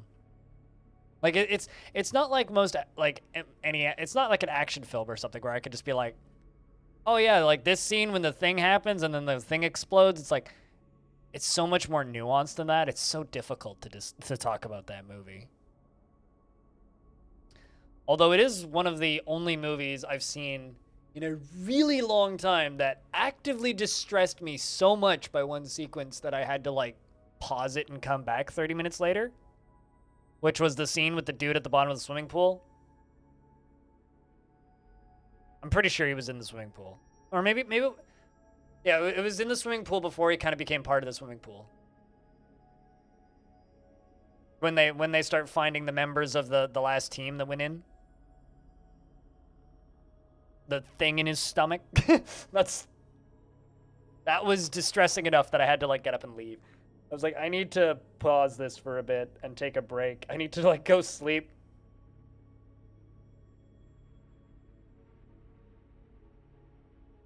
You need to watch this movie? There's a not alive person at the bottom of a swimming pool. And they find a camera, and the thing on the in the camera is like, all right, I need to stand up and leave. Levels of distressing.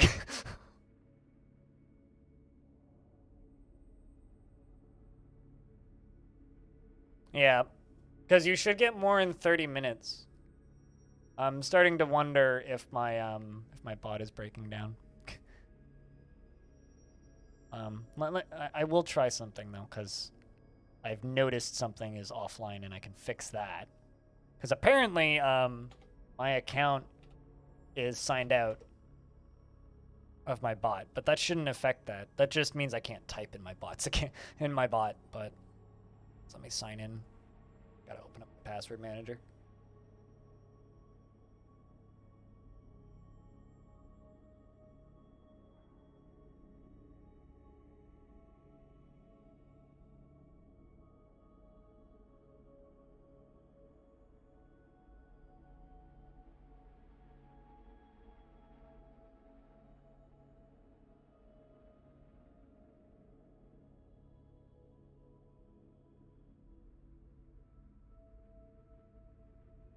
Generate token. Now I'm gonna get a token sent to me on my... I am okay? What? That I needed to get up and leave for that scene?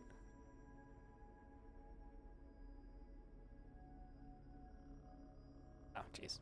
Help if I enabled my numpad.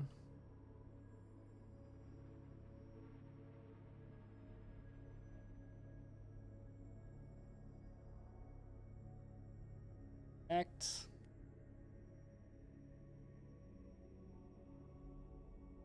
All right, let me know if that works, because that should work.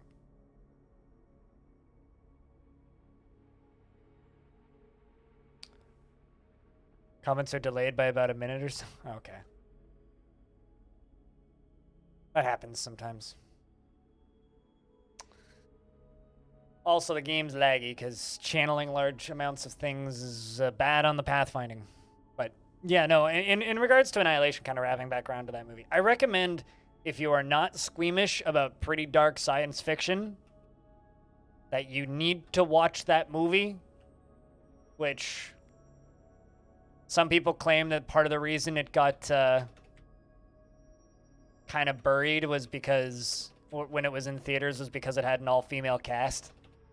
I don't know how accurate those statements are, but there's a lot of, around the time that that movie was in theaters, I remember reading about that in a number of different places that, like, yeah, companies are claiming that this movie is going to be impossible to market because of the all-female cast, which is bullshit, but was and is a incredibly phenomenal deconstruction of self and trauma.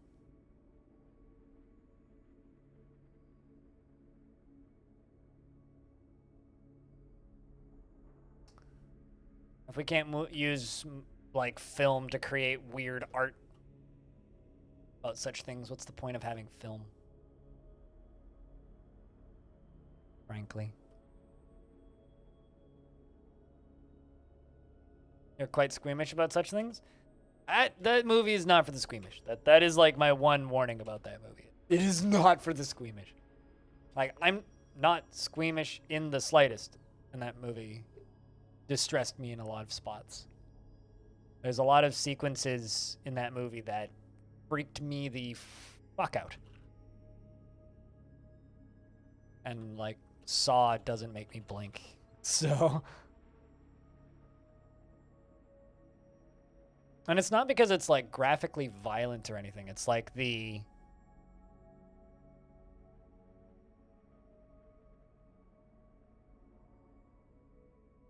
way the film builds its world. Like, people do die visibly, but it's not... They don't die in particularly, like, messy ways. It's just... more the things that are killing them that's scary. I don't know. I'm trying to be vague because I don't want to just, like, ruin that movie. But it's also a colorful movie, which, like, you know, I'm a fan of dark science fiction, right? Alien. It's very gray and brown and dark colors. A lot of those movies end up... Yeah, I guess there's quite a bit of blood, but, like, I don't know. It's like, I'm used to over-violent stuff, right? Like, I'm used to, like, excessive violence in film, and it just doesn't faze me. But when you attach that level of storytelling to it, it makes it hit harder, I guess. You're definitely the same. Sometimes you have to pause what you're watching and step up and step away. There are two movies I've seen in recent memory that I've had to pause and get up and leave. And that's Annihilation and Bird Box. There was a few sequences in Bird Box where I was just like, yep, that's enough. But the reason Bird Box distressed me so much wasn't because of the movie being violent, because that movie actually isn't that violent. Like, it's violent, but it's not that violent.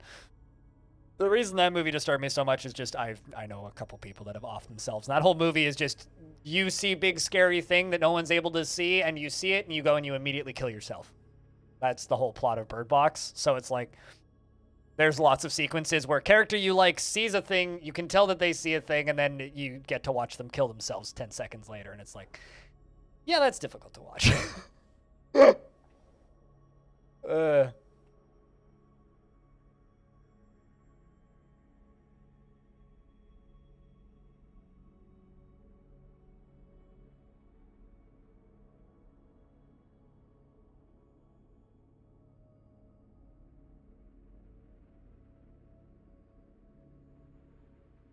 Setting expectations is important. Yeah. Also, Bird Box wasn't that good. It was fine. It was just distressing. It's even more distressing if you learn how the book ended versus how the movie ended. Because the movie ended in a much more forgiving manner than the book.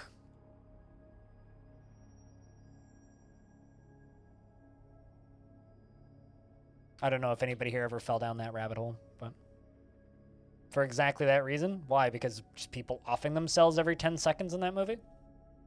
That's an understandable reason to not watch Bird Box, to be clear.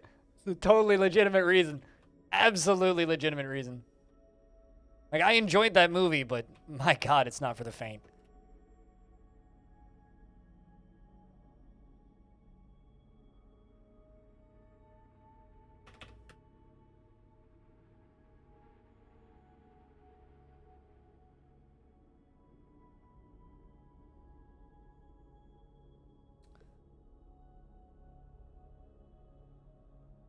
This is a lot of me cleaning up my own mistakes in this build right now.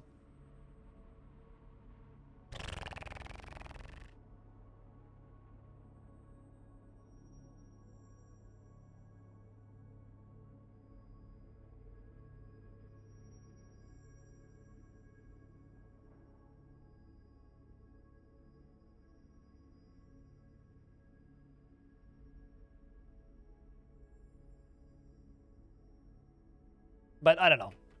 I don't think that Annihilation has, outside of that one scene with the camera, there really isn't any sequences in that movie that are like hard to watch. It's more just like I spent most of that movie just kind of in amazement at like, holy fuck, what am I seeing? Because like that movie is beautiful. And that's the only way I can describe it. It's like some of the most beautiful destruction I've ever seen. It's very rare that you get a movie from Hollywood that's like colorful to a point where it's like, this is just beautiful to look at, but also at the same time, like horrifically disturbing. Those kinds of movies don't come around very often. Like, I'm trying to think about like really colorful movies that came out around that time, and it's like, at least within like horror and like dark kind of movie space, like they're really not that common. They don't make them very frequently. Dark movies tend to have a dark color palette, and that movie is very dark and it's very bright and colorful throughout. Like, it's full of rainbows and multiple colored things and weird shimmering lights, and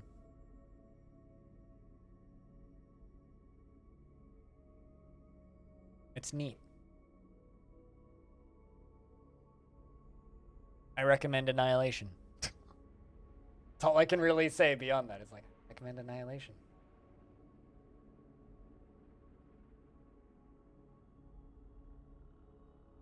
Also, I wonder. Weird.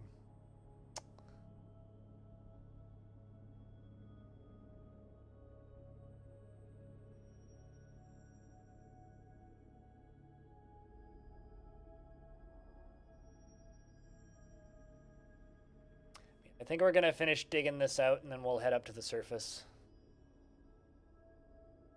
Human caravan from Pastor Ol has arrived. The humans, they are here. They are here to trade. I think we'll take a break after, well, not a break, but like we're gonna take a break from digging.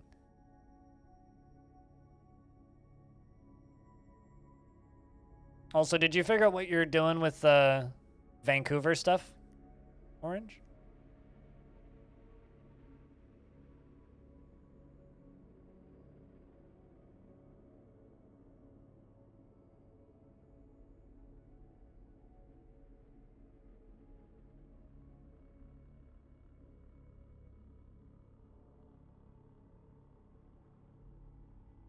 Or have you not looked into it?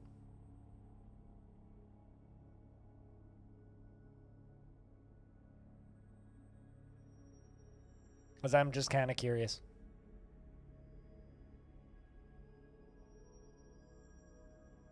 Alright, Q-Gub, welcome back. The other human wagon has also arrived. You know what?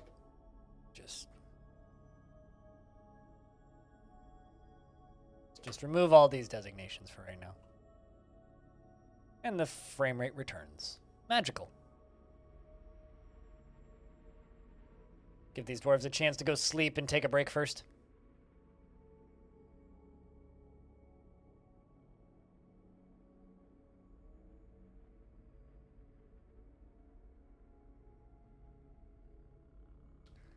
I mean, your job should, like, you know, legally pay you, right? Do you mean, like, for the time that you weren't able to work, or do you mean just in general? So if your job isn't paying you in general, it's time to get a new job.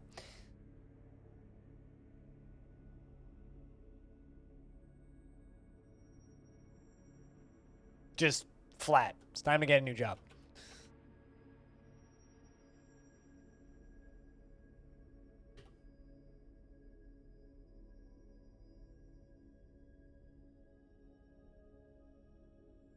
You're doing some interviews when you get home? Hell yeah. What you gotta do, man?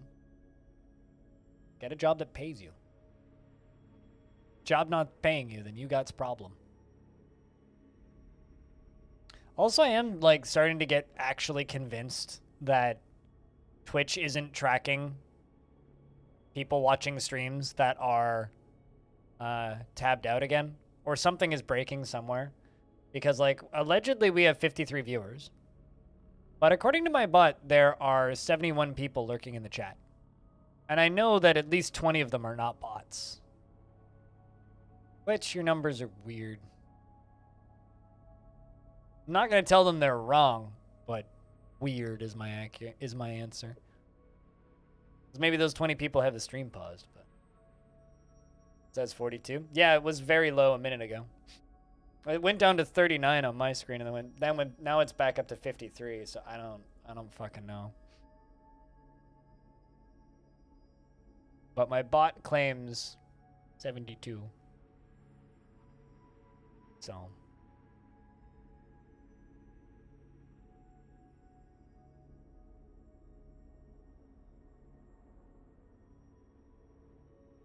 Yep, that happened earlier today, from the looks of things, Jimmy.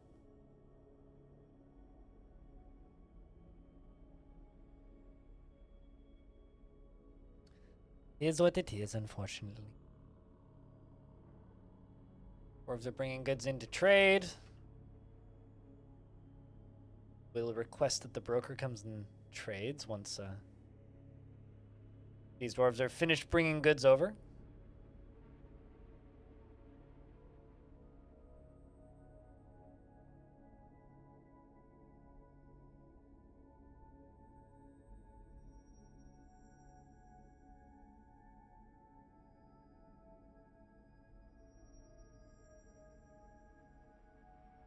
Probably cleaning out Ghost's bedroom. Kyogub says, on behalf of the Merchants Guild, let me extend my greetings to your people. The world is the same as ever. Nothing has changed. What requests do you have of our merchants? Cheese. And actually, now's actually a pretty good time that the humans are here. We can go and see what's going on in the basement. Farewell, as per usual. Let's see what we carved of this person. It's a superiorly designed image of Kulub Crested Sand, the human, and humans in Electrum by Zindros. Kulub Crested Sand is surrounded by the humans. The artwork relates to the appointment of Kulub to the position of Royal Treasurer of the Confederacy of Sport in the mid-autumn of 352.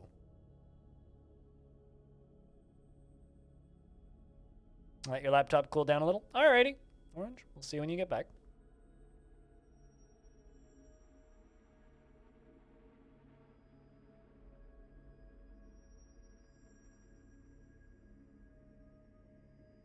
Chat room, I'm going to trade with the humans, and then I'm going to take my lunch break.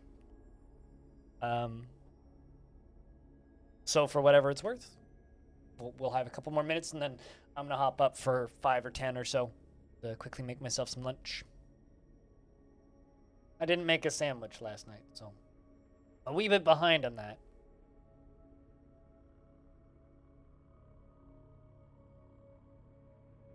Just a wee bit behind. Yeah.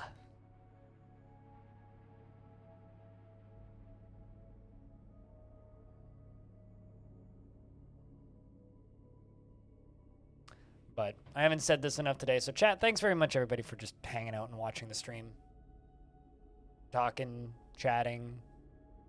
With a few people who've resubbed, a couple bits today as well. The tips for earlier from Pilot and Axon. Thanks for just hanging out. I wouldn't get to have the coolest job in the world if it wasn't for people who supported me in doing the coolest job in the world. So cheers, chat room.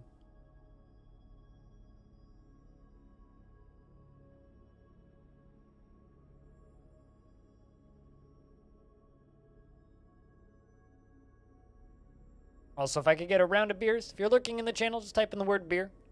Let's see how many beers we can get.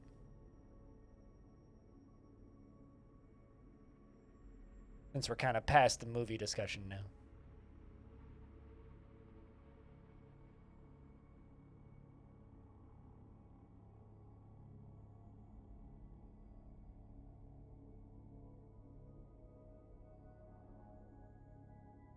Dang? What are you dangling about? That it worked? Multiple languages works too, so try and figure out which ones work.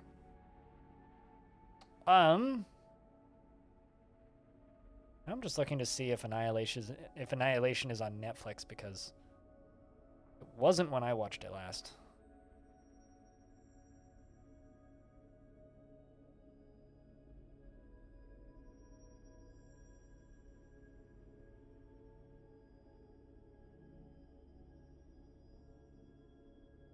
So I don't think it is.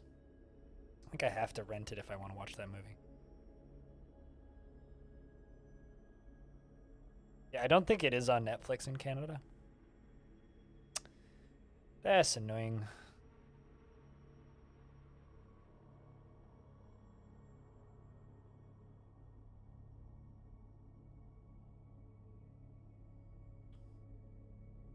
Yeah, yeah, but Netflix is different in literally every country, right?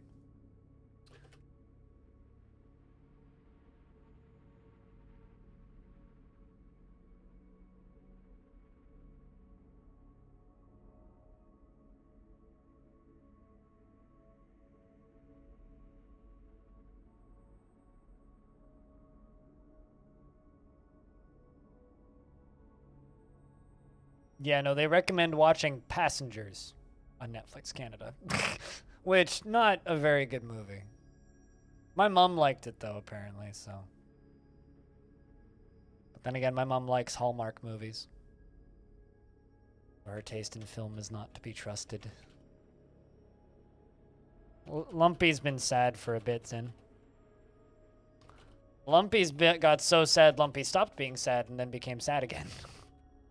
But Lumpy doesn't tantrum and can't go completely insane because Lumpy made an artifact. Dwarves that have made artifacts can't go completely insane due to stress and anxiety, which is nice.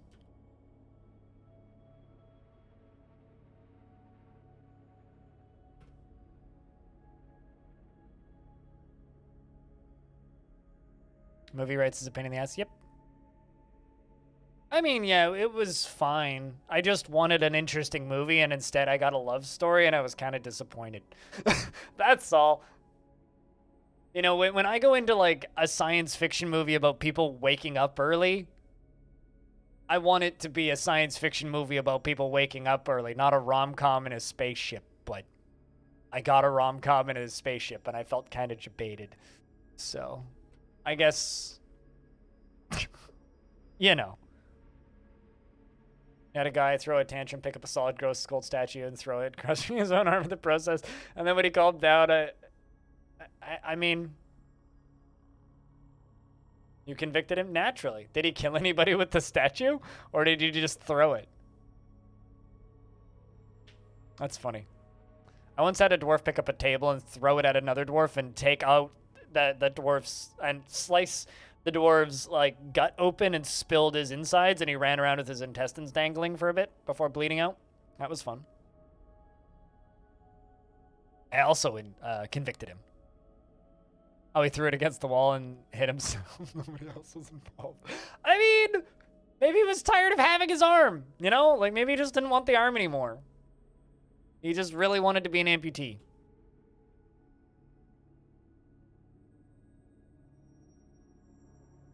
That's unfortunate.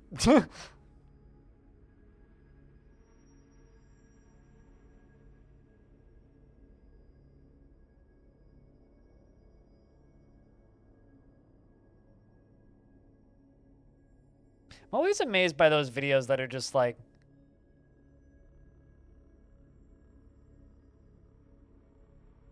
the 10 million views of somebody playing Kofsky on YouTube.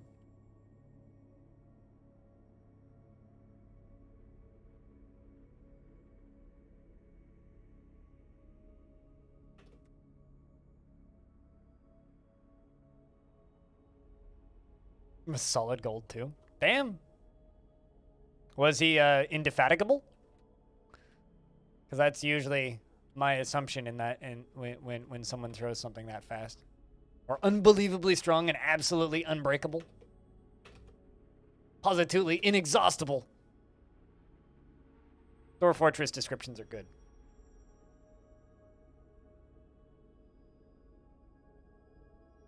Like, pretty great, actually.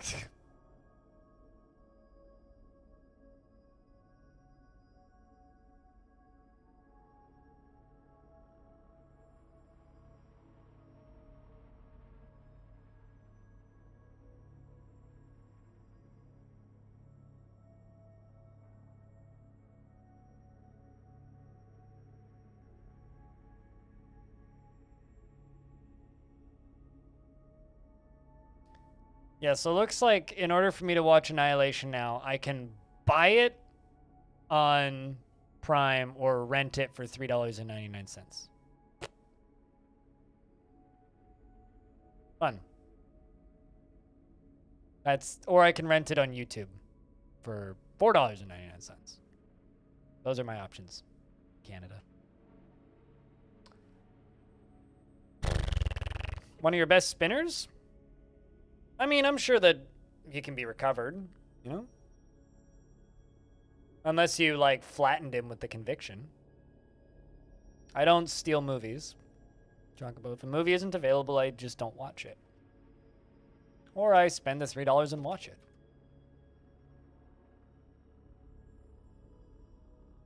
Unlike some people, you know, I believe in equal exchange for goods. So if I want something, I will purchase it or rent it or watch it on a streaming service I have access to. And if I don't have access to any of those things, then I obviously don't care enough about that thing to pay to watch it. So I used to do that, like you described in chat, quite a bit when I was younger. Then I got a job.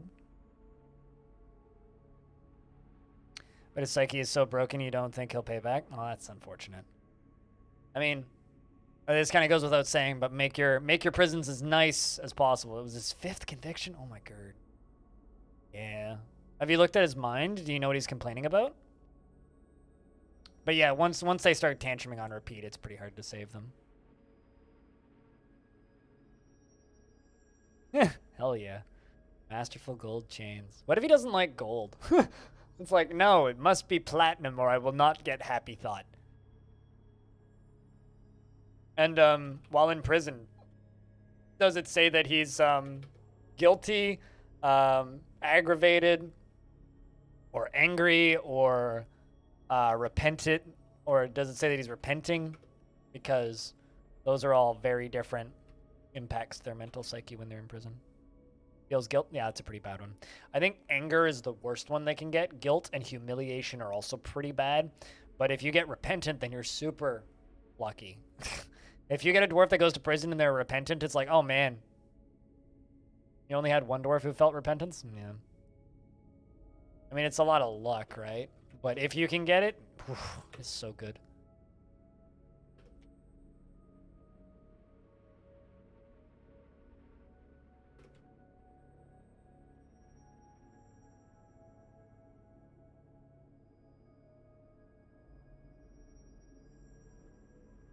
Let's just make sure nobody's stuck.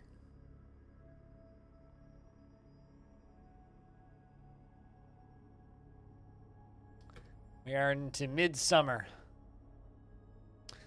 Actually means I think I'm going to turn the showers off. But don't forget, turn them on in spring and turn them off towards the end, mid/end of summer.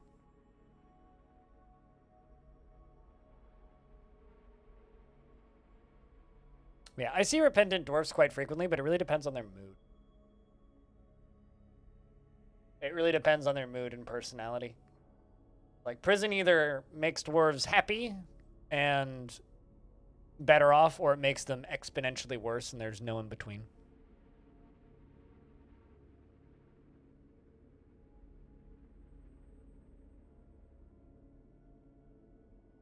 Near a fort-wide vampire investigation, the vampire targeted the sheriff. Poor bastard. He was just doing his job. Oh, no. Yeah, I don't know. Vampires are fun. I'm like I'm way too good at noticing vampires when they first immigrate into forts. So as long as I'm checking all my migrants, if I'm working in a younger fort. Oh, shit. Tygo's R3 has grown to be a child. You can walk now. Let's see what clothing you get. Good Tygo go. Actually, I'm just going to unrestrict them for a second. You can go get clothing, child.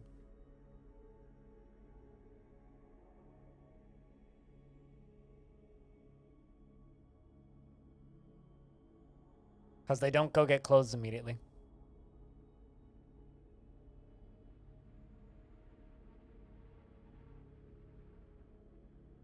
Cheers, Aurelian. Glad I could help you with a movie recommendation.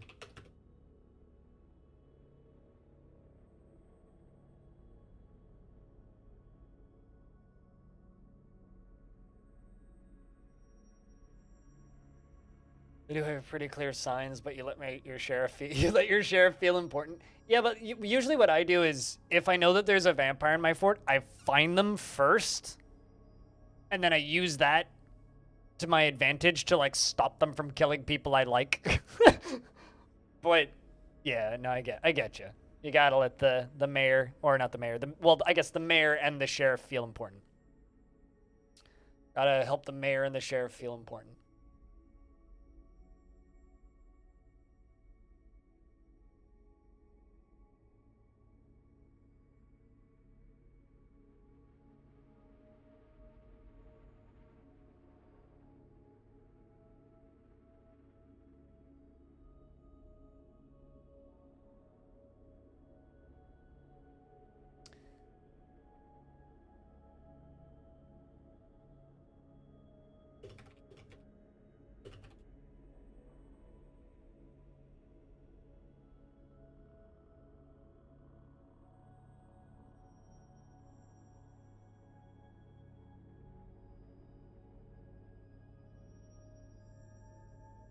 Getting randomly DM'd by probably a bot on Discord right now. I will report if it becomes something interesting.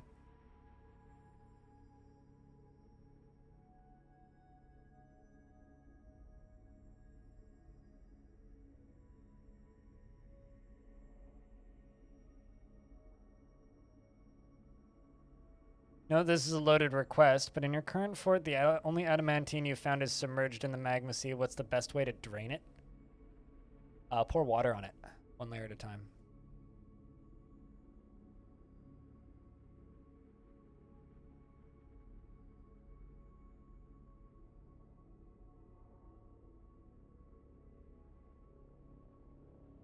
Random person DMs me.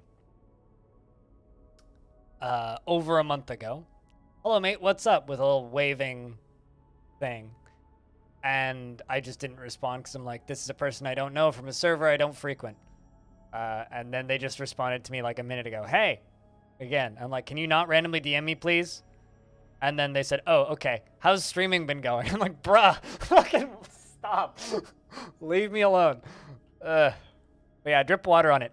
Get buckets, go around the edges of it on the top, a layer above the lava, and get them and set them as pools. So hit I, make a zone like this, or rather, I guess, like this over the edge. Make a zone like that. Set it as a pit pond. Go to pit pond information and then hit F so it is pond, not full, and make it one tile on land and one tile over an open space above lava, and then wait until dwarves pour enough on it that it becomes obsidian, and then you do that all the way around, and then you can either pump it out or you can just slowly move in until it's all obsidian, and then you can mine down one layer, and then you do it again standing on the obsidian layer. Just keep doing that until you've worked your way through it. Or you can automate it with pumps and do it in a fancier fashion.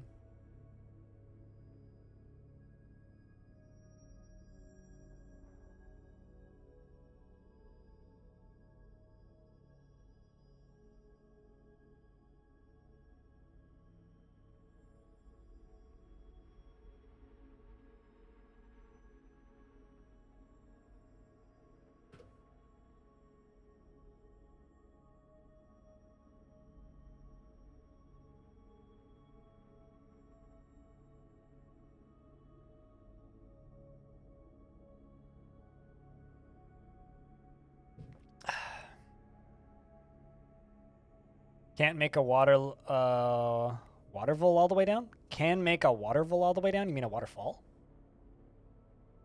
Is there a 3D model of this fort anywhere? Not current.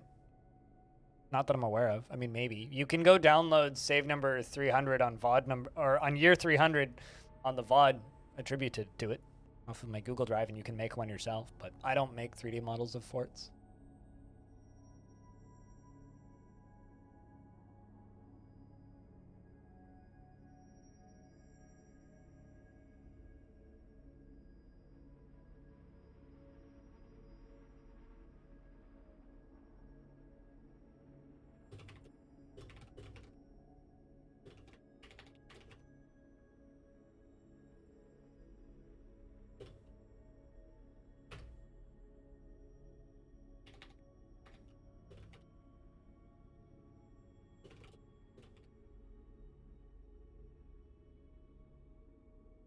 Mayor's ended a mandate.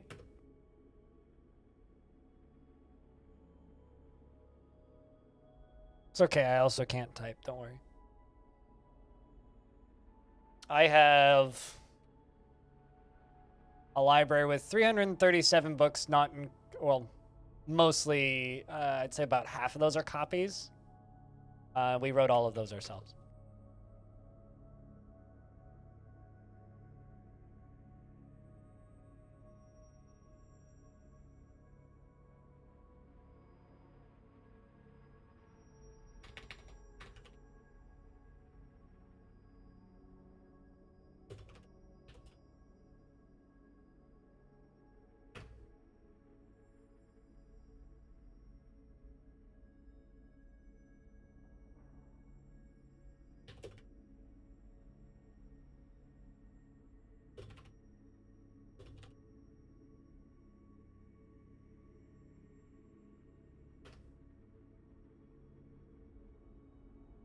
I'm just being an asshole to a person I don't know right now in the background. Don't mind me. Bit busies. Hey, well, that's good. Nice for you to swing by and say hi, Hex. What's up?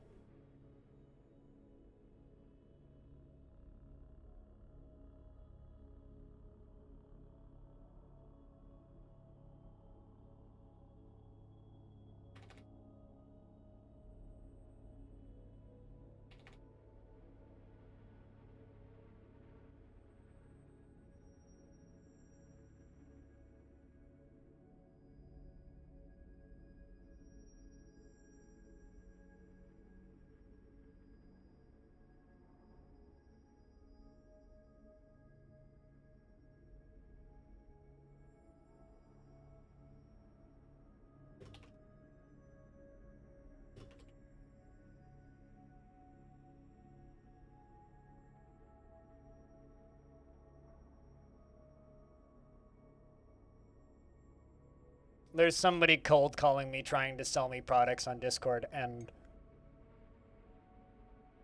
I'm just kind of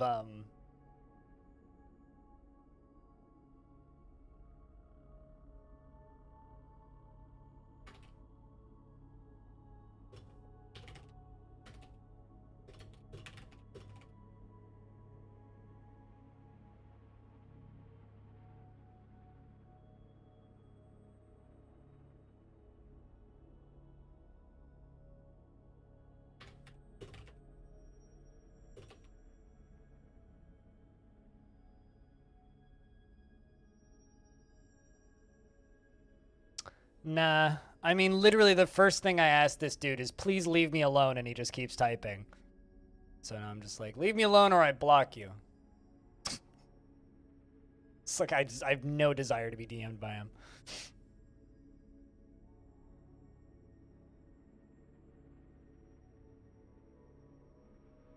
Still fucking DMing me.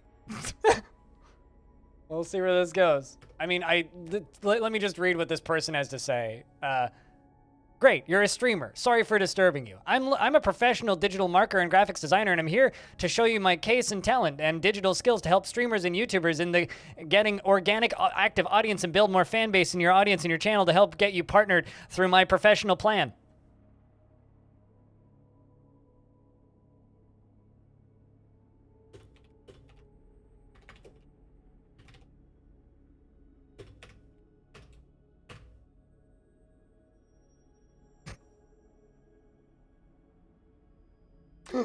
You want to help.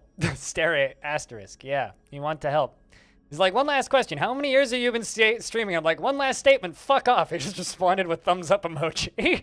So I gather he gets the point now. Christ, some people's children. Just leave me alone. God damn. I've been doing this for a long time, right? And anybody who works in digital marketing, who knows anything about digital marketing, knows that you research the people before you cold call them. And no, I don't need professional marketing help. Most of those people I find insufferable and obnoxious. Anyway. Besides, I have a pretty damn great graphic designer, Cooler, who does all of my art to my specifications. And he's very good and he's fast. Also retired Navy vet. It's good to see you, bud. And if I wanted to be marketable, I wouldn't play Dwarf Fortress. So, you know, there's also that. Like, I legit would have a completely different business model if I wanted that. But I'm doing all right over here in my weird corner of the interwebs.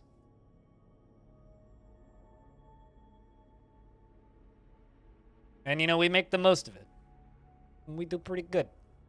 I don't think I need somebody to be like, this is how to optimize your Twitter SEO. It's like, if you did like 10 seconds of research about me, you'd know that I wasn't interested.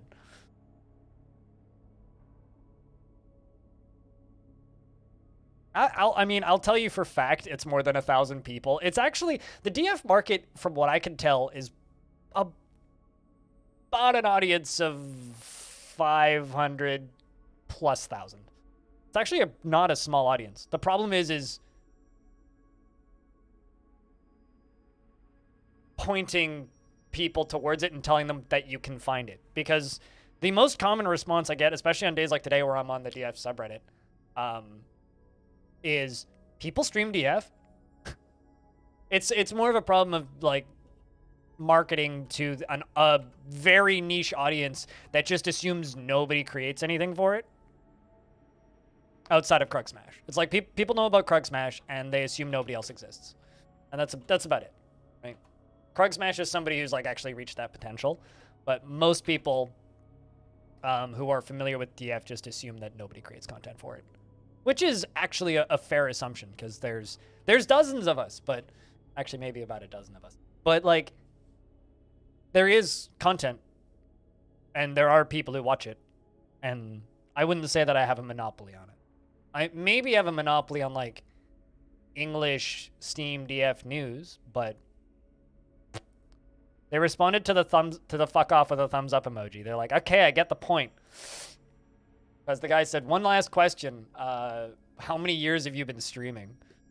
He's just like, I can help you get partnered. I'm like, I've been partnered for years, man, and full-time for very long. And they're just like, oh, how many years have you been streaming? I'm like I said, I don't. Just try it. He's like, one last question. How many years have you been streaming? I'm like, one last statement. Fuck off. And then he responded with a thumbs up. And then I blocked him because he responded to the thumbs up. English people streaming this right now? And I'm going to sound like an asshole if I say that, what I was going to say. It's like, do any of them have many more...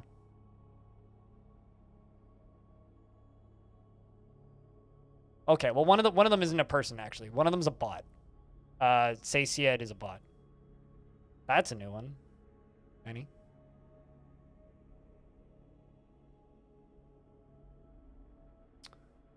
I can get you a better flavor of ice cream? Well, I mean, you can't do better than, like, vanilla bean. Vanilla bean is the best ice cream. Quite literally. Quite literally.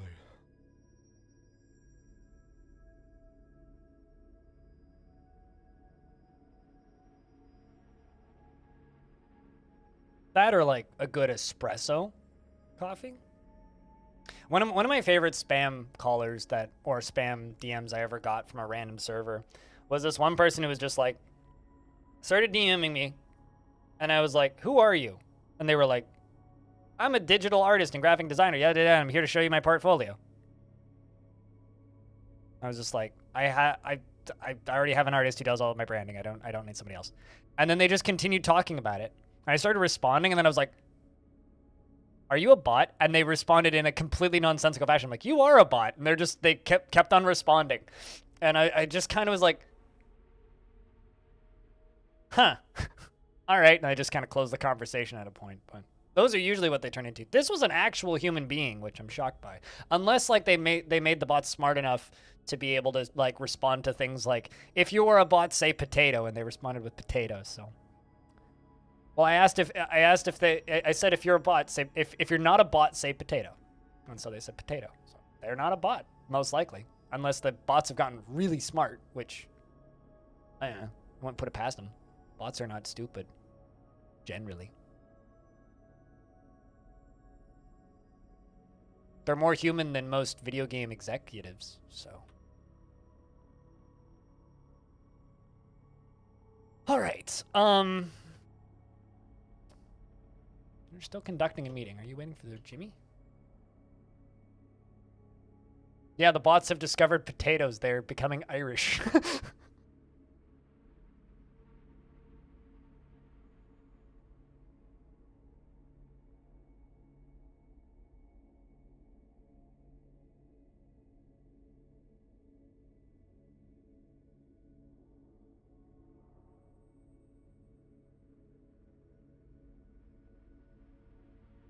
You like sherbet? Fair enough.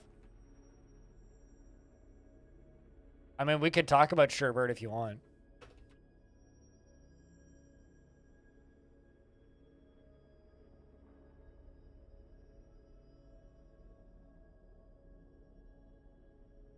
We'll have to switch. Yeah, we'll have to switch to something more obscure. It's like if you're not a bot, say supercalifragilisticexpialidocious. I have to do that on Tinder more often than I should. So are you a bot? Pretty quickly, I figure out. Yeah, you're definitely a bot. I think I've spoken to more bots on Tinder than humans in the past 5 years. All right, chat. I'm gonna go grab my lunch now that I'm done communicating with the person who may or may not have allegedly been a Mr. Destructoid. Chat, can I get a round of beers in chat? And as always, if you would like to support this channel directly, there's a link to my Patreon where you can get annual subscriptions for 16% off until the end of the month. Normally they are like 5% off, but currently it's 16. And I will be back in about 10 minutes, give or take. I will let you guys just watch the tavern. The dwarves are just chilling. We're not really doing any jobs, although I do need to check if the mayor needs anything. Mayor does not need anything. All right. So I will be back in a couple of minutes. Don't go anywhere too fast. Maybe take a leg stretch break or like do jumping jacks or something or 10 push-ups. Like get up and get the blood flowing, yeah? Use the restroom because I will be back in a couple of minutes. Also, if you have sound commands, now's a good time to advertise them by using them, chat. BRB, lads. Back in a mo.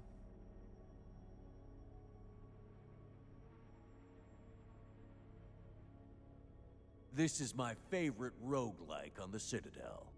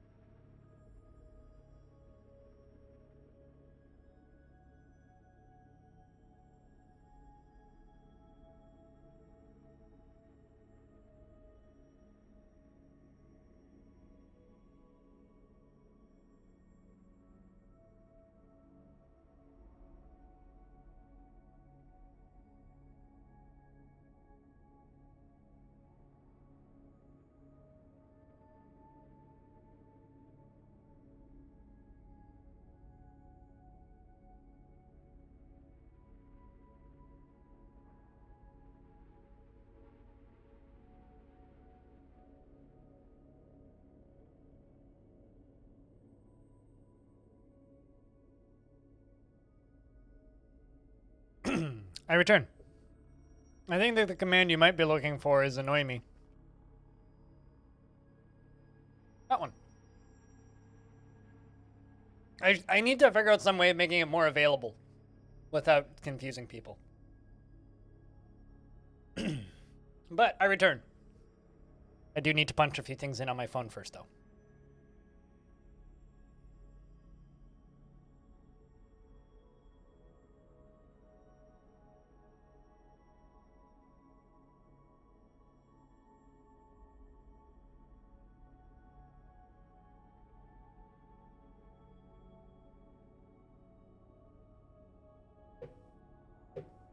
I mean, that's what you're supposed to do.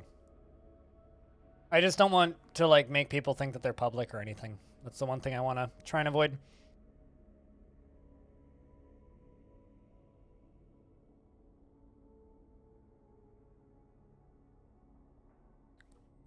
Also, welcome back, Orange. I hope that the laptop cooldown was good. Whoa, dude, fuck yeah, dude. That's fucking sick. Hell yeah. Woo! Yeah, hell yeah is the command, indeed. How you been, Whitcode? How is things?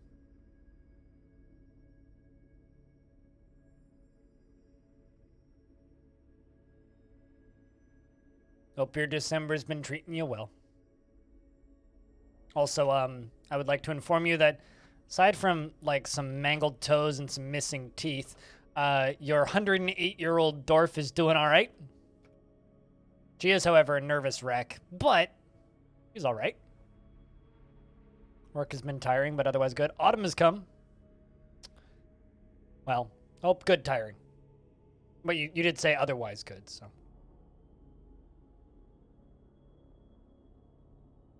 Yeah, recently, for me, it's been weird streaming daily again.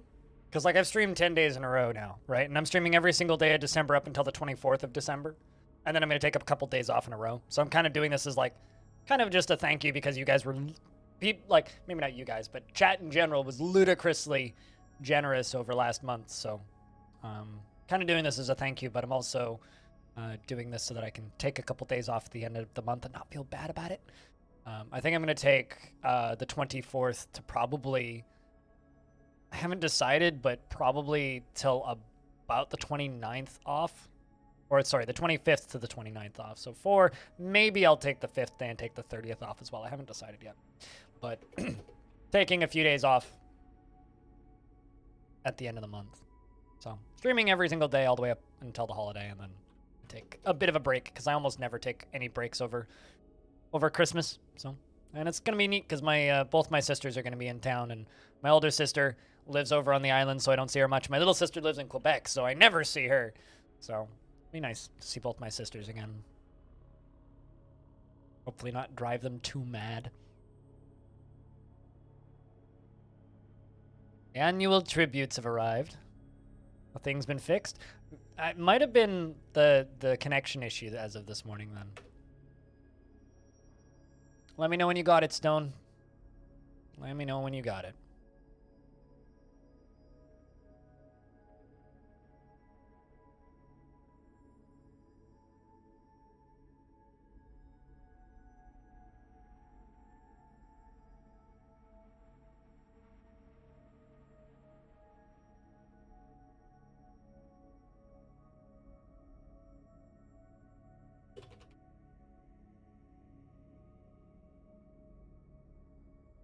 So you know the kind of back and forth I had with that marketing person via the private Discord chat that I didn't share because I have more respect for people than that? Who I kind of described some bits and pieces of to you guys. Well, I left the server that we shared mutually. It's this pretty large server streamer community that sometimes has sponsorship opportunities. To this day, they've literally never given me a sponsorship opportunity. They organize streams for Steam on Steam pages, right? I've literally never gotten anything for them. They don't pay particularly well. And all I get from being in that Discord is spam from random people who try and, like, get me to buy shit from them through that Discord. And you know what? I'm so fucking tired of it, and I don't really work with them ever, so just left the Discord, so hopefully I stop getting spam from that sort of thing. Fucking hell, that shit's annoying. Annoying and not particularly helpful. There's nothing worse than just like random unsolicited DMs on Discord. Just like Twitter. Twitter is just as bad. Maybe worse, but Twitter, it's easier to ignore. Discord, not so much.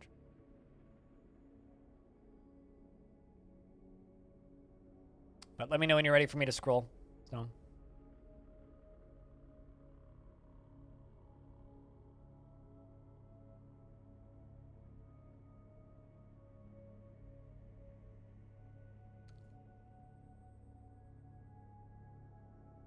Oh, also, shout outs to this.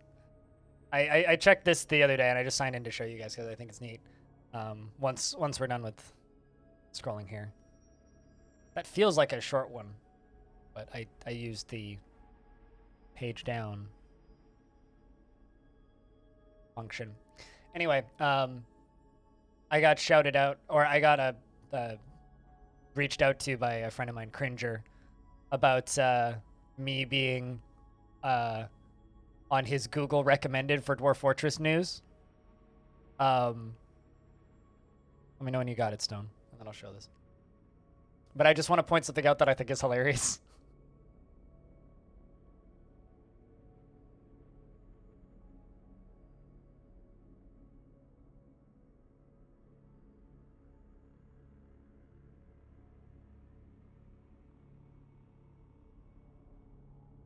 Let me know when you got it.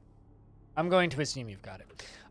This over here on Twitter, Cringer just basically said like, yo, I've popped up on his phone in his recommended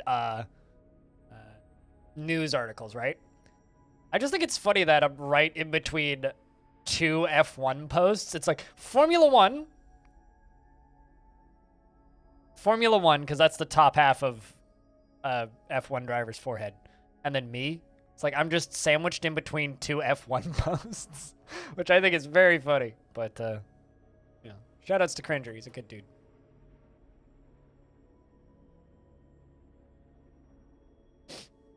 I'm the main news source for DF News. No, this is true. I'm aware of this. Well, I'm the main English news source because we were talking about the other channel, DF and Co. allegedly, which covers that stuff in Russian and often gets more views than I do. So I'm definitely the English news source for Dwarf Fort. Feels anxious after pondering mineral remedies. You want to learn things. I make you into a scholar and then you just get anxious all the time. You're also not helped. You also get anxious. All right, well, I will stop you from doing that. And you know what? Let's try this. Let's make you into a scribe. I don't have enough scribes right now. Maybe you'll go copy books or something. Also, Nax, what's up? It's good to see you.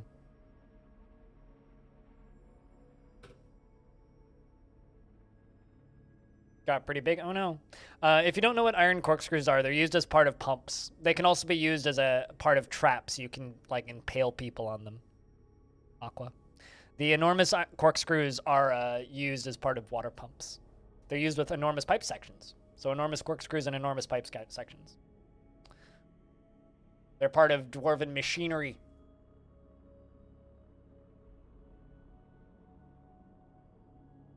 Often either made out of metals or some other various material.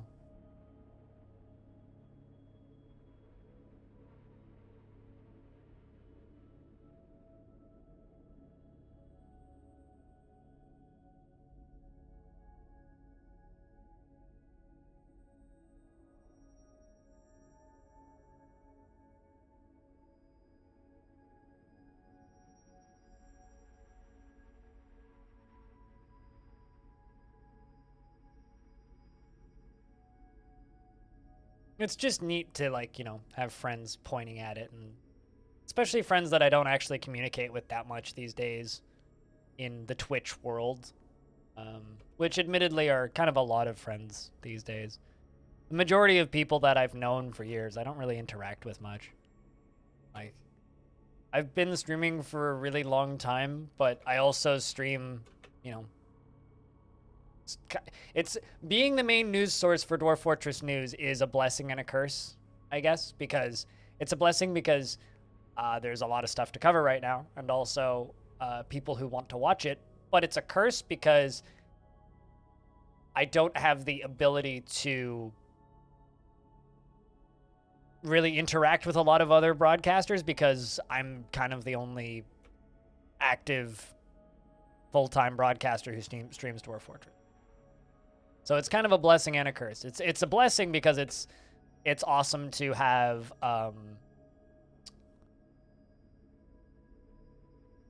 stuff to make and have a great community that follows you, and it's awesome to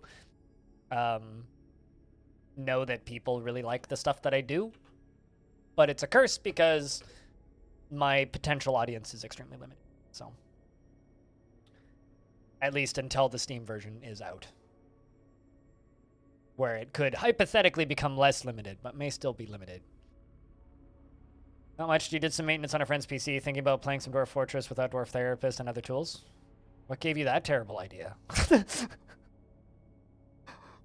I mean, play Dwarf Fortress the way you want to play it, the way you enjoy playing it. And if that's with tools, play with tools. If you don't want to play with tools, don't play with tools. Play the game. As long as you're playing Dwarf Fortress, you're winning as far as I'm concerned.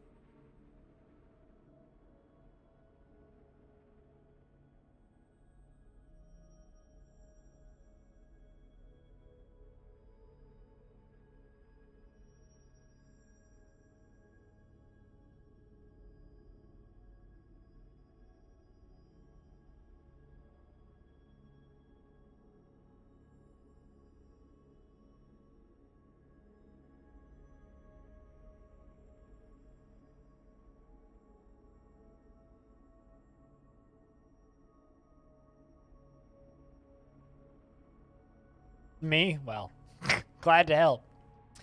You're interested in how it plays without, and you always feel like you spend more time to alt-tab, and it's a bit immersion breaking.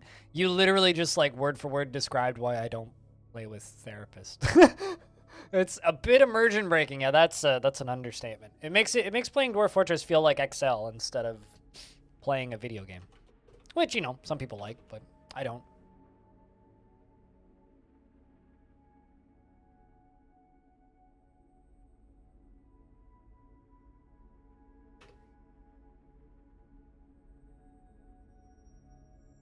But at the end of the day, when it comes to playing DF, like, the beauty of Dwarf Fortress is you could actually, like, take a save file that you've been playing with Dwarf Therapist and DF Hack installed, move it to a different install so you're already familiar with the layout, and then tweak it from there.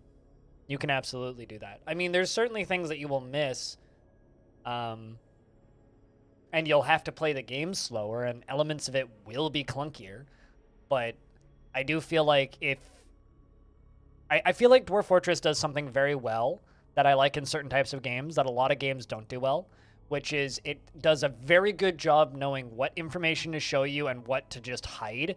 And I don't know if this is something that Tarn did intentionally or if he just kind of lucked his way into it, because, you know, all of those memes, and, like, I've talked about this before, but, like, all of the memes about Dwarf Fortress, that it's this impossibly difficult game, are kind of unfounded, because the stuff that doesn't matter to the player, you don't need to see, and the game doesn't show you. Like, this game is keeping track of every single dwarf's weight and digestive system. Does the player see that? No. Does the player need to see that? No. Can you find it? Yes, if you know where to look for it. But the game does a very good job of hiding those menus. And I think that is just super neat to me. It's just super neat. It's even like this screen. It's like, this screen's super important, but you can just completely ignore it. It's like, you can also completely ignore this screen. Their health screen. All of the individual body parts and all that stuff. Holy lol is focused. Quite focused with satisfied needs. Unfettered after spending time with people. Unfettered after staying occupied. Unfettered after doing something exciting. You did something exciting. Unfocused after being able to acquire something. Wants to acquire something.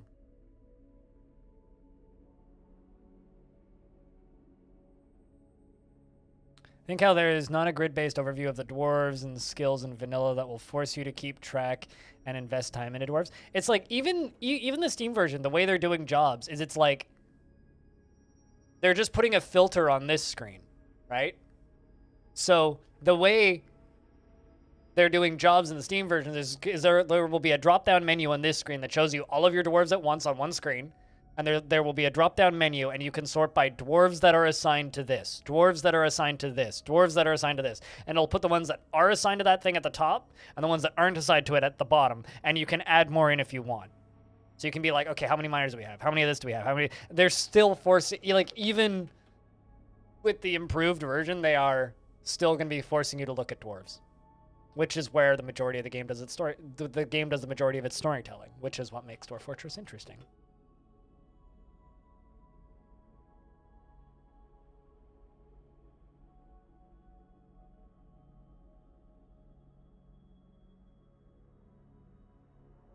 I mean, at some point with therapists, they will inevitably become numbers. And even, like, even without therapists, to a degree, they will sort of become numbers at a point, right? Like, I think that's almost unavoidable.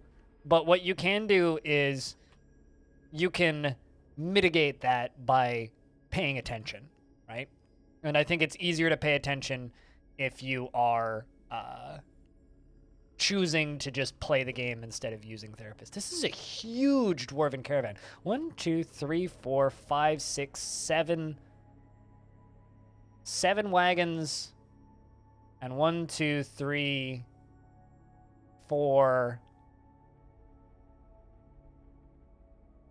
5, 6 pack animals. Maybe 7?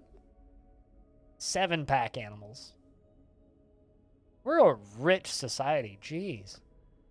7 pack animals and 7 wagons. Here to supply a fortress that was built by 7 dwarves. How fitting. But yeah, another thing about DF is Dwarf Fortress actually does a pretty okay job about just giving you kind of enough dwarves to do everything. And I think if you can get away from the need to make sure every dwarf has a job at all times and every task is completed optimally, if you shut off that need in your brain as a player, like, it doesn't really, as long as you have like more than 40 dwarves, somebody's got the job. Somebody can do it. It might take a minute, but like, they'll get it done. And that's kind of always been my mythos when playing this game, is like, somebody has that job assigned and somebody will get it done. Like, there might only be 2 of them and it might take a little bit. Paranoid Metroid became a child and instantly became possessed. So that just happened. I don't know if, I think Paranoid Metroid is probably headed out pretty soon, yeah? Welcome back. Hope your trip to the gym was good. We have ourselves a strange mood child. A child going on a strange mood. How strange. Let's do this real quick before I go watch the child.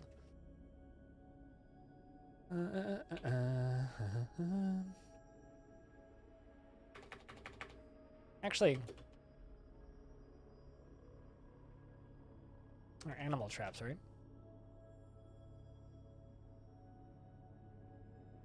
Sell those. What else do we have that we don't need?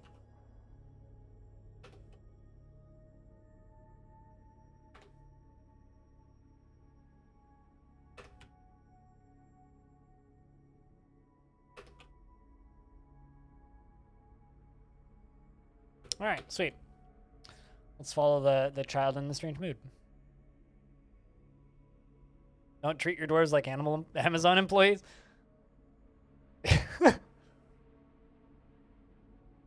Although Amazon employees don't run around and kill people when they're mad. At least I hope. I feel like the world would be in slight more amounts of chaos if that was a thing. 350 calories lighter. Cardio? My general workout routine is like about 20 minutes, and it's like resistance bands, and I just do it in my apartment. Never liked public gyms. I had a friend that I used to go to a public gym with for a bit.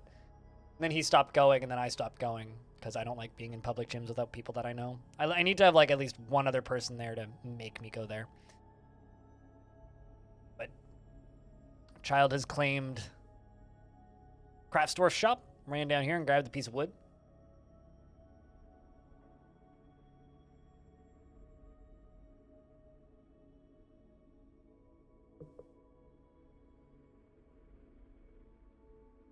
But yeah, you missed some exciting, not really, bits. I got DM'd a bit by random marketing person who was cold calling people from a Discord server that I was in until I left it 10 minutes ago. Just so tired of getting spam from that Discord server. So chat, you want to know what's weird? And this is probably because of the Game Awards tonight, but Starfield has a Steam page and a release date, allegedly.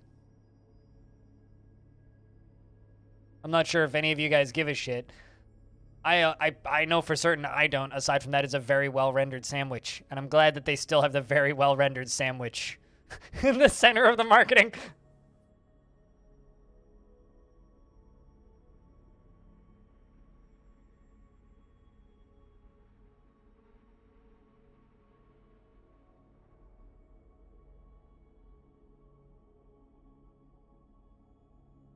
Niltongsdumat. I am Realiasm from the Mountain Gnomes. Let's discuss your situation. There's much to share. We've updated your maps. What requests do you have of our merchants? All of the cheese, please. You had a job in Japan where you had to cold call schools and ask if they wanted tutors. Oh, that's fun. Left that job in the whole ass country. Yep. Well, I mean, as somebody who's... So, I'm kind of old as far as streaming goes. Like, I've been streaming full-time. Like, this has been the majority of my income and my full-time job, hours-wise, since 2016.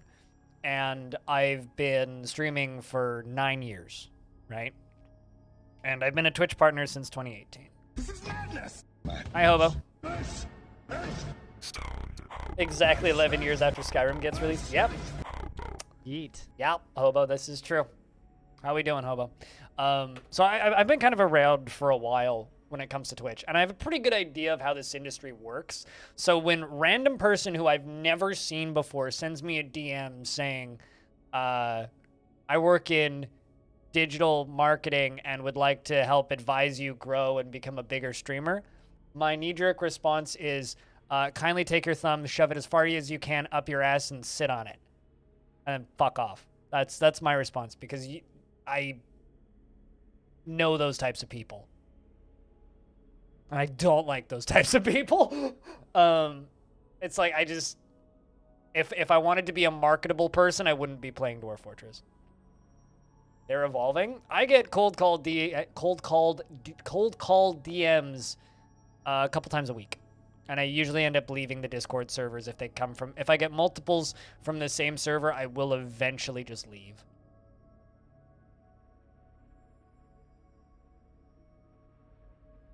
That Discord server, which I did. So.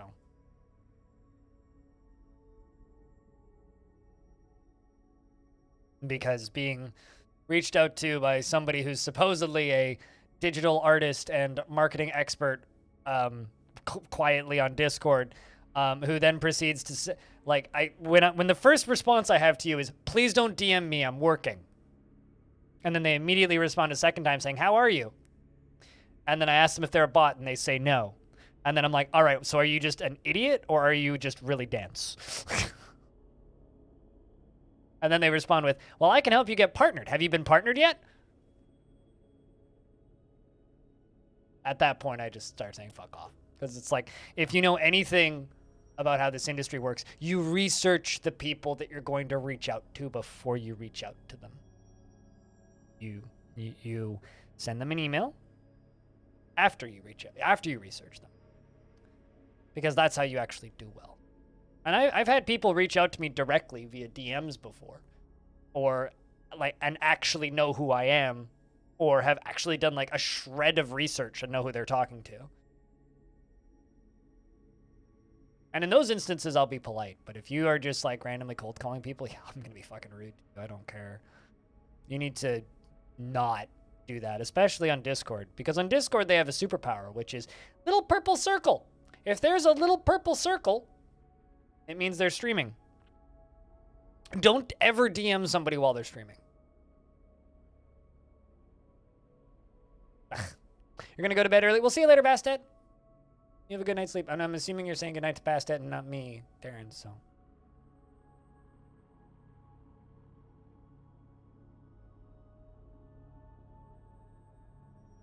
I wouldn't quite say I've been partnered for eons, but I've certainly been partnered for a while these days.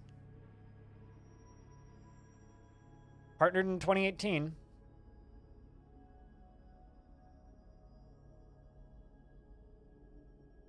Like, I've been to almost every TwitchCon. I know those types of people. Sup, Wise Ginger? How's things? His blind partner yet? That command still works!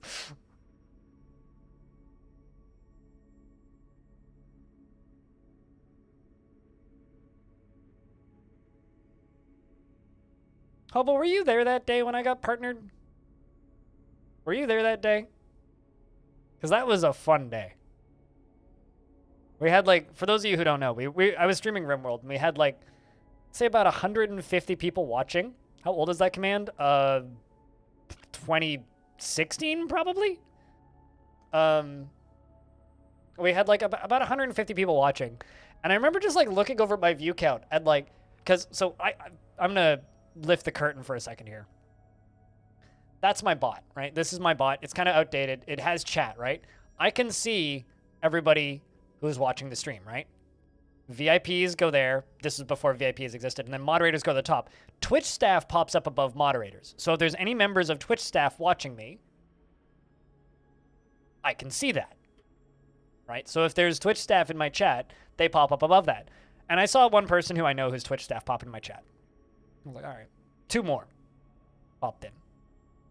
4, 5, 6 more. And then they surpassed like the list. There was like about 25 Twitch staff people just like lurking in my chat. And I'm sitting there, I'm staring at it, I'm like, huh.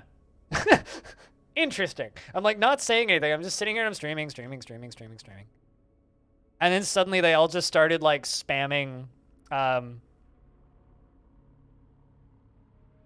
this emote and this.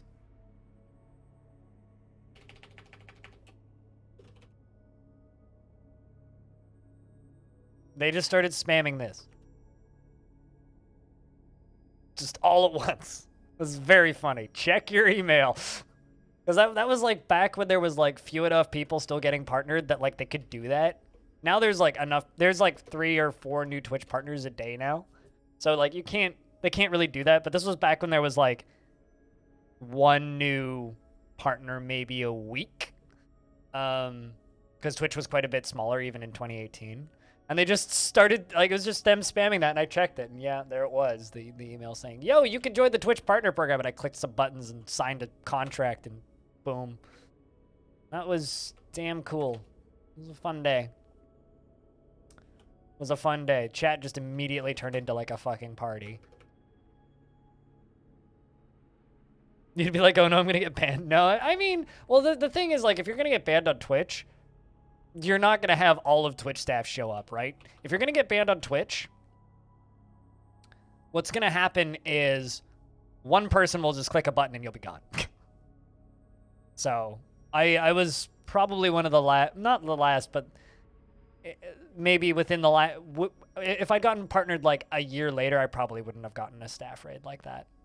Like none of my teammates have gotten staff raids. Like when Jeff's got partnered couple months ago, she didn't get a staff raid. When Kiri got partnered, she didn't get one. But what if they brought their friends to laugh at you? As somebody who knows one person who works in Twitch staff moderation, or knew someone who may or may not still work in Twitch staff moderation, yeah, that's not how that works. They just click a button and you're gone. If they're banning you, they want you gone, and you're gone. There's no mocking or making fun of you. You're just gone. They'll take you out live if you're doing some. I've seen channels get banned in real time before too. Like there was one time I found a channel where someone was streaming a pornography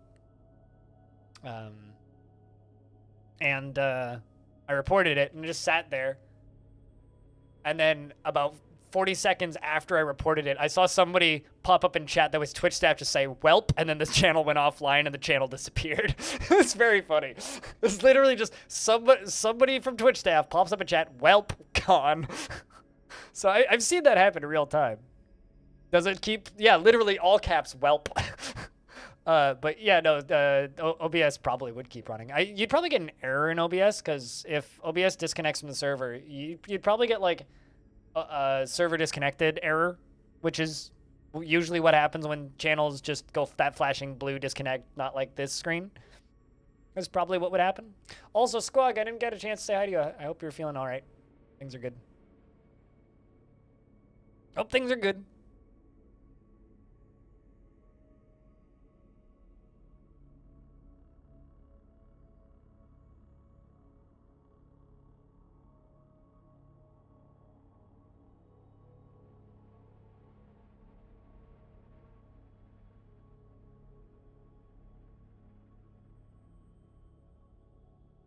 But never anything major.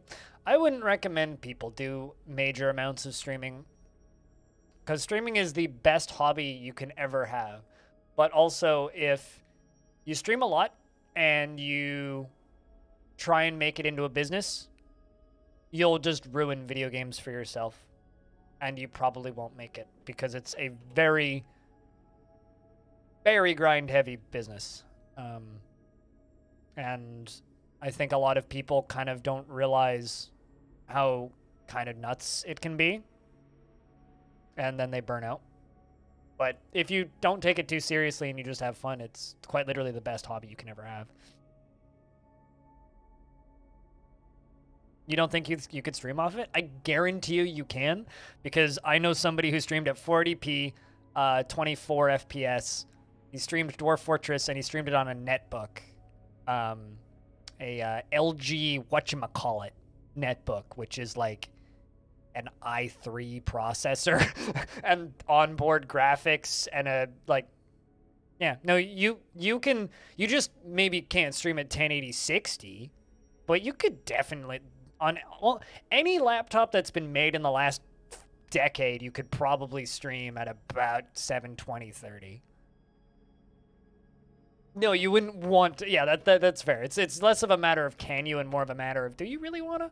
All right, so Paranoid Metroid has begun a mysterious construction. Let's see what they make. Let's get back to trading, which we're probably good to do. Oh, never mind. They already left. Well, I took too long. Lobby. Till next year, then. And Jimmy is delighted after remembering putting on an exceptional item.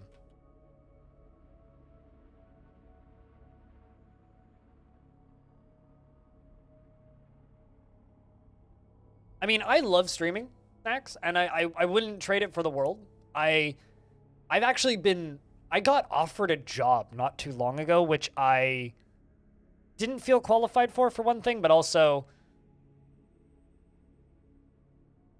just there was something that felt off about it to begin with, and so I probably wouldn't have said yes, even if it was something I was interested in, but it just wasn't an industry I was interested in. The pay wasn't bad, but it's one of those things where it's like, I've had opportunities, and I've categorically turned them down, and none of them have been an opportunity that I would consider taking, which would be, like, community for a game. Like, I'd be down to try my hand at community management for a game, but I don't think I personally can ever work for a boss that isn't me ever again. Even though, like, I probably could make considerably more money if I went and took a couple courses and got a real job. I make enough to live doing this, and I make enough to, for lack of a better term, be... aside from my brain's depression, which is a different issue, I make enough that I don't really need to be too worried about my day-to-day and just surviving. I make enough that I can just stream and drink beer occasionally and smoke weed and listen to my records and talk with chat and just kind of survive. I can't really afford extravagant vacations, but outside of that, I survive.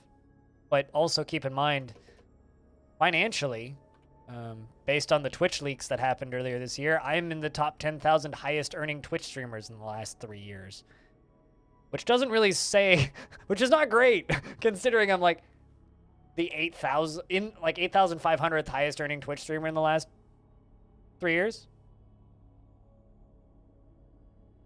And if you look at that amount, it's not that much money. So, doesn't really bode well for the rest of us.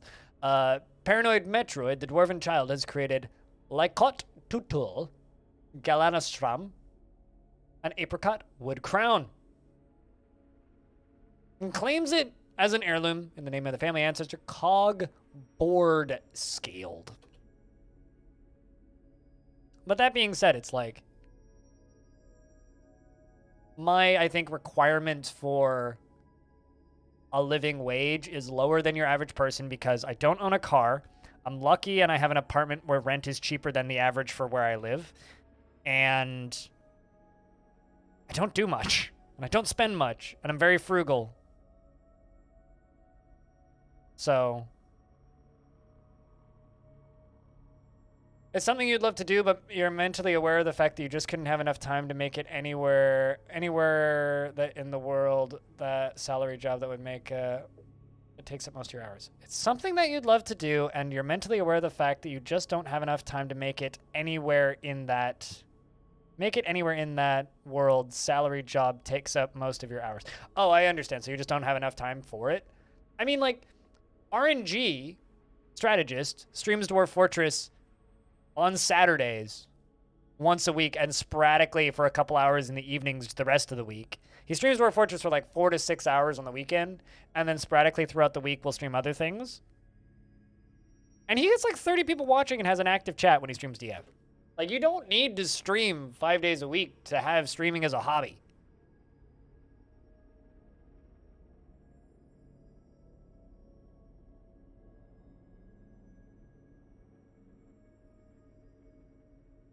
Like reinvesting your earnings back into the business, is that what you're saying?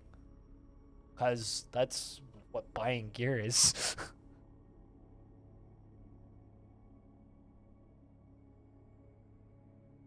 Through him or Formal? I mean, him and Formal are perfectly good. I mean, Formal not so much. Formal tries to force business into everything and make everything into a job, so I question some of the ways that Formal does things. Or just like look at a bottle of water and go, but this has been sitting on my desk for too long. Are we winning? Whenever we're not losing, we're winning, sir. Anyway, Inkforted, the Tenberous World, an apricot wood crown. But yeah, what do you mean by investing back into the business? Like, what exactly do you mean by that? Losing is indeed fun. This is true, Tickers. This is an apricot wood crown. All craftsmanship is of the highest quality. It is encrusted with oval kimberlate cabochons and decorated with cow bone, and encircled with bands of apricot wood and square brilliant cut green glass gems, cow bone and rose gold. This object is adorned with hanging rings of unicorn bone and menaces with spikes of green glass. On the item is an image of a swamp titan in apricot wood. Neat.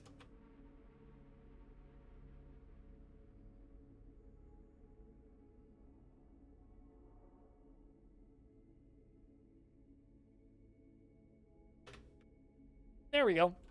Get it put away for safekeeping.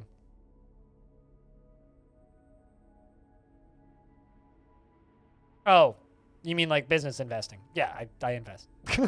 Duh. You're stupid not to. Just don't buy NFTs. Christ.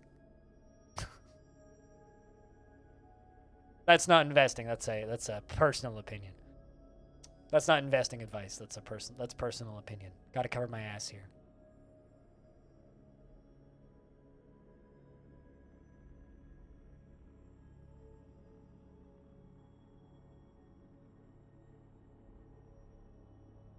Just because I don't make a ton of money doesn't mean I'm an idiot with my money. I'm frugal and smart with my money, which is why I still exist.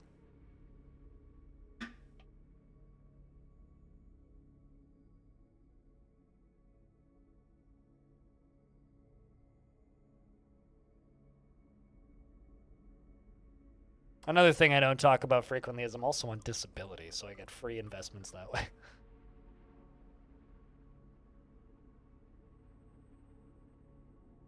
I'm just not on disability salary. I have a special savings account which is given to me by the Canadian government because I'm a disabled person with a private business,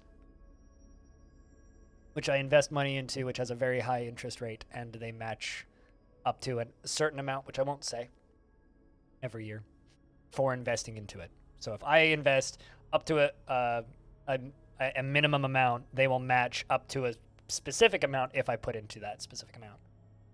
So if I put X number of dollars in, they match that X number of dollars yearly. No such thing as losing, only learning. And this fort, there certainly is such a thing as losing, because I could lose like almost 1,000 hours probably of progress. Never heard of that kind of thing? It's the actual... It's a Canadian Disability Savings Program. DSP.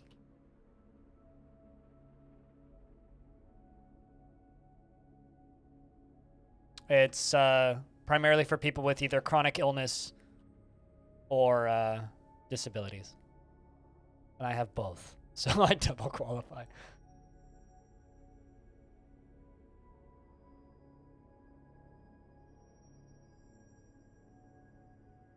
But also something that, like, I spoke with my financial advisor about last year, briefly when we met, when we were doing taxes last year.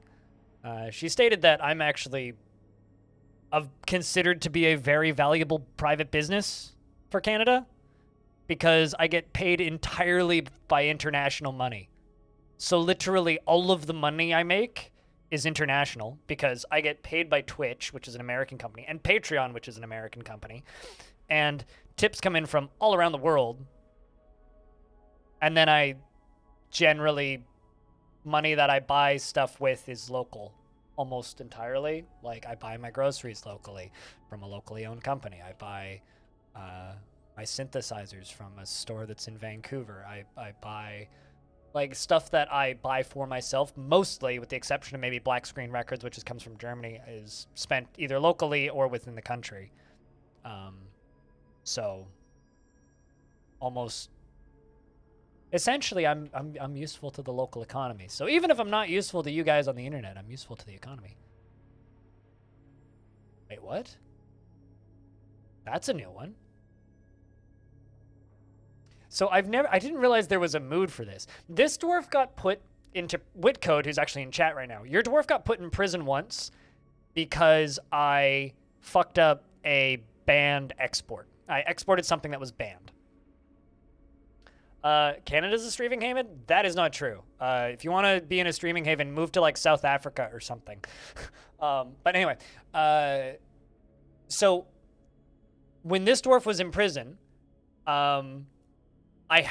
you were going to go insane because you felt guilty and embarrassed, which are like the two worst moods that you can get for being in prison, Whitcode. And so I deleted the chain and you got a beating instead. So instead of getting like 250 days in prison, alongside of like 8 other dwarves, you got like 3 days in prison and a beating, which was fine because my captain of the guard is very weak, so it's like the equivalent of getting like lightly flapped at with a flat hand. It's like getting slapped, basically. So you were a little bothered by that, but you made it out fine, right? She was astonished, remembering having her punishment reduced. Also, there's no space between having and her, which I think is interesting. But she was astonished, remembering having her punishment reduced. I never knew that that's a thing that they could even realize.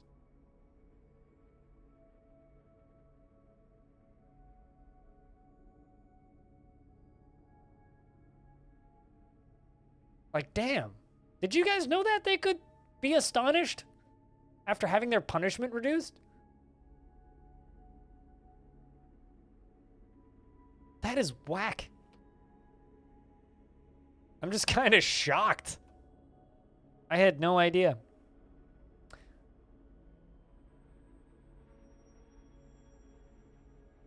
I guess it's a pretty, yeah, Yoshi the Wanderer. It's a pretty specific thing because like you have to have somebody put in prison and then you have to manually delete the chain and remove the captain of the guard from the job so that they don't get put back in right away. Astonished after having her punishment reduced, her prison sentence reduced. This right here.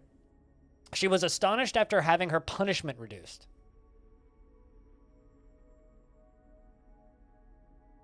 Because do you remember when I fucked up that the export and we exported a bunch of, I want to say crowns for the old mayor? It is pretty astonishing. I mean, I agree. But also, that's interesting. You've never had prisoners? You should. Nice. How long ago was that? Probably at least 10 years ago. Because it would have been the previous mayor who died. What year is it? Yeah, about 10 years ago. So it would have been right after the previous mayor. Because we had like a flip-floppy of 2 different mayors for a bit, and then the other one died, and then we got the one that we have now.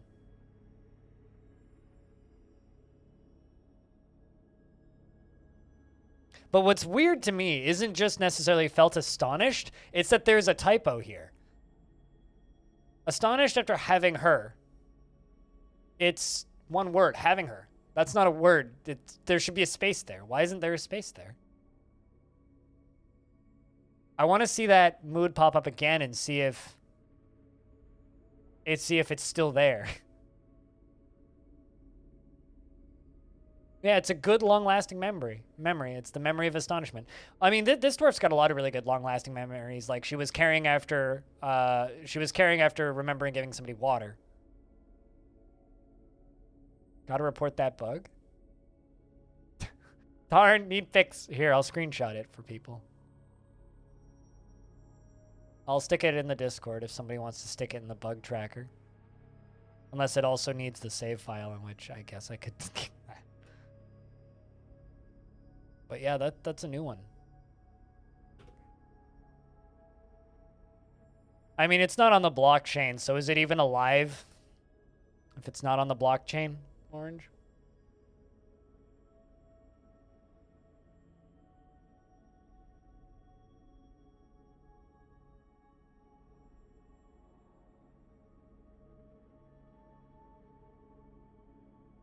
But man, that is bizarre. Also, chat, to anybody who's just kind of hanging out, in 45 minutes, the Game Awards are happening. So I'm still going to stream a little bit more, but then I'm going to run down to the liquor store and buy myself a 6-pack of beer, courtesies of the Pilot Guy and Axon at the start of stream, both tipping $5. And then I'm going to sit in a public Discord call, not on stream, I will end stream first, but I'm going to sit in a public Discord call and watch the Game Awards. So if anybody wants to watch the Game Awards with me and be sad when bad games win all the awards, that'll be fun.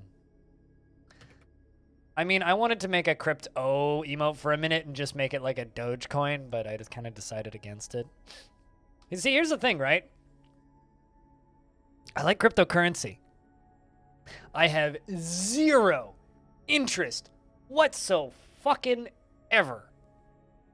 in NFTs. Cryptocurrency, though, is neat. You know, actually, I had actually a really good, like, my brain kind of, like, lit up last night while I was trying to sleep because I realized a really, really good retort now for people who, are positive on NFTs and games, specifically like the Ubisoft announcement from the other day. If you signed up for an MMO and it required you to hook up your bank account directly to it in order to play, would you? Like if World of Warcraft was like, in order to play this game, you have to hook your bank account up to it directly. Yeah, I did finish the mist stack generator.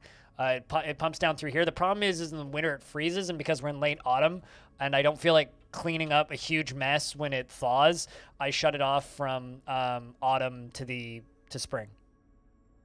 The scamminess of them isn't the issue. The scam, or them being scams, is the least of the issues. Max. But yeah, I got the pump stack done. It pumps from down here with these windmills, because windmills are fun, not because they're efficient, which then go up to here and pumps around and then down through those and then into here, and then that's the drain, which then hooks up to my old drain, which goes down this way all the way down through here. NFTs are a useful verification technology, but for the same reason that I have zero interest in buying art, I have zero interest in buying NFTs. And when it comes to NFTs in video games, if you're like me and you do not like games that have always online DRM, you should hate NFTs because they're literally just more of that.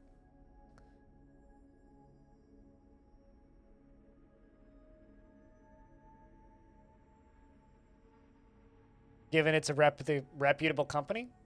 All right, fair enough. Fair enough. Even if that was mandatory?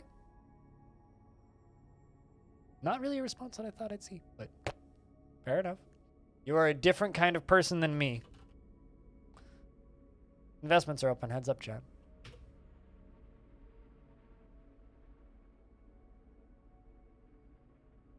This poor dwarf. Poor Jimmy.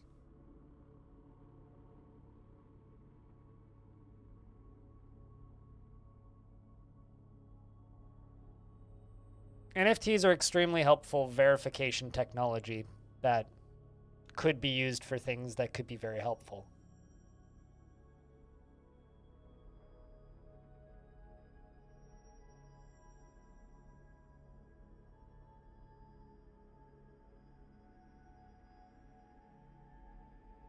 You see it as an absolute win? Well, then you should love NFTs in video games. Go buy all the crypto. And, fuck. As the planet burns.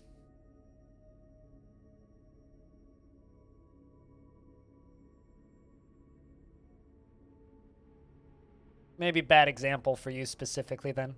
Also, I carry cash for one thing, and that's to buy drugs. That's it.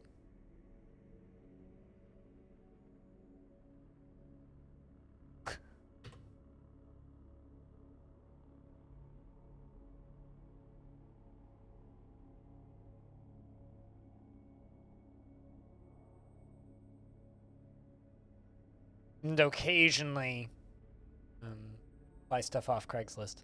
That's about it. Keeping cash around is silly to me, but all card. I mean, as an example of how few people carry cash, I saw a guy busking on the side of the street last time I was downtown, and he had a card tapper where you could like they literally had like a Stripe plugin and an iPad, so you could tip him with Stripe if you wanted to.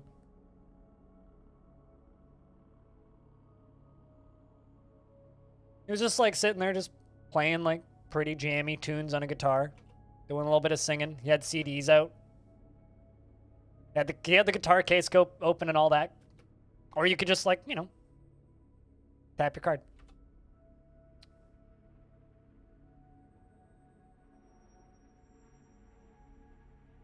What bank? It's a pretty crappy bank. Jeez.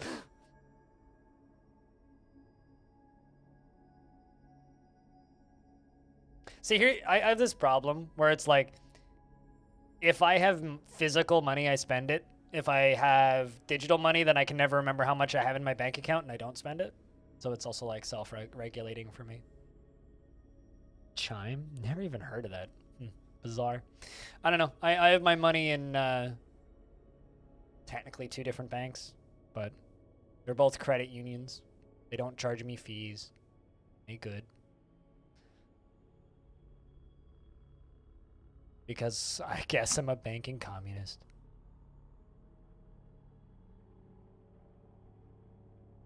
I have enough money in enough places that even if one of my bank accounts or PayPal got emptied over, I'd be fine.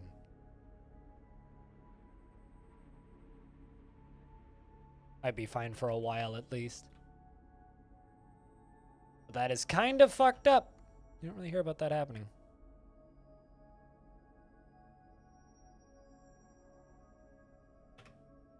Back at you, man.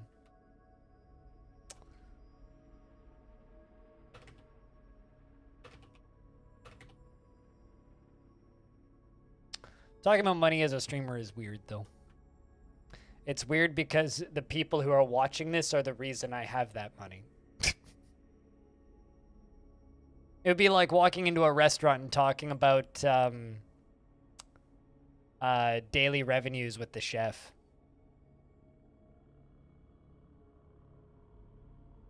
For getting $100 if you referred and he referred it. That seems sketch.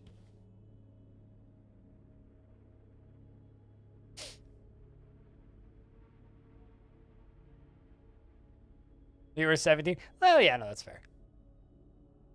Wait, did you get your first bank account at 17? Or had you had another bank account previously? I'm just curious. You don't have to answer that question if you don't want to. Thanks for the 5 pennies. Cheers, Orange.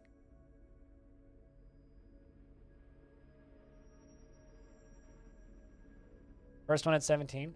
So I got my first bank account with one of the 2 banks that I'm with, and I opened that account when I was 6. Which is kind of incredible, actually. Cause like I'm 27, right? And there was one time when I went in there, and I think I was paying taxes actually. I was in there and I was handing them some bills, and she looks at me and she goes, "Your ID says that you are 27." I'm like, "Yeah." And she goes, "You've had an account with us for 21 years?" "Yes." She goes, "Oh my gosh." Did you really make that account when you were 6? Like, yep. Wow. Damn. I very vividly remember because I got $1 from I got $1 from my grandma. A $1 coin. And my mom was like, "We should put that in the bank." And I remember going, "But then I won't have it anymore." And then she's like, "No, but we should put it in the bank." And my mom used it as like this learning exercise. And I put it in the bank, and I had $1. And then the next a month, because this was like, you know, before debit cards and all that shit. So I had like this paper book that they would write my bank totals in the account, and I had this little book for a very long time. LaFonda's fighting with an owl and definitely just won. I had this book for a very long time, which had all my totals in it. And it was like $1 a week that I put in because my parents would go into the bank once a week to take out cash and put in and deposit my dad's checks.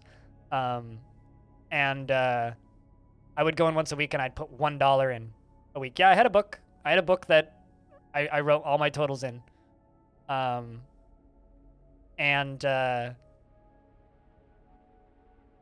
then when Christmas rolled around, I started putting half of my Christmas money in every year because I would get money from relatives for Christmas sometimes, when they didn't buy me Lego, and I would put that in there. And then when I was 12, I bought my first computer.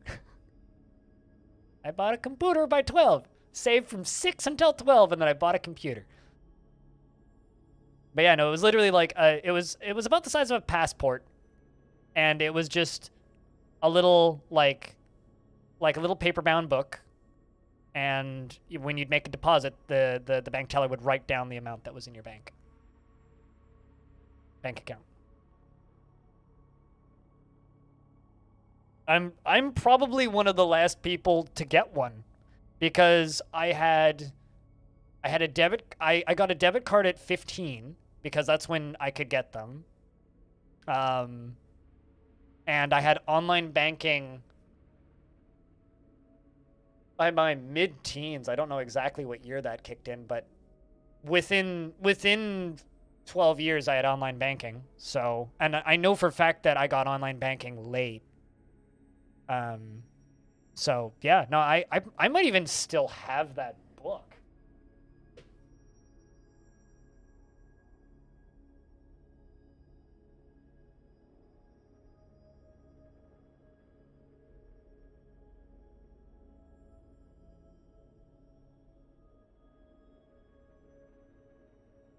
I shouldn't go digging through my sock drawer, but I think I might actually still have it. If it's not in that drawer or that drawer, then it might be in the Rubbermaid container that's in my closet. I mean, I've been dating myself for the last 2 years since I've been single, so, you know. We gotta start somewhere, right? The first step is admitting it. This is why I go to bars alone, okay?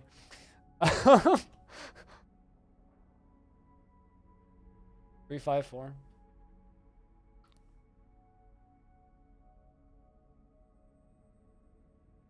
You ever even knew you could casually open one as a child? I needed my mom needed to sign paper to get a bank account. Like in order to make a bank account, if you're under 14, a parent needs to basically sign for you. So it's your bank account, but it was under my mom's name, but it was my bank account. Like I opened it, I had the password, I was the only one who could access it. I had the ID numbers and everything, but I had to do it with parental permission. It's sort of like you can get a job at 14 here, but you can get a paying job here at 14, but it's only if your parents give you permission. And there was certain restrictions on it. Like it wasn't like it wasn't like I casually walked into a bank by myself and made a full bank account. It's like you need a parent to sign with you and whatnot. Yeah, co-sign, exactly. That's the word I was looking for. But I mean, it's like my dad, who when he was like 16, he went into the bank, made an account with a different bank that he hadn't been with previously, and he took out a loan of $800 and bought a stereo. That's what my dad did at 16. He went in, took out a loan for $800, and this was $800 in like the early 70s, and bought a stereo. He said his logic behind it was he needed to establish a line of credit. And, you know, this was like before kids had credit cards, right? That's like that's not like 5 cars. Really, 5 really shitty cars. But then again, you know, if you go to the right place, Orange, you could probably buy 5 cars for $800 right now. So I can't confidently speak on the laws in the U.S., but you're pretty sure that you can't work until 16, even with parental permission. I got my first full-time job at 16. I worked full-time in a factory for 6 months at 16. Fucking hated that job. Absolutely hated that job. Fucking nightmare. But I did it. And I bought a computer with this is like a running theme with me. It's like I do a thing that sucks and it's hard work and it lasts a really long time and I buy a computer. You don't want to be inside a $500 car, trust me. I have a feeling it would rattle a lot and shake a lot and make a lot of sounds. Right? How close am I to what a $500 car sounds like? Ponder dietary relationships. Further musings. Lots of socializing. Fondness after making a friend. Resentful after getting into an argument. Damn it, do it. Don't get too resentful. Just make friends.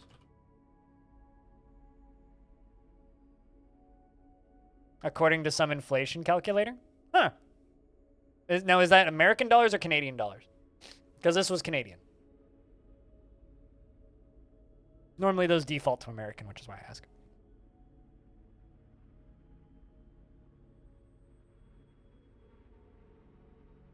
You notice the missing everything else? I was, my parents tell me stories and have shown me photographs of their old Volkswagen Beetle, which was their first car that they owned. And by the time they got rid of it, the floor was so rusted. If you lifted up the floor mats, you could see the road underneath you. That's how rusted it was. So, I'm pretty sure that's probably about a $500 car. Because Canada and Europa doesn't exist, right? No, Canada's on the moon. We exist. We're just on the moon.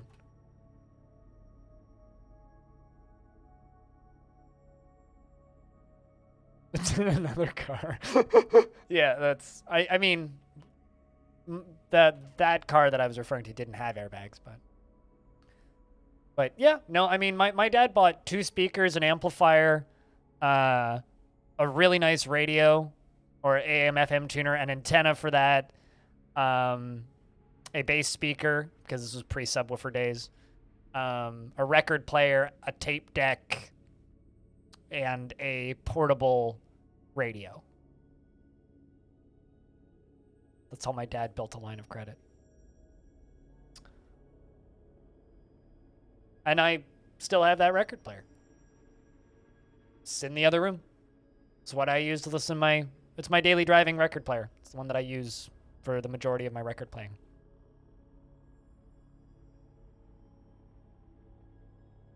Oh yeah, and Europa is a moon of Jupiter. It checks out. Yeah, absolutely. Yeah, absolutely. Earth is on the moon, and Europa is around Jupiter. So, you know, you're fine. Exhilarated after getting into an argument. I love how some dwarves just love getting into an argument. It's like, I got into an argument with kick roast oil udders. Ew. And how exhilarating. And kick roast oil udders is like, I talked to my friend. I'm feeling fond, but was resentful after getting into an argument. Are you two friends? Holy butts! Kick roast. So, it's been a while since this has happened. So Kick Roast Oil Udders is married to Errol, but also is lovers with Rith, Usteth, Clovenair, Massive, Mural, Team Xeno, and Saigon, who are all other members of this fortress. 1, 2, 3, 4, 5, 6, 7. All right, so she, wait, hold on a second. Where'd Kick Roast go? Kick Roast is married to this dwarf, and she is lovers with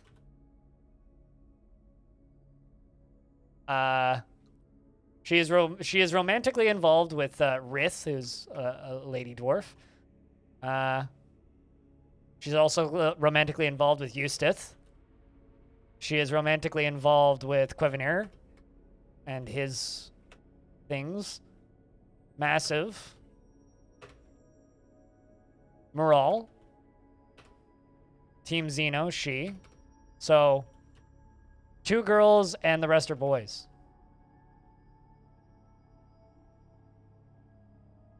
What's the dwarf version of Jerry Springer? I mean...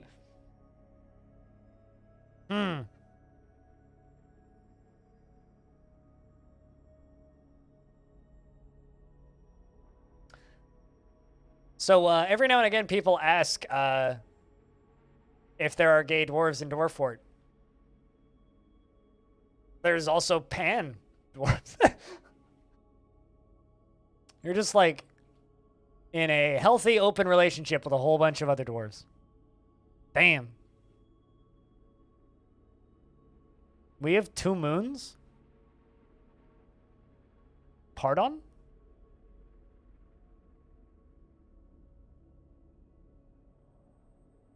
What's our second moon? It's clearly not visible if we have a second one. Because we have Luna, right? What's our other moon? Because Luna is the name of our moon, right? Which a lot of people don't know.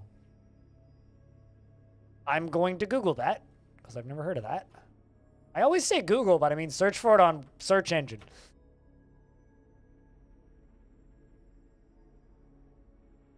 It's an asteroid, allegedly. It's a moon-like object.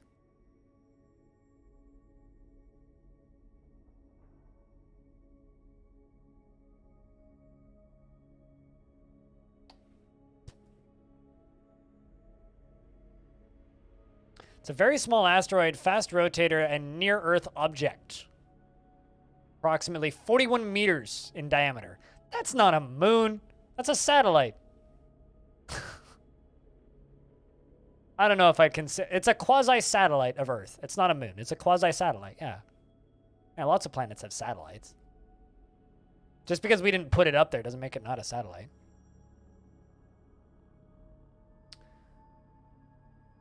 Anyway, this is just kind of funny to me that we have this dwarf who's just like taking all the lovers so that the rest don't have to. I'm just going to screenshot this because I think it's kind of funny.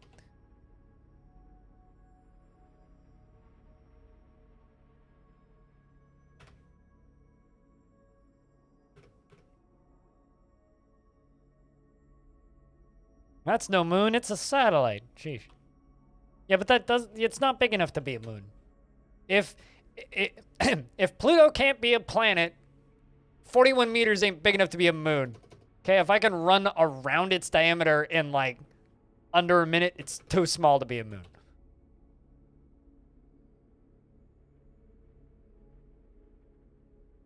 As long as it's not firing a laser at us, it's fine. Yes, I agree. I could not agree more. Como Oliwana. What's the name mean? That's the other thing. What's the name mean? But, all of that being said, chat, we've done some long streams over the past few days. So, taking it a wee bit easy today. And we've been streaming for 7 hours and 35 minutes. We did about an hour and a bit of records, about an hour and 10 minutes of records. And since then, it's just been Longdeath, so pretty damn good amount of stream time. But I think that's it for the day.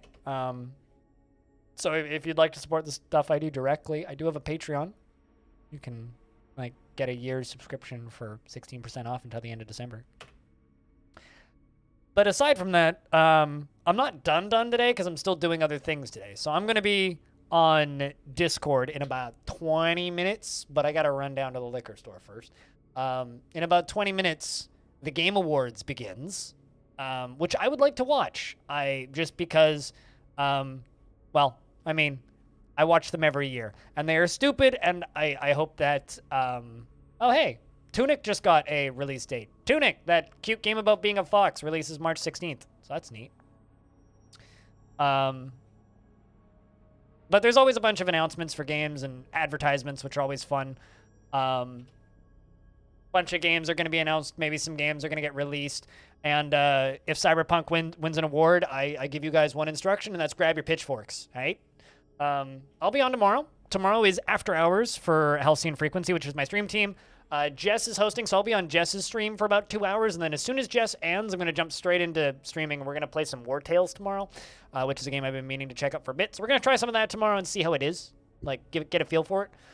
Saturday's stream will be much more normal, though, so I won't be starting late, unlike tomorrow.